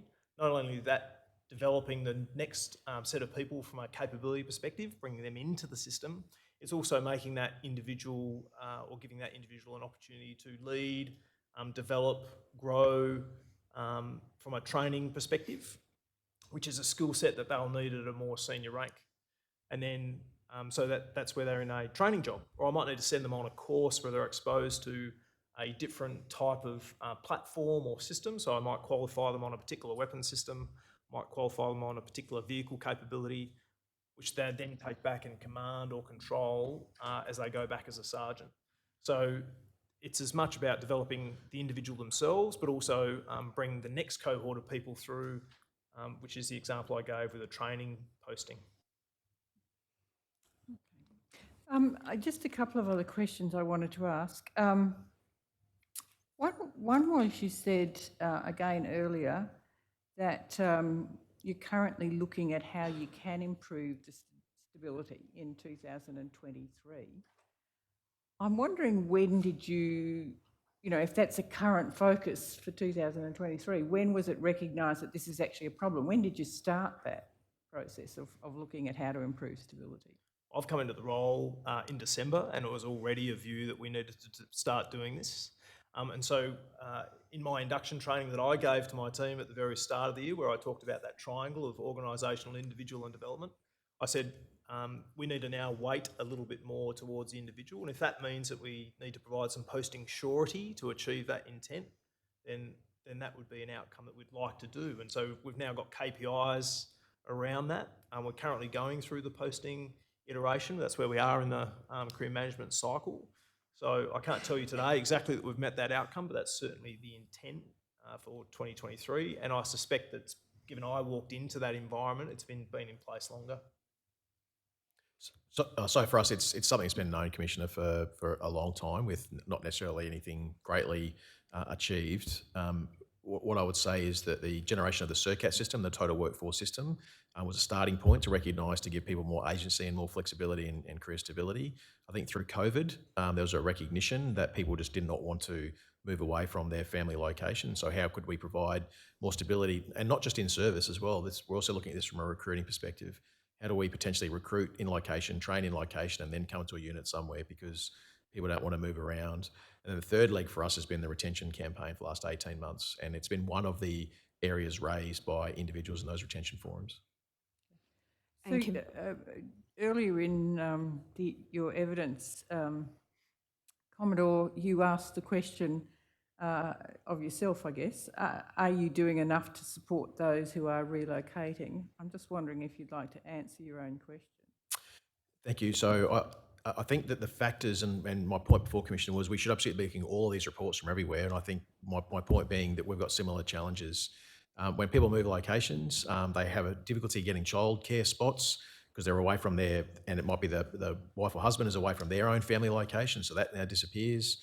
Trying to get into schooling places and getting to the right school for them, their own partner employment, and trying to get a new job, and then the support network writ large. And so organisations like DMFS, I think, have really great programs. It's a question for them to ask maybe whether they're resourced enough, and there's some capacity to expand some of those programs, to look at more childcare places, to work with state governments, to look at assured childcare, assured education, more greater housing. So I think there's capacity for us to do more in how we actually then support and mitigate those risk factors that we're aware of. So you're saying, I mean, and we are hearing from DMFS later in this hearing, so we will ask them that question. But in terms of your answer, are you doing enough? You're saying, no, we could do more. I think we could always do more, Commissioner. Thank you. Commissioner Douglas? My question's really particularly for you, Brigadier Moss. The incentive to move up or out that Commissioner Brown spoke of, does that particularly apply to officers, whether commissioned or non-commissioned? I think it equally applies across the non-commissioned and commissioned ranks. Doesn't apply so much to ordinary troops on the ground? When I say that applies to everybody, so it's how they define their own success. Yeah. So if they choose to seek promotion as their definition of success, then... Or they might want to develop a different skill, perhaps. That's right. Yeah. If you're a private, you might want to become a specialist. Yeah, do a trade transfer to another role or function. I suppose the exception to the rule that I've observed anyway is the Special Air Service, where once you become a member, at least not a commissioned officer rank, but below that you seem to stay in Swanbourne, apart from when you're deployed, which is very often, or has been very often. Can you explain that difference? So because it's a unique skill set, and in fact there's others, so cyber might be an example, EW trade, very similar actually to... Skyville? Sorry, what was that? Did you say Skyville? No, so cyber trade as a qualification, yes. or an electronic warfare technician. There's particular locations that they have to work, or particular systems that they have to work on, which sort of constrains where they would go. And the Special Air Service Regiment's an example of that, where they're highly trained, a particular set of skills, and it's the only place that's employed. But they do leave that location to either support new cohorts for training. So they might go to Kapuka as an instructor, RMC as an instructor. They would have to potentially go to the Special Operations Headquarters, which is in Canberra. So there are requirements to leave, but at the more junior rank, that's where they employ their trade in an equal way that a electronic warfare officer might be in Queensland, because that's where they're based. Yes. Okay, thanks. I'm happy to hear from any of you on this issue, but I think I understand the desire for capability development, and I understand the positives of moving people around. But there is a negative side, and the ADF certainly seems to be aware of it, and certainly evidence from overseas, as well as substantial evidence from our submissions that we've received and elsewhere, tells us there is a problem. Has there ever been that you're aware of, has there ever been a proposal to simply look at a different way of doing it rather than moving people around as a trial, even just to see how it would work, either here or overseas or anywhere that you're aware of? Yep, certainly in Army, Commissioner, we're doing some of those trials now. So there's an opportunity in Special Air Service Regiment, but a supporting function to that unit to potentially stay in that location longer to recognise the training schools, as an example. There's other avenues that we've explored or looked at internally. So at the moment we post majors every 2 years. Normally you do time and rank if you were going to progress as 6 years as a major. There may be an opportunity across those 3 posting cycles for that 6 years, which we say, hey, we want you to do a training job, we want you to do a staff job, and we want you to do a command job. What we might say is, actually, we only want you to do 2 of those jobs, and instantly I've reduced 3 postings down to 2. So we certainly are looking at that at the moment, of different or innovative ways to reduce the movement. Would you expect that effort to be evaluated in some way? Will there be an assessment of whether it's worked out or not? So I think that's something we'll have to do to see if there's value in it, or if it's made an impactful change. For us, Commissioner, there's 2 aspects. One, during COVID, we actually, due to the borders, had a requirement to try and limit the number of relocations, and even with the best efforts at that stage, it was difficult to get them, much less than what we've got now. We are down now on relocations compared to what we were pre-COVID, but the specific trial that we're undertaking is, well, not so much a trial, it's a course of action around deep specialists. So in capability, for example, in a very similar way that Brigadier Moss describes, we actually want some really deep specialists in some areas, so it actually pays for us to keep them in a posting and a location longer, and then to remunerate them as a specialist as opposed to going through rank progression. Commissioner, Thank you. Yes, Air Commodore? if I might add as well, a very long time ago in Air Force personnel management, when I was much more junior and posted there, I recall being involved in a informal planning session where we had a really long discussion about the idea of could you cease a posting cycle and consider the idea that people would basically apply for roles, much more like a civilian model. So you could apply for a role in a new location, and you could also apply perhaps to change rank by 3 or 4. So we definitely did consider in an informal sense the pros and cons of such a system, which would obviously be a significant change. What we concluded at the time was that it would be an incredible challenge to operate such a system and would potentially be significantly resource intensive. So we, as I recall in my memory now, we kept on with the process that we developed in Air Force of increasing the number of opt-in opportunities, expressions of interest. We do a number of our postings through letting people effectively tell us that they're keen on that role, and that then links in with them moving forward. But I think the challenge has been how you could make that system work. But we've tried to come to a halfway house where we engage our people and try and work with them for that. When you say it was a very long time ago, can you just elaborate on that? It was when I feel I was a lot younger.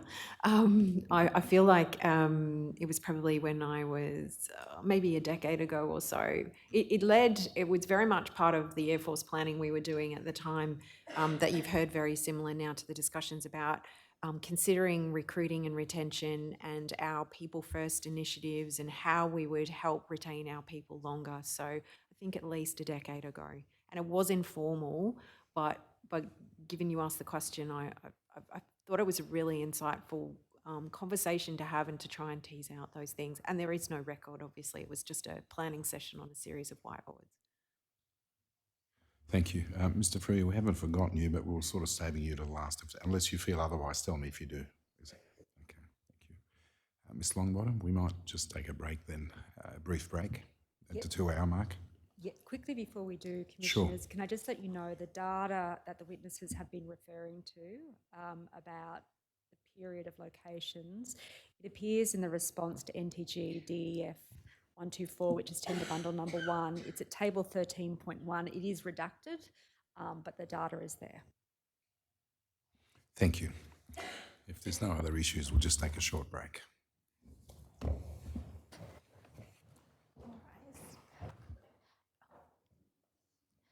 We will adjourn until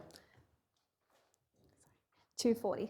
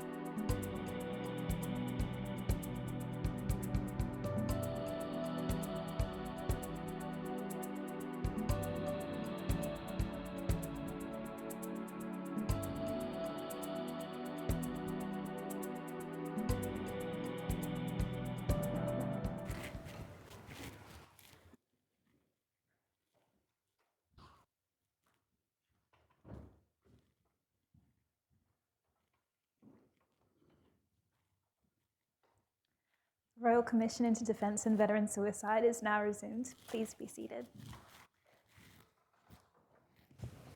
Thank you, Ms Longbottom.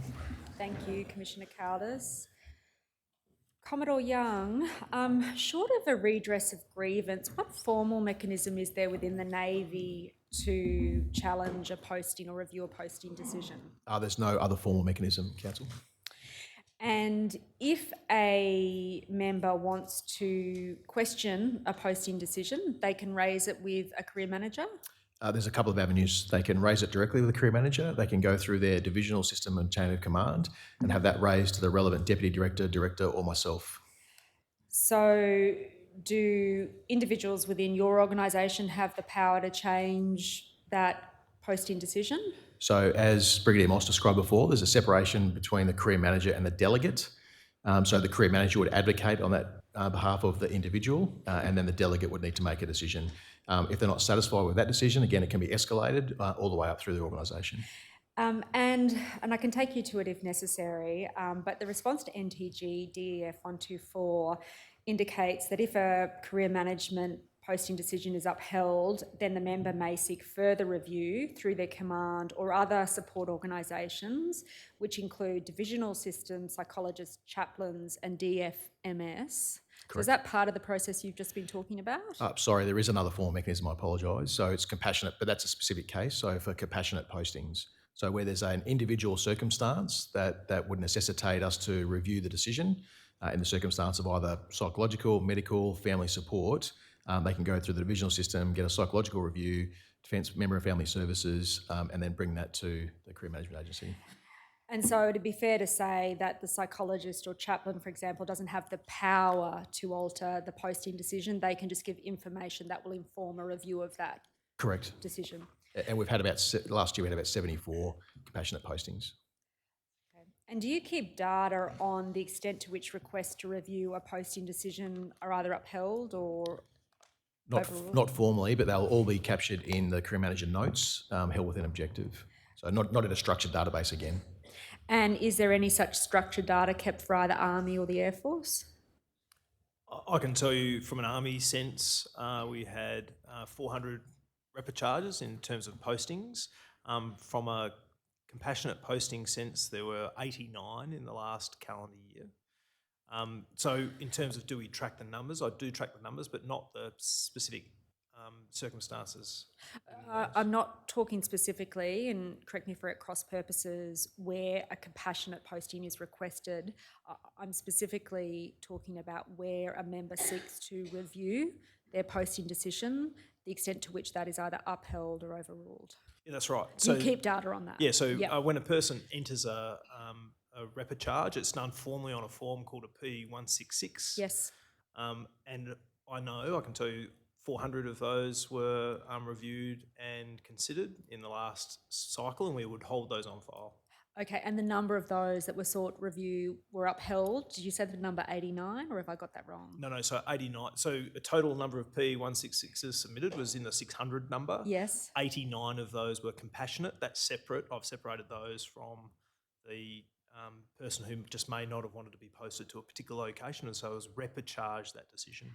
Okay, and what about for Air Force? So we run a slightly different system as outlined in the notice to give, where we engage with people about postings in discussions and etc.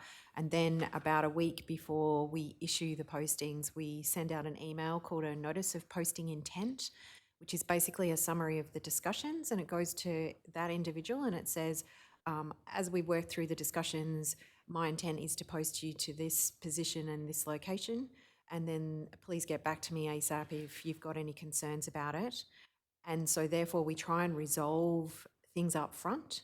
Similarly, just accepting that to be the case, once the posting decision is actually made, is there a formal mechanism of review short of a redress of grievance? So any individual at any time can email in through a discussion with their command chain or themselves to their career manager. So in terms of formal, as in under policy, redress of grievance is obviously, as you said earlier, at the right-hand end, but any member can email in or ring up and say, I'm not happy, I want this looked at. So Does that trigger a formal process, or does it trigger an idiosyncratic review of the posting decision? Yeah, probably best explained as idiosyncratic, which is we then deal with it.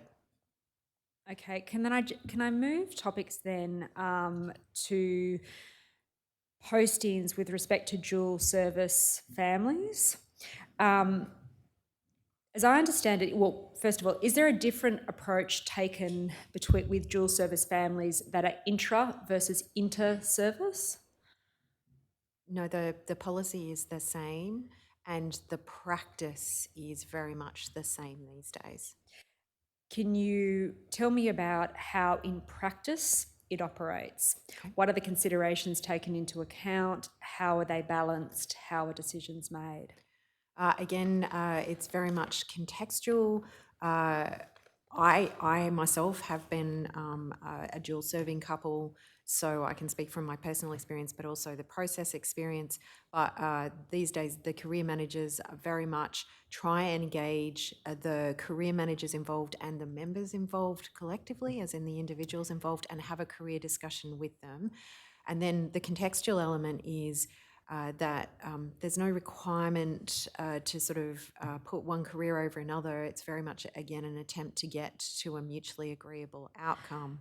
And can I just stop you there? In terms of that career discussion, is it posting specific or is it about longitudinal career management? It will be both in many cases. So it might be at one age and stage that people are interested in getting to the same locality, but in another time it might be that one individual really wants to take up an opportunity somewhere. How do we get employment for the other member in that location at that time?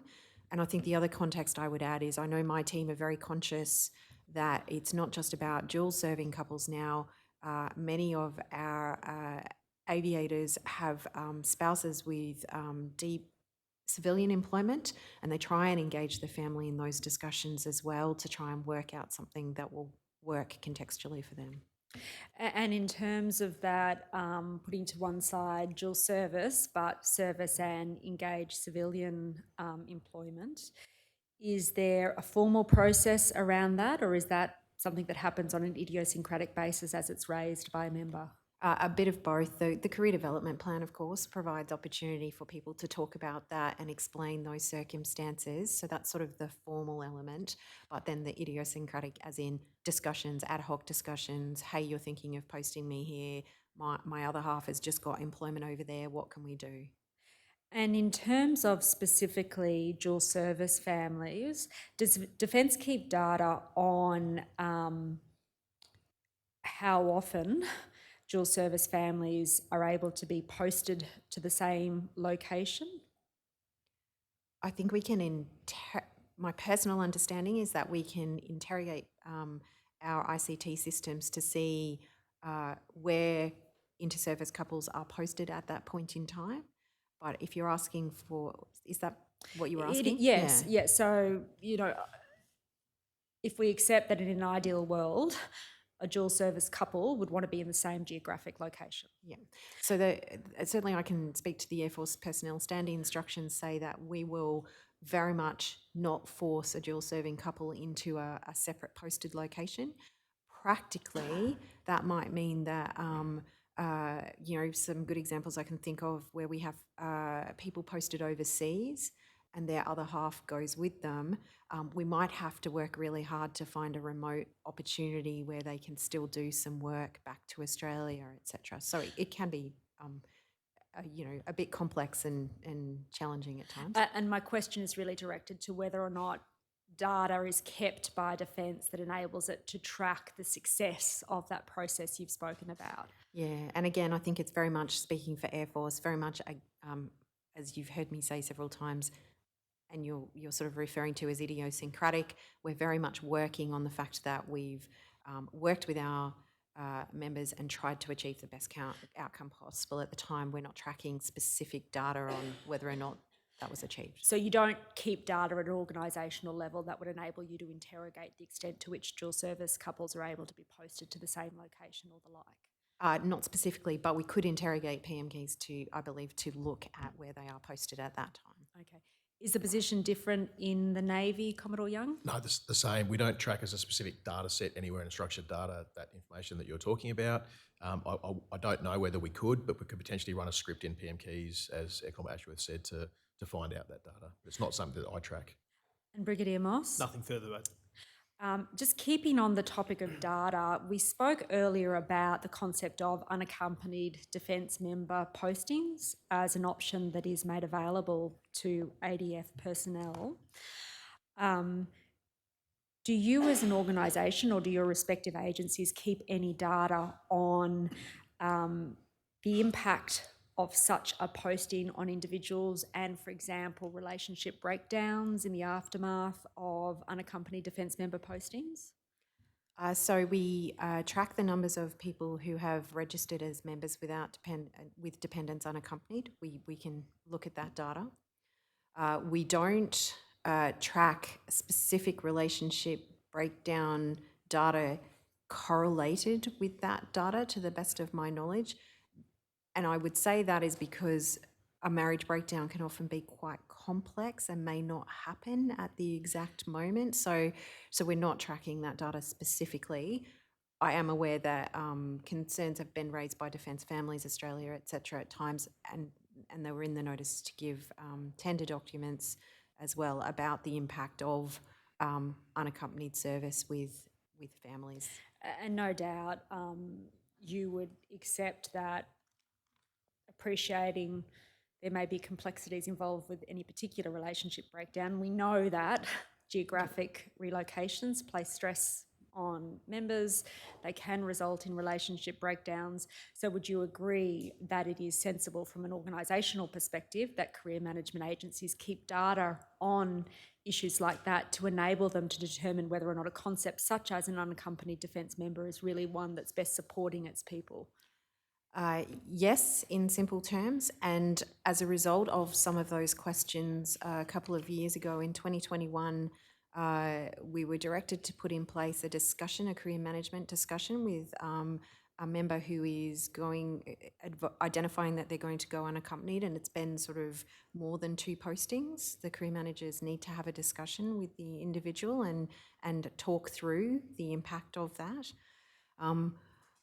I think the thing that I learnt during COVID, which was really stark because of the short notice border lockdowns, there were a lot of people who were officially posted unaccompanied, but very much spending their week in a different working location, but going home on weekends. And COVID definitely interrupted a lot of that. Just putting to one side, sort of specifically COVID, in terms of those discussions that you as a career management agency have, what are the outcomes of those discussions? Would they include, for example, additional support being given to the member or their family? And if so, what form would that support take? At this stage, because it's only just sort of one cycle through, 1 or 2 cycles, I guess, coming up in 2023, the discussions from the career manager side was required to be very much about the potential impact on long-term unaccompanied service. So at this point, I'm not aware if we're then suggesting people should get extra support, but it would be natural for our career managers to suggest that people talk to DMFS, etc., about things like that.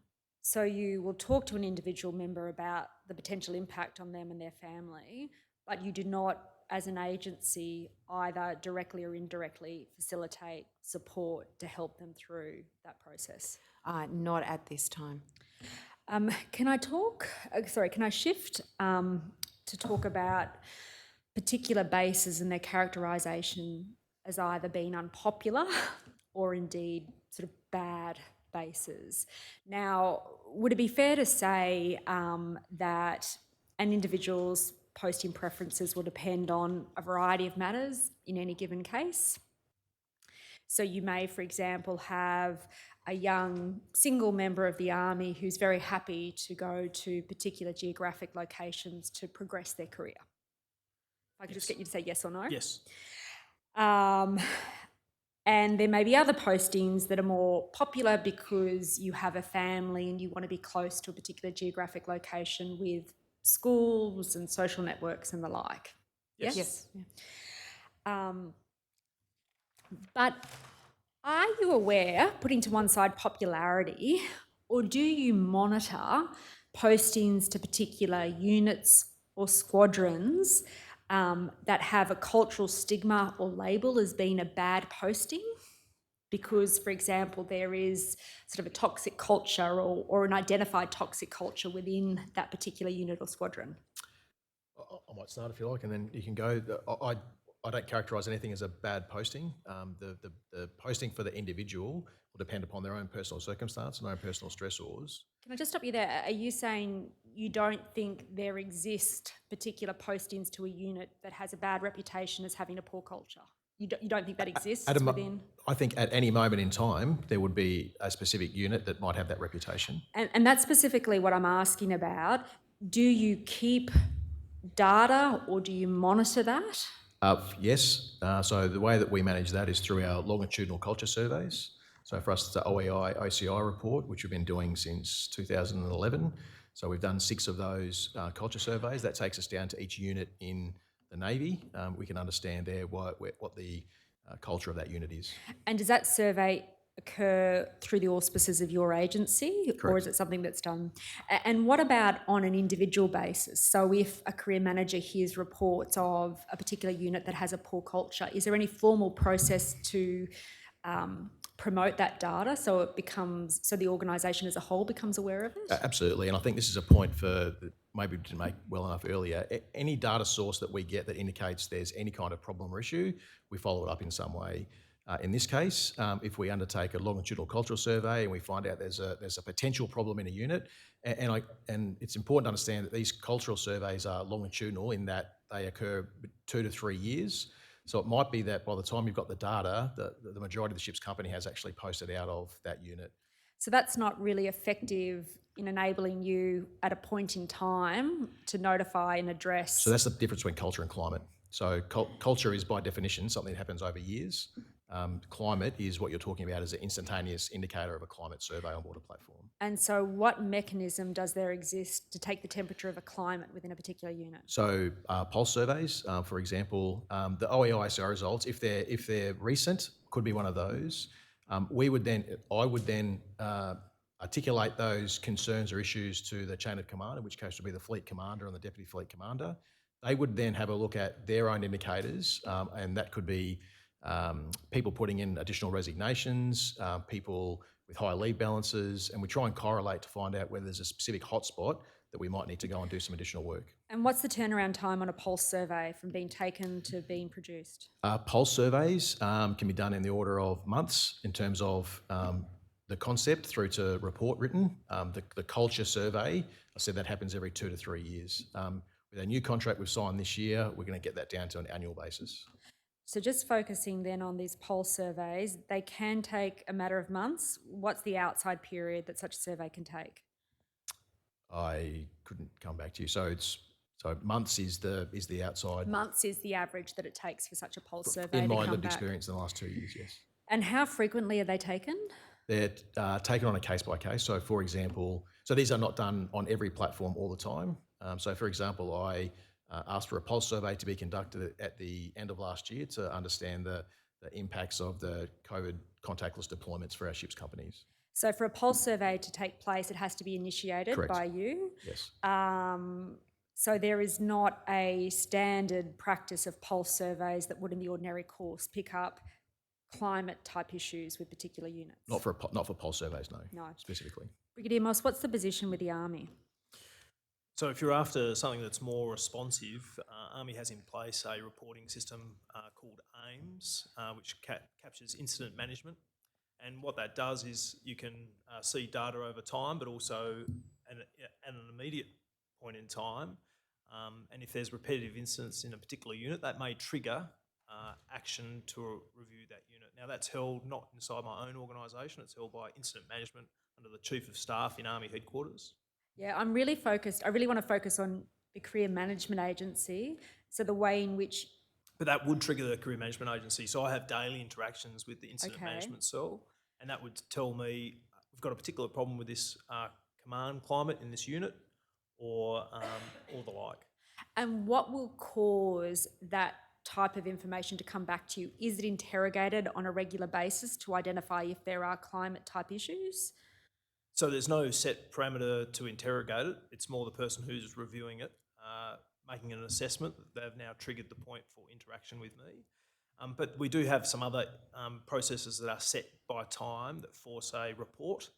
So the Adjutant General in unit, you run reports that go to the Adjutant General, again within Army headquarters, that look at climate, work health and safety, governance, those type of things. And if that was to trigger an issue, again, that would potentially be raised to me, but doesn't get raised on a set basis. And I really want to focus on this idea of, point in time sort of identification of particular units that might have a poor reputation in terms of culture. In your view, does that exist, or has that been identified through your career management agency? I think the best way that it does occur is through the incident management process I just described. So have particular units been identified Yes. as having poor culture? In historically, yes. What about currently? There's none that have currently reached the threshold to trigger that. So AIMS is one threshold through which that information comes to you. What about individuals in the context of posting decisions identifying particular units having bad culture? So I think if we looked at the report charges, if there was some coming out of a particular unit, or again, separation rates were high from a particular unit, that would probably draw my attention pretty quickly to examine that further and be curious. So one of the expectations of my career managers is to be curious and ask those questions. And am I right to understand, I was struck by something you said before to Commissioner Brown, that at an organisational level, how you can create career managers who, for example, focus on individual requirements or place emphasis on that as opposed to capability requirements, is to have KPIs. So that is a mechanism by which, on an organisational agency-wide basis, you can ensure that your career managers are focusing on what is best to support defence people. That's true. Coming back round, though, specifically to this issue of units that have poor culture, so you've mentioned another sort of systemic mechanism by which that can come to your attention. What about a career manager who has an individual who comes to them and says, I don't want to go to that unit, it's got a really poor culture? Is there any particular mechanism for that, formally or informally, to come back to you and for you to act on it?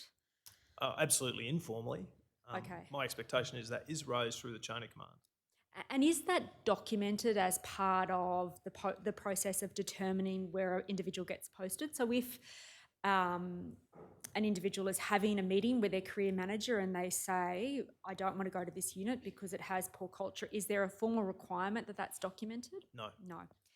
Air Commodore Ashworth, what's the position with respect to the RAF? Very similar to what was just described within Army. In terms of the way that Air Force approaches keeping an eye on culture, generally it's a system of systems. So in addition to the things mentioned, while we're not currently doing the cultural evaluation surveys, Navy is, we're working with the Defence Culture Blueprint to evaluate that going forward. But we do have the Safety Snapshot Survey, which I believe the Commission may already have been apprised of, which is conducted annually in all Air Force locations by aviators. And that gives a report at each unit level that indicates, among other things, it's safety borne, but it indicates, among other things, elements that you would consider psychosocial hazard, and that can flag that. So I recently received the report for my branch, and each of my directors received their own reports that could indicate whether or not there are any concerns there. How long does it take between taking and producing a snapshot survey? I believe it's actually relatively quickly. We do the survey early in the year, and I had mine back by sort of May, June. So it's a matter of 4, 5, 6 months between the taking and the production of the survey? I'm not 100% sure how long it is. It doesn't feel quite that long. I think the other thing that we do is, in the system of systems, is we also monitor incident report trends. We also monitor through IGADF visits, and Senior leadership visits are very much part of the organisation requirements. So that tests the climate in a less formal survey way. It tests the climate through roundtables with junior people, etc.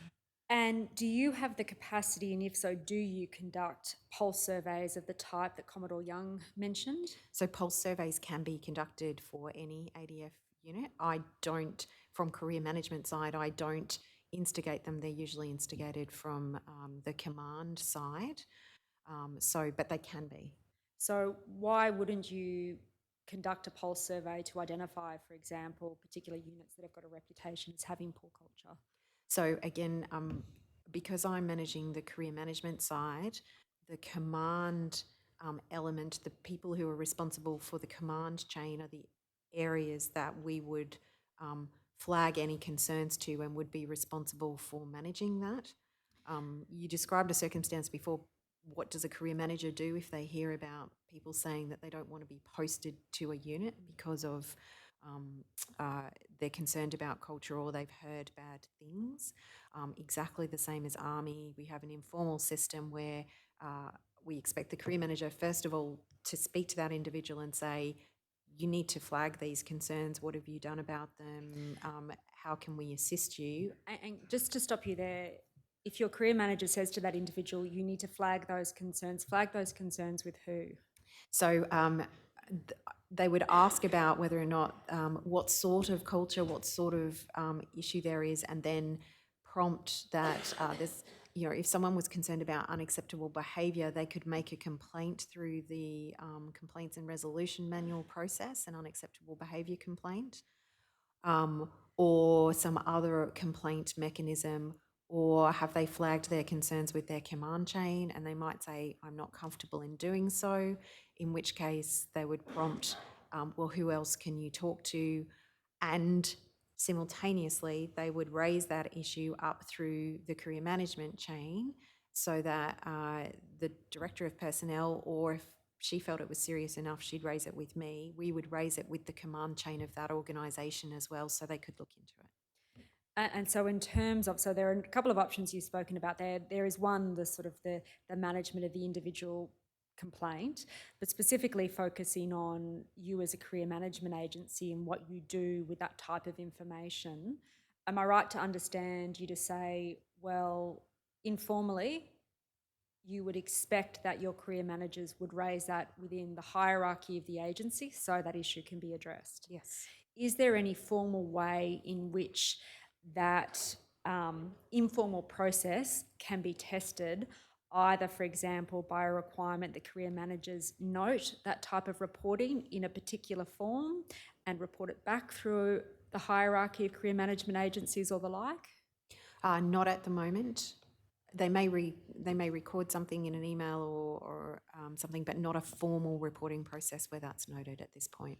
Again, because we're working through the lens that those commanders and that command chain are exercising the personnel management day by day, looking after their health and well-being of their individuals.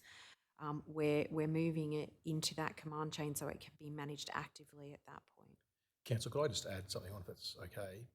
So just in terms of things very clear, when you talk about poor culture, I think what we're probably referring to is culture that's less than ideal. And what I mean by that is something that's within the unit's ability to rectify with some support.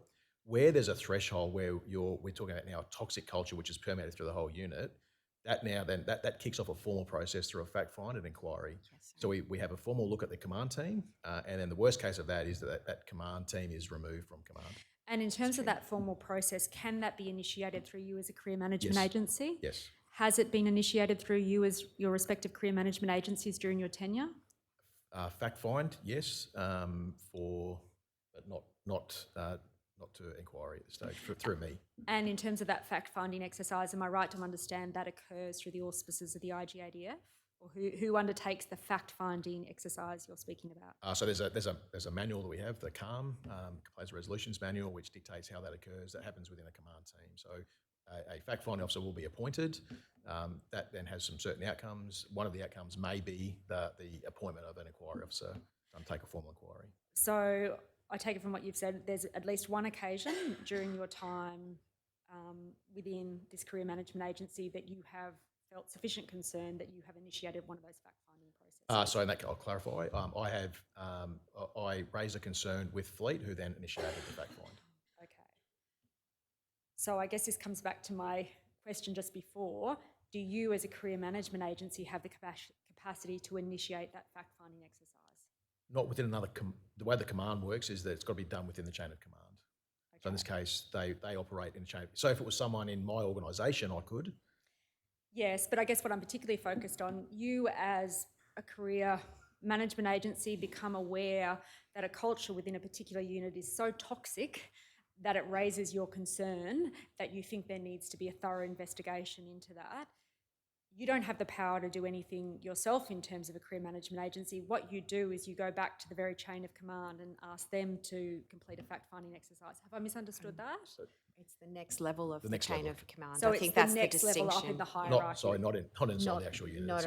No. Yeah. Apologies if I wasn't clear on that. It would be at the higher levels. Can I come to you then, Air Commodore Ashworth? Within your tenure within the Career Management Agency, have you ever had cause to seek to initiate that fact-finding exercise because of concerns about a toxic culture within a unit? So I have never personally instigated a fact-finding due to a toxic culture in a unit. I have been engaged with the higher parts of Air Force headquarters to deal with concerns related perhaps to a group of workforce or something where some elements of that workforce had identified some issues, and those fact findings were instigated by the Chief of Staff, Air Force headquarters, that level. So I've certainly been involved, but I've not personally instigated one. Can you just be a bit more specific about what you're talking about there? Are you talking about sort of an investigation of, for example, the personnel aspect of Air Force, or what specifically are you talking about in terms of initiating that? So it wasn't a specific unit, it was more around some people who had concerns about the way things were done for an employment group or a group of people, and some of those elements did relate to the way that career management was done. In the specific case that I can recall, there was a perception perhaps that people who weren't part of the career management organisation were influencing or making decisions about people's postings, and there were concerns by those individuals, therefore, that they weren't getting a transparent and fair process. And what was the work group in question? I'd probably prefer not to say if I'm able. Are there records kept about that particular investigation? There would be. Brigadier Moss, can I ask the same question of you? Yep. So I've personally been a delegate in making a decision, but I wasn't the instigator. So the instigator occurred in the incident management organisation that I was talking about previously, based on advice from the chain of command. So it's the reverse of how you're describing it. The chain of command identified the issue to the incident manager, and as the delegate or decision maker on the impact of the commander, I made a decision on that individual. That was historic though, so it wasn't immediate. We're talking sort of potentially 18 months from the event that would have, or the culture period. But putting that to one side, you haven't had cause during your tenure? I have not. Okay. Now, we've spoken in some detail about the stress associated with the posting process itself. Putting to one side hardship postings, are there any formal processes or procedures that are in place to manage the risk of that transition period, that stress of moving from one geographic location to another for members' families? Yes? Yes. What are they? We referred to them before. There are a range of support mechanisms in place for the period when someone is relocating. So when a posting is issued that indicates that there will be a relocation involved, then DHA, Toll, who conducts the removals, get in contact, and I believe Defence Member and Family Support do as well, and they make contact and they start to offer the support they can. Some of that is administrative in terms of when do you want to move, how many effects do you have to move, etc. what housing support do you need, and some of them are more about what are your family needs in terms of support as you move through the process. So DFMS has got a number of packages. So for example, a employment package to support spouses, a education program or scheme to support people in education around tutoring as an example. There's community level grants that can be provided to establish community type activities. So DFMS does have some programs in place. I'm going to shift now, if I can, to promotions. The detail of this is recorded in the response to NTG DEF 124. In the interest of time, I might put some broad propositions to you and ask you to tell me if I'm wrong about that. In broad terms, the process of promotions within the Australian Defence Force is broken on the one hand into what are called time and competency-based promotions. Yes. Time and competency-based promotions tend to be with respect to lower levels of the hierarchy within Defence. Yes. And that's correct for the Army as well, Brigadier Moss. On the other end of the scale, there are merit-based promotions. Yes. I'd say all promotions are merit-based, but there's the time context to them. How do you define merit? Does that include, for example, we'll talk about this in a little bit, there's the idea that an individual is a fit and proper person, so that's a particular concept that's used within Defence, is that right? So in Army we define it as your performance, your potential, your qualifications and experience, your values, and then the context that all that is framed in. So that's how we define merit. Okay, and so in terms of then time and competency-based promotions, would they take into account specifically whether or not an individual is a fit and proper person? Would that check be done as a matter of course? Yes, at the unit level for the junior people. At a unit level, and that's across the board? Yes, so there's 3 tiers to fit and proper person checks.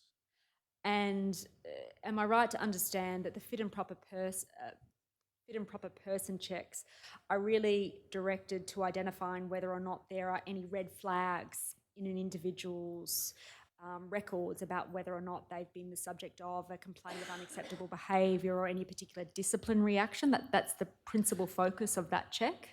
There's 2 parts. One is a red flag as you prescribe. The other one is where there's been a pattern of behaviour observed that is below the level of, that might be formal admin or disciplinary action. So there might have been a complaint raised with no adverse findings, but if we can see a pattern of behaviour over a career, then we would question whether that person's a fit and proper person. So it's looking for negative indicia in relation to an individual? That's right.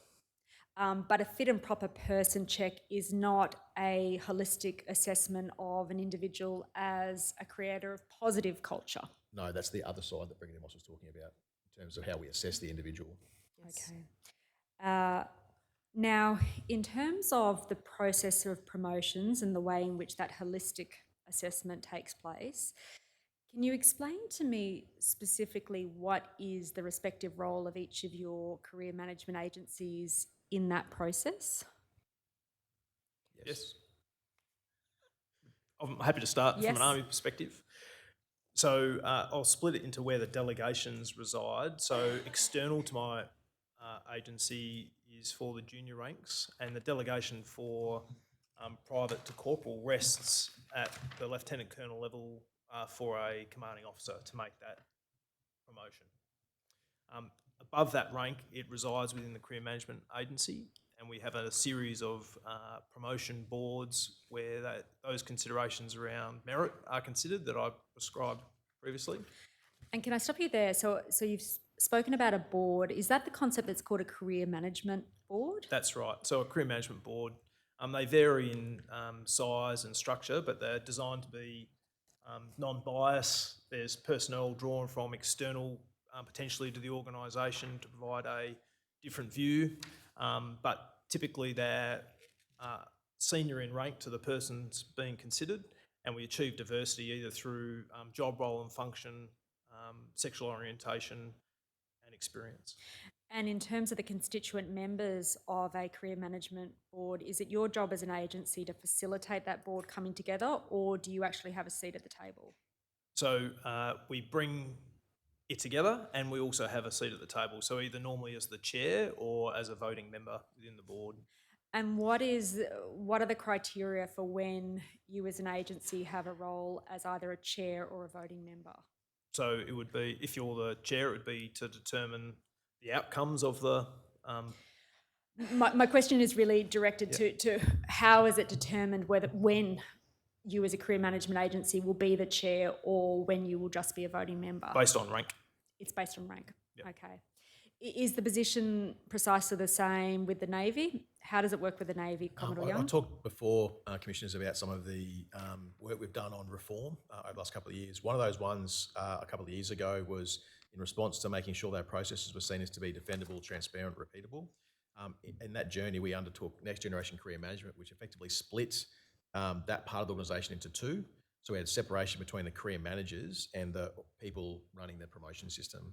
So we have a separate organisation within my organisation that runs the promotion boards, and those members of the boards are all drawn from outside of my agency, with the exception of some of the more junior cohorts. So we have a structure called communities.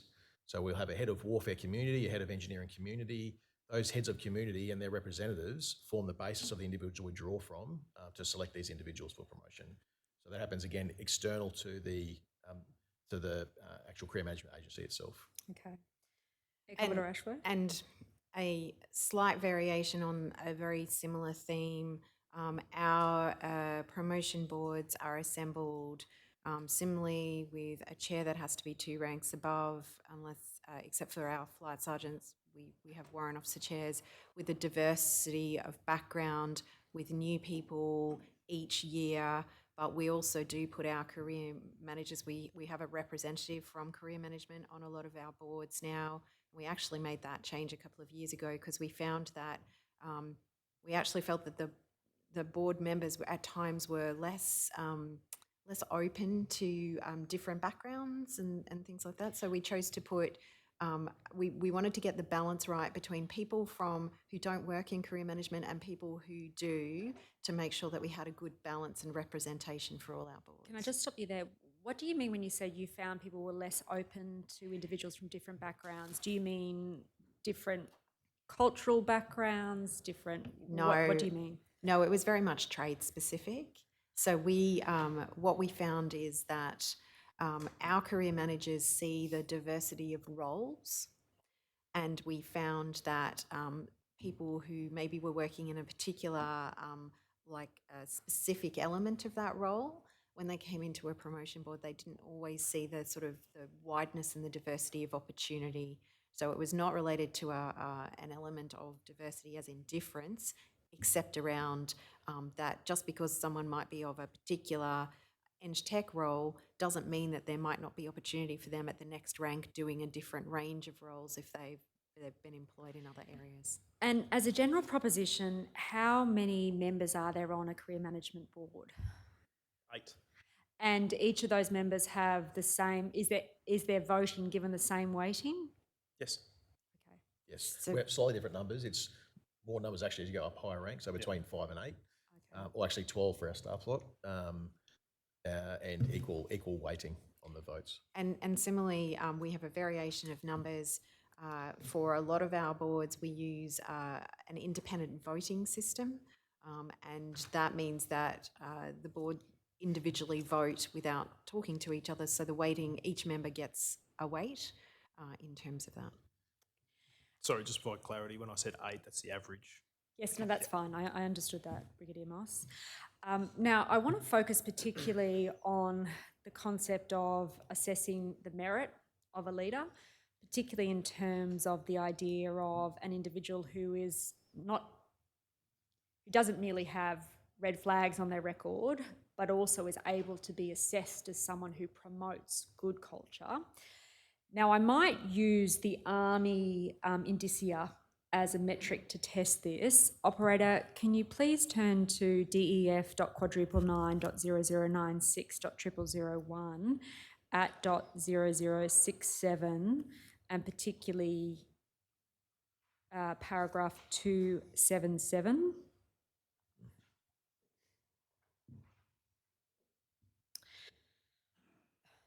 So, Brigadier Moss, I understand that they are the types of criteria that will be taken into account by a career management board in making decisions about promotion. Is my understanding about that correct? That's correct. And my reading of that, at least, is it has a number of criteria directed to competency in terms of your technical skill competency. As we've spoken about, it has criteria in terms of whether or not the individual is a fit and proper person in terms of the identification of negative attributes they may have. In terms of that assessment of the individual and their capacity to create good culture, where does that exist within these criteria? So you'll see that is the primary one at values, and we put a huge amount of weight on that, and we draw that information from their personnel performance reporting, which is captured on an annual basis. And the criteria within there, one of the very first things is defence ethos and values, leadership. Sorry. No, can I just stop you there? In terms of that personnel performance reporting, who undertakes it? So it's undertaken by the person who is being presented, and it's written by their immediate supervisor and then another level up supervisor. So it is their performance is assessed by those above them in the hierarchy. That's correct. Is there any assessment by those under their command? Not currently. Okay. Is the position different in the Navy, Commodore Young? No, there is no 360-degree reporting at this stage used as a metric for performance or at the selection board. What about in the Air Force, Commodore Ashworth? Same. We're currently working towards a tri-service performance appraisal form, which will bring things together as part of ERP. There are discussions about the functionality to look at supporting reporting that you would indicate as 360.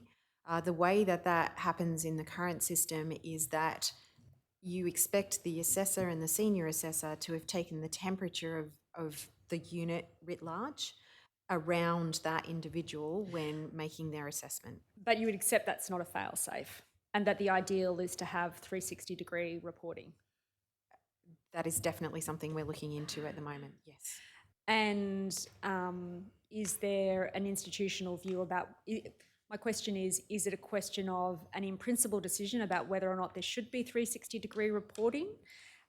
Or is it a question of the necessary mechanics to put that 360-degree reporting in place? So we do 360-degree reporting now, but it's not incorporated in this. It's more a developmental opportunity for the person. It's not an assessment criteria for determining their character and values for promotion. But Brigadier Moss, would you accept that it would be ideal, and in fact I would suggest important, to have 360-degree reporting as a measure of the individual as a commander? I think there'd be value in it if there was context and able to be provided to it. So currently when you report on someone, they have the opportunity to redress what's been written. As long as it was the same in the 360 context, I think it'd be valuable. For us, it's something we're definitely going down that path. So as Brigadier Moss said, we already do 360-degree reporting, but it's based on development needs. And the way that it's applied at the moment is the individual chooses who gives them the report. So you can imagine those that want to get honest feedback will get a broad base, and some people that like good feedback will go to some certain individuals. So our troops want it. They want to be able to talk about their supervisors. Our command teams, the current Chief of Navy, he wants it. The question is, one of mechanics is, how do we do it in a repeatable, defendable, transparent way? And how far away? I'm sorry, just very briefly. We just need some clarity. When you say we do 360-degree reporting, who's we? Is it across the board? Is it all the commission officers or what? Yeah, so non-commissioned and commissioned at certain points of their career. So part of our leadership and management continuum. What are certain points in their career? So particularly focused at the petty officer chief level and the lieutenant to lieutenant commander space. So as part of their development course, before that, they'll do a 360-degree activity. Part of our culture contract is that they then get debriefed on what that says, and it's about helping them to develop to become better leaders. I understand, but so every one of those points Correct. does 360. Yes. That is different in the Army. I would not say every individual, as they progress, would do a 360. And nor for Air Force. How do you select the ones that do and the ones that don't? The people who are put on particular courses get that opportunity by the nature of the course, not necessarily through a set mechanism, or the chain of command identifies a requirement or a benefit from doing it. Thank you. Just coming back to the mechanics of 360-degree reporting, would it be fair to say that from your perspective it's important that it has a degree of objectivity in that an individual just can't choose who gives the reporting so that they get a Yeah, good that was my response? point, exactly. Yeah. Yes. How far away is Navy from introducing 360-degree reporting in the context of promotions? We've now paused that work because of the joint performance appraisal report work that's going on at the moment. So we've stopped specifically looking at it ourselves, and we're waiting now for the joint performance system and for success factors, which is the ERP system, to then basically give us the opportunity to do that. And just in practical terms, am I right to understand then that will be something that will be considered by Lieutenant General Fox as part of her new role, or is there some other process involved? I think that's a fair determination. So the one stars, the DGs effectively will make the proposition about what that form should look like and the elements to it, then go through an approval process through Defence to make sure that the relevant chain of command is happy with that. So that's a process that in substance really wouldn't look like starting until at least the end of the year. That's right. So we, just based on the reporting timelines, we anticipate enacting it for the next reporting cycle. And so when does that next reporting cycle commence? September. September 2024 or September 2023? So are you talking specifically about the 360 degrees reporting component? yeah. Yes. So we will have a tri-service performance appraisal form for 05s and below in place from October this year, which is when a lot of the reporting cycles commence. The 360-degree reporting functionality in ERP will be available when the HR component of ERP is available, which, as I said before, I'm not entirely sure of the details, but my recollection is sometime in 24, 25.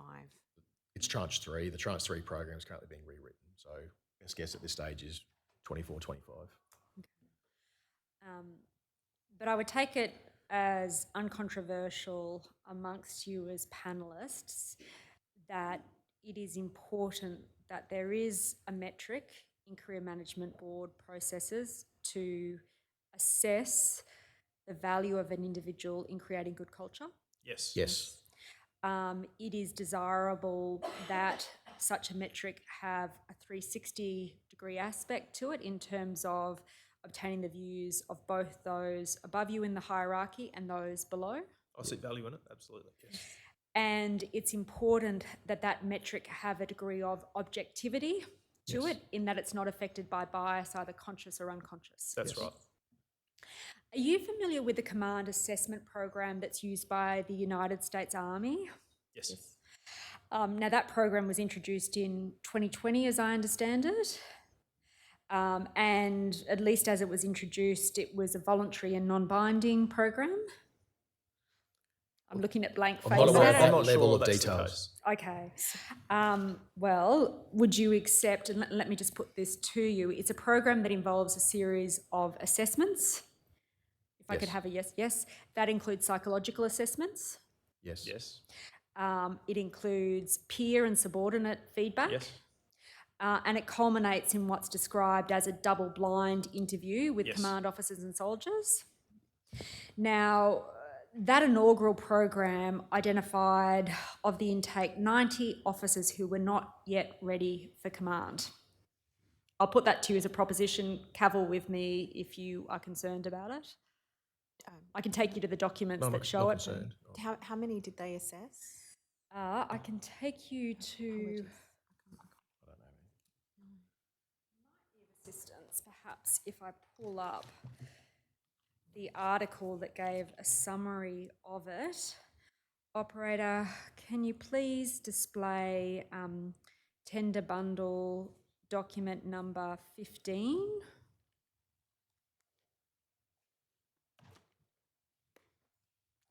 No, actually, it's the next document. I apologise.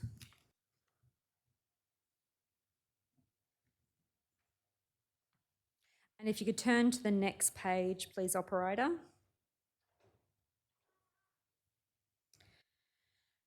So you'll see that I'll give you an opportunity to read it, particularly Air Commodore Ashworth. Thank you. And I particularly focus on the last two paragraphs on that page.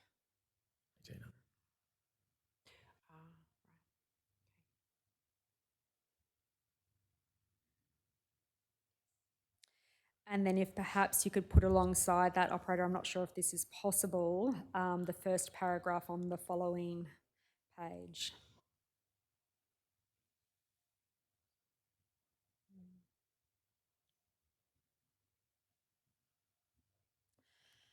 And the essential proposition I'm putting to you is that this is a process of the type that is successful in the sense of identifying that there are particular individuals who aren't ready for command. And it has the benefit of being an elongated process that focuses particularly on that concept of creating good leaders. And it might be something that is of utility, at least, for the Australian Defence Force to consider as a mechanism to create good culture. Would you care to comment on that as a proposition? I might start with what we currently do, and I think part of your proposition is that we don't currently do those things. So from a Navy perspective, for the officers last year, 1,073 officers went to promotion board. 10% of those were not cleared for promotion, and a quarter of those were because they weren't going to be a good fit they didn't have the required social mastery, EQ, to be good leaders of people. And just particularly there, in terms of that idea of social mastery, what is the metric by which that information became? So 2 years ago, we introduced social mastery into our assessment criteria, into the performance appraisal reports. So we now there's a self-assessment for the individual, which helps the supervisor and the senior supervisor to understand a bit about their EQ. And then there's an assessment, there's 2 assessment criteria. In the joint PAR that we're going to have in October this year, we've completely reframed it to assess someone's technical mastery, domain mastery, and their social mastery as equal weighting. And can I just stop you there in terms of the current social mastery assessment? So I've understood you to say, I think, that there is a self-assessment and then there is some other form of assessment. Who undertakes the other form of assessment? No, sorry, within the performance appraisal report itself, Yep. you can choose to or not to provide your own self-assessment of yourself. So if you elect not to provide your own assessment of your mastery, how else does that assessment come before the Career Management Board? So the supervisor then assesses that individual's their self-awareness and then their ability to influence others, other 2 criteria that we measure So at the moment. that's an assessment that happens by reference to, as I think you said, either the individual who is immediately above them or 2 ranks above them in command. Correct. But that current assessment process doesn't have the other indicia of 360-degree reporting, psychological assessment. Correct. Yes. Air Commodore Ashworth? So very similar in that the reporting at the moment may not have those things formally, but we expect the assessors to understand how that individual fits into the organisation and their performance across the organisation, which by extension means they need to have a sense of how they interact with others around them and what culture they build. Can I just stop you there? For expectation to meet reality, it really needs to be a formal part of the process, doesn't it? Excuse me. But I think your proposition there is that you can only do that through 360-degree reporting, and the process of the form, completing the form, and what we ask individuals and the supervisors and assessors to do in filling out that form explains that you're reporting on someone about their interpersonal skills and their values. By extension, you can't do that without understanding how that individual is interacting as part of the team and with the rest of the organisation around them and the people around them. Am I understanding you to really be seriously suggesting that a self-reporting assessment on your social skills, coupled with the view of your immediate or 2 ranks up commander, gives you a wholesale assessment of an individual as their prospects of being a good leader? I think that we expect our assessors and our senior assessors to look at their people in that lens, and we provide them with promotion guidance. The chief provides them with promotion guidance, and also we have a system that's set up to do that. I absolutely agree, as we said before, that you can enhance that through things such as 360-degree reporting for a fuller view. And I come back to that proposition. So for that expectation to meet reality, there really should be at an organisational level a requirement for a 360-degree view. Or something of that ilk, which is what we're working towards with ERP functionality. Brigadier Moss, do you see utility in a program such as that, which is used in the US in career management promotion boards in Australia? So specifically around the 360, if I address that first, I think there is value in having the 360 in there up front. There's elements out of the US process which we may do better. There's elements of the US process that we might want to take on and review. So, for example, we don't do a psychological review of our personnel, but I do think that we have a very strong longitudinal view of individuals based on how many reports we bring into the boardroom. I think they talk about not having a bias approach because they have a screen. I'm not sure that necessarily meets the requirements. We also try to have a non-bias view by on the people we select, how we actually present into the board or how things are introduced.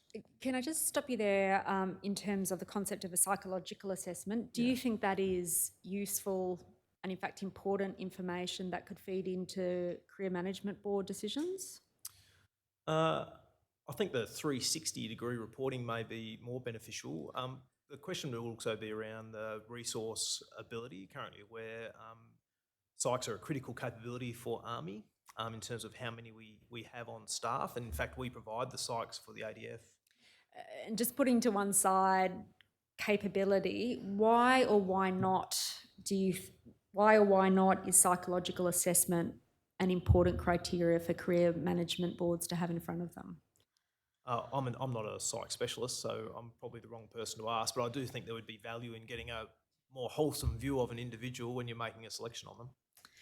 Commodore Young, do you agree that psychological assessments could be of utility if the capability allowed? Absolutely, and it's something we do for our commanding officers now. We're trialling I can't remember the exact name, it's a command support and wellbeing program where we provide psychological and coaching support to our commanding officers who are in situ at the moment.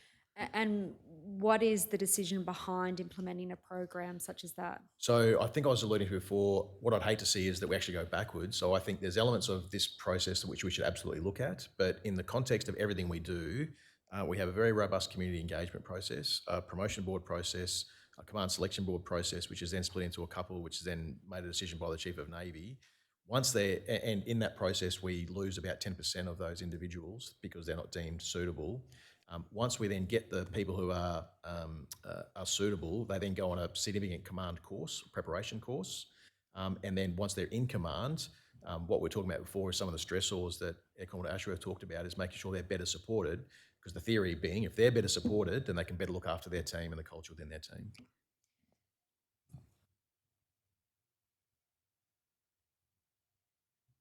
No further questions. Thank you, Commissioners. Thank you. Commissioner Brown? Thank you. I just wanted to go back and ask a couple of clarifying questions, if I can. You talked about fit and proper person checks, and I think someone said there was 3 tiers. That's correct. There's 3 tiers, Commissioner. Could you just explain those to me, please? So Tier 1 is conducted at the unit level. Tier 2 is conducted at the career management level, and we draw on the broader information that's available to us in their career management dossier, which covers the individual's career. And then Tier 3 is normally held at the service headquarters level, and that looks at or draws on information that might be held on systems, IT systems that look at incident management. For example, the red flags that we referred to before. So it's a more in-depth. It might look at military police records, might look at IGADF inquiries. So it's much more in-depth for Tier 3. So does that happen for everyone? It does. Tier 3 happens if you're being selected for a certain appointment or position. Right, okay. So how many people would be deemed not fit and proper persons?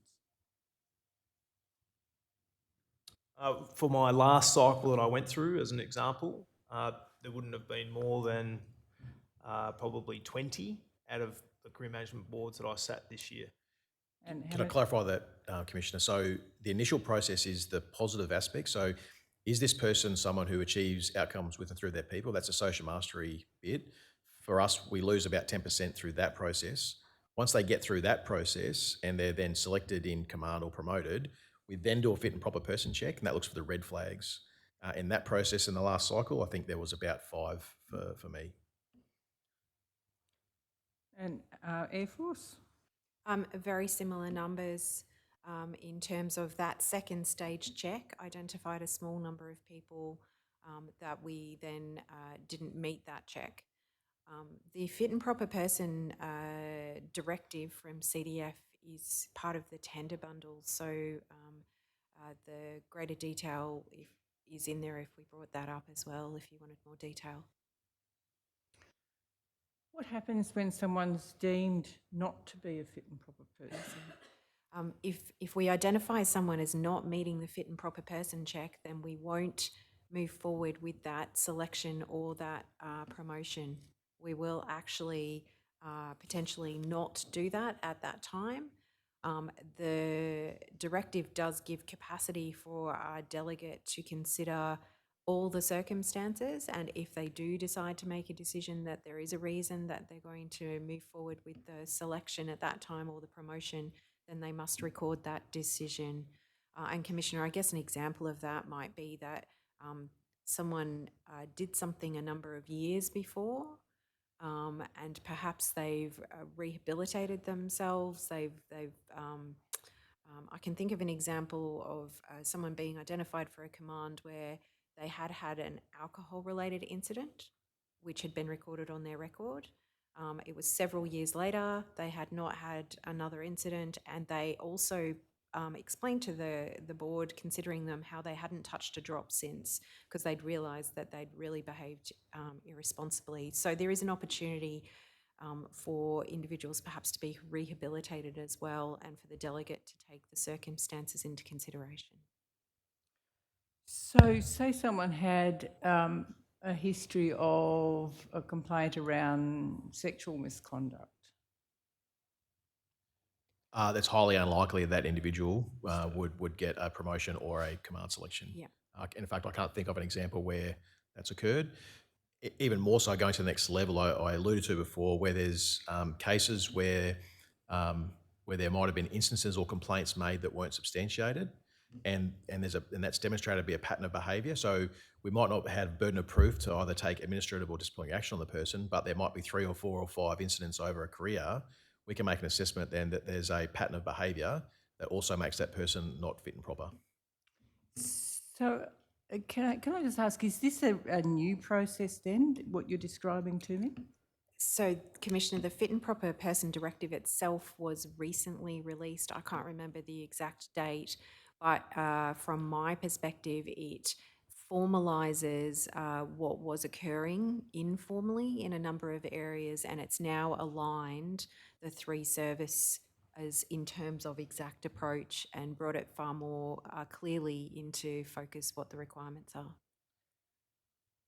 I guess I have to express surprise, because I've sat in many a private session, and I have to say I've heard far too many accounts of sexual or allegations, I guess, of sexual misconduct, and far too many times I've heard that the perpetrator's been promoted. And I'm trying to reconcile what I've been told many times over with what you've just heard. I was kind of wondering, well, is it historical? Some of it, I think, Commissioner, so our experience through DART and others, exactly the same thing, having sat in rooms and listened to some of these victims, is what's caused CDF to last year come out with a directive to say, let's formalise this process and make sure that we are specifically considering. And I think where the specific issue was around, it was much more easier where there was a specific disciplinary or admin action taken. Where it was more challenging was when victims felt like they weren't being heard because it was below the level of something being actually convicted through discipline or taken admin action. So we've now included that as longitudinal behaviour at a career check to see if it's a pattern of behaviour, and we're now taking action. Sorry, I hear that, but I just asked the question, is this new? And what I thought I heard in response was that you said it's just formalising what you were already doing before. So that doesn't quite line up. Yes, apologies, Commissioner, if that's unclear. It certainly formalises a range of actions that were being taken independently, but to Commodore Young's point, it better marries up the systems, in my view. That means that there's a better ability to look across a range of systems and make sure that we can capture everything. And yes, absolutely, I've heard the same in restorative engagement sessions about those concerns, and I think this this directive more clearly outlines looking for those trends as well. Okay, and can I just go back to my question about what happens if someone's found not to be a fit and proper person? I'm somewhat reassured to hear that they then are less likely to be promoted, albeit that it's not necessarily an absolute. But what is done to, in a sense, rehabilitate that person? Or That really depends on what the specifics are of the incident. So if it's a one-off, for example, alcohol incident at a certain point in time, and they can demonstrate, as Echo Ashworth said, that they haven't had a repeat in a decade, then the delegate might decide that there's a low enough risk for us to be able to say that they're a fit and proper person. Where there's a pattern of behaviour around, and in fact, once this was brought in and we started looking below the layer of actual admin action and disciplinary action taken, I have personally instigated admin action on an individual based on a pattern of behaviour over a career. So it's the extreme. It's everything from they're rehabilitating themselves through to support services, through to we can actually take unilateral admin action. okay, thank you. In terms of the promotion boards, you said that you have some external input to that, but I take it from what you said that that's external to the unit the person's working in?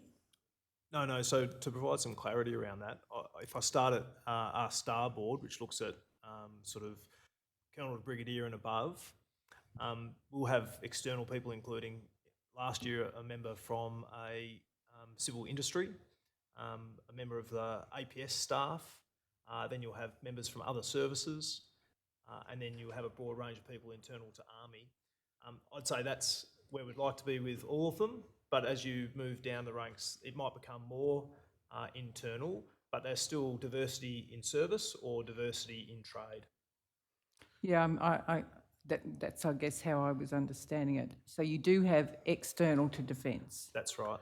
on the senior. In the very senior ones. And except in Air Force's case, that was our intent last year, but we didn't manage to achieve that. But we certainly had external members in terms of a senior member from another service. We had planned to have someone external APS, and they were unavailable at the time. But that is our intent as well. And again, is that a relatively new approach to have those external to defence members on promotion boards, or has it been in place for some time? I can say for the star plot, we've had a New South Wales Police Assistant Commissioner there for the last at least 6 years. So I can't really talk before that, to be honest.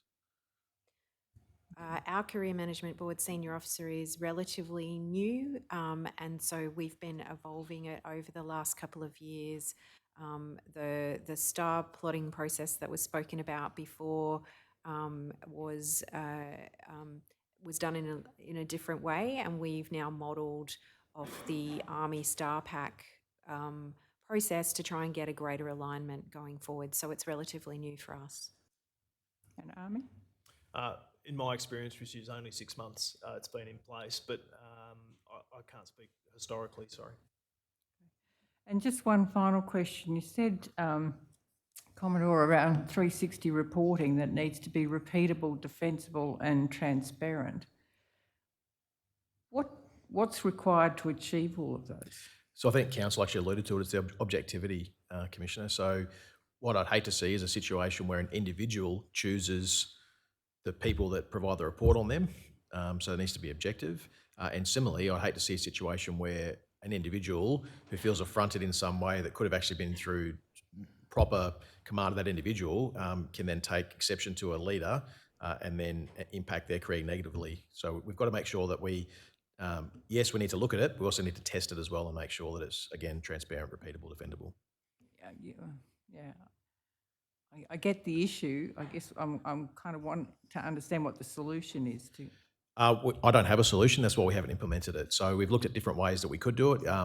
Randomly selecting a group of people. I mean, the fairest way is that you would get every single subordinate, but then that becomes too resource intensive to try and do that. So there's a few different ways we can probably skin it. I think we'll naturally go through that process as we implement ERP as to how we might implement that in a fair way. Okay, thank you. Thank you. Commissioner Douglas. As career managers, do you have any role in retention? Yes, absolutely. Right. So you keep track of people who are leaving and the percentages of people who are leaving? Yes. Yep. And the reasons why they're leaving? Yes. I've heard suggestions, again anecdotally, that retention rates are, those leaving are increasing in percentage in recent years. Is that your understanding of it too? So I can give you specifics. Yes. January 20, we're at 6.2% separation rate. January 21, we're at 7.3%. January 22, post-COVID, we saw a massive uptick. We're at 8.3% in January. Got to 9.6 in May last year. At the same time, we kicked off our retention campaign. That retention campaign has managed to plateau that at around about 10%. And for the last 3 months, we've had successive reductions. We're back down now to 9.1%. We've had a 1% reduction in the last 3 months. Does what you're doing in assessing why people are leaving give you any insight into why numbers might be? Absolutely. So this is what I was referring to, the retention forums we did last year and the surveys that we still do now. What my commitment is to all Navy people is that we will listen to them. We will take on their advice about their issues and their initiatives. My promise is that we'll track everything. We can't do everything all at once, and we've been sequencing the things that are most important. So the things that were most important last year were those related to operational tempo, work-life balance and remuneration. That was our focus last year. Things that are most important this year are things around housing, childcare, in fact, a lot of the family supports that we were talking around relocations. And does this reflect what you're being told by those leaving? Absolutely.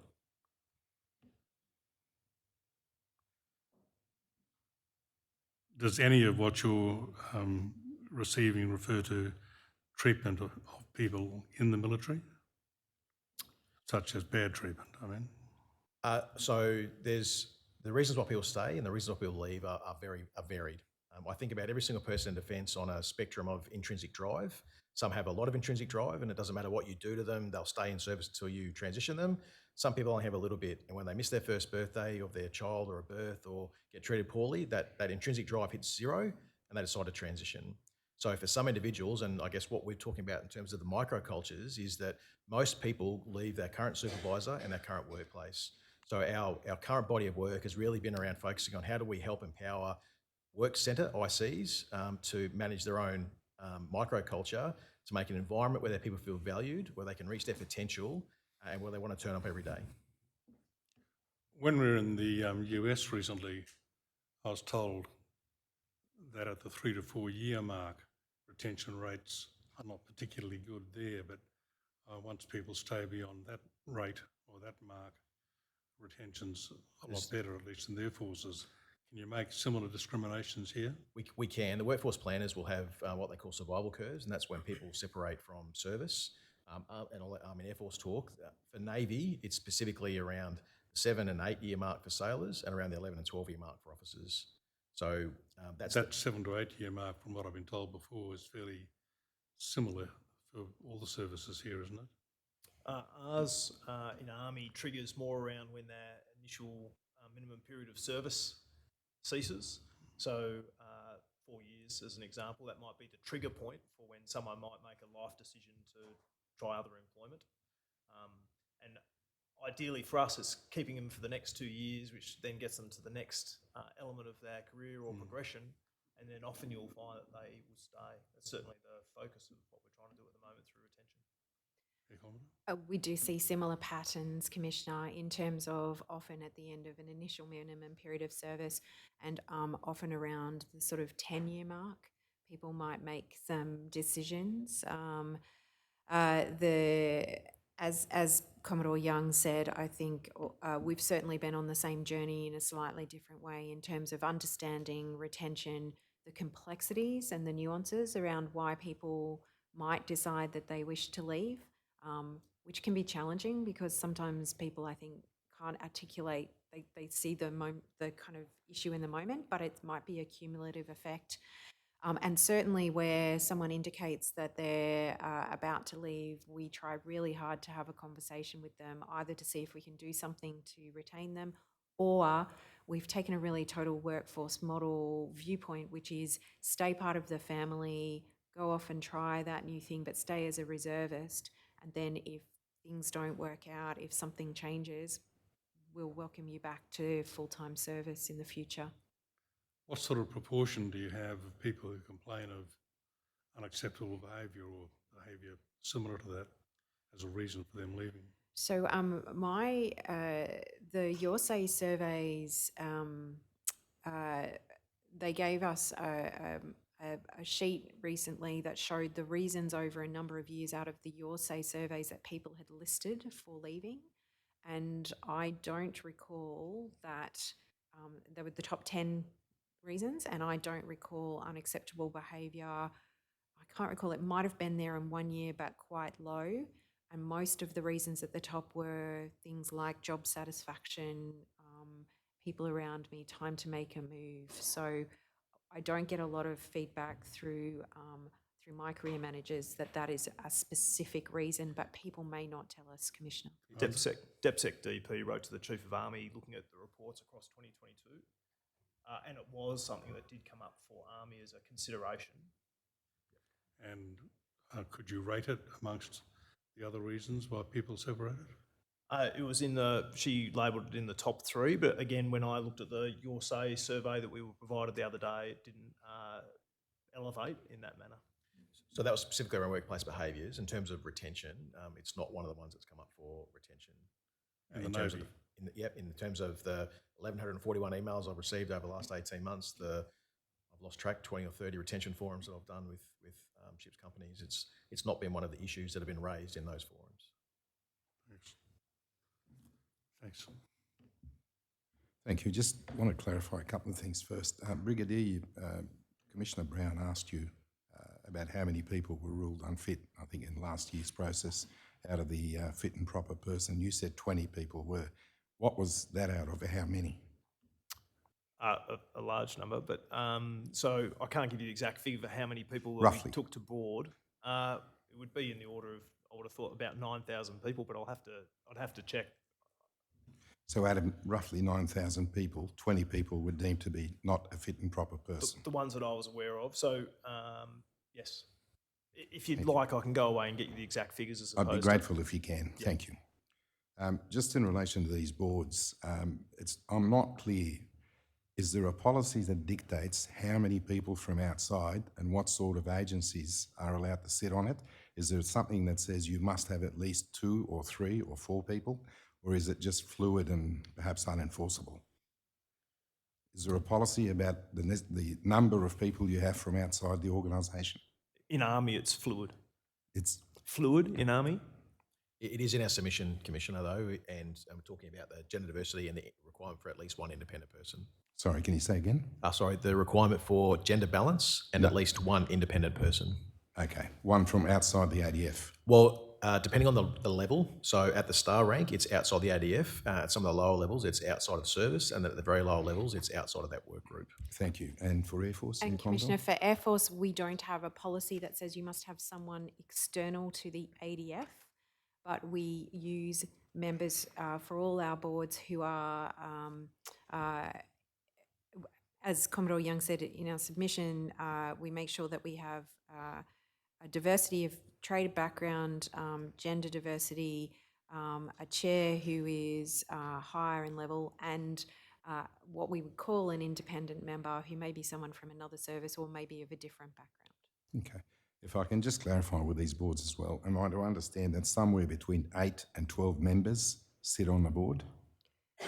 It may be less than that, so there might be somewhere as low as 5 and then some that are as high as 12.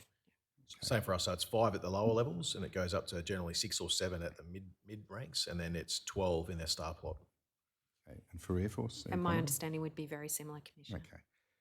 How do these members of these boards receive the information? Is it a paper-based exercise or do they do interviews? Paper-based for Army. Paper-based for the promotion. There's a couple that I do, which are also interviews as well. So for my senior warrant officers, I do a two-stage process where I then interview the warrant officers going from Tier Alpha to Tier Bravo and Tier Bravo to Tier Charlie. And similarly to Army, each of our boards is considering information from the individual. If they've put in a member statement, their reporting history, anything that might be an administrative record or anything like that. So it is paper-based, Commissioner. Thank you. So I just want to understand, make it perfectly clear. They don't actually look them in the eye at any stage in the Army and the Air Force. No, but it's a pretty small organisation, so there may be some knowledge of the individual. What's a small organisation? The Army? Yeah. Thank you. If I can just clarify one other issue. The fit and proper procedures that have come in, I think you mentioned, Commodore, they came in about 12 months ago, or roughly? I think it's within the last 12 months, Commissioner, I'm pretty sure. It's one of the directives. I'm pretty sure it's in the tendered pack. Okay, roughly. And you felt that at least partly that was in response to DART and other inquiries? Absolutely. I think, CDF was hearing these stories himself and wanted to make sure that we had a combined and consistent process across all of defence. Can any of you offer a view as to why DART finished 7 or 8 years ago and highlighted many issues of unacceptable behaviour and sex abuse? Why has it taken that many years for the ADF to bring in a policy where fit and proper is a criteria you must fulfil before you get promoted?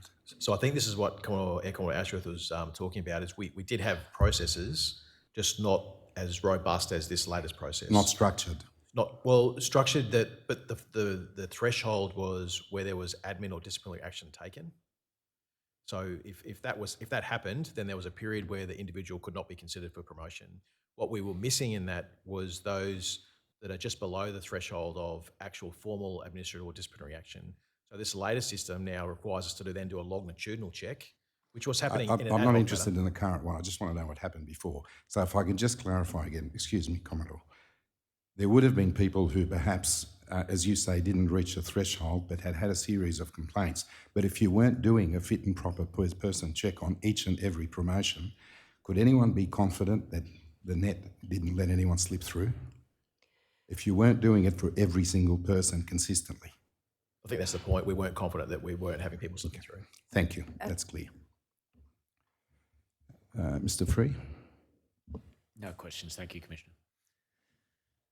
Is there any matters arising, Ms Longbottom? Can I just assist Commissioner Caldas? The directive the witnesses were referring to is dated 8 September 2022 and it appears as document 7 in the tender bundle. Other than that, nothing further. Okay. Are there any other matters arising? Are the witnesses to be excused from their summons? If they may be excused, please, Commissioner Caldas.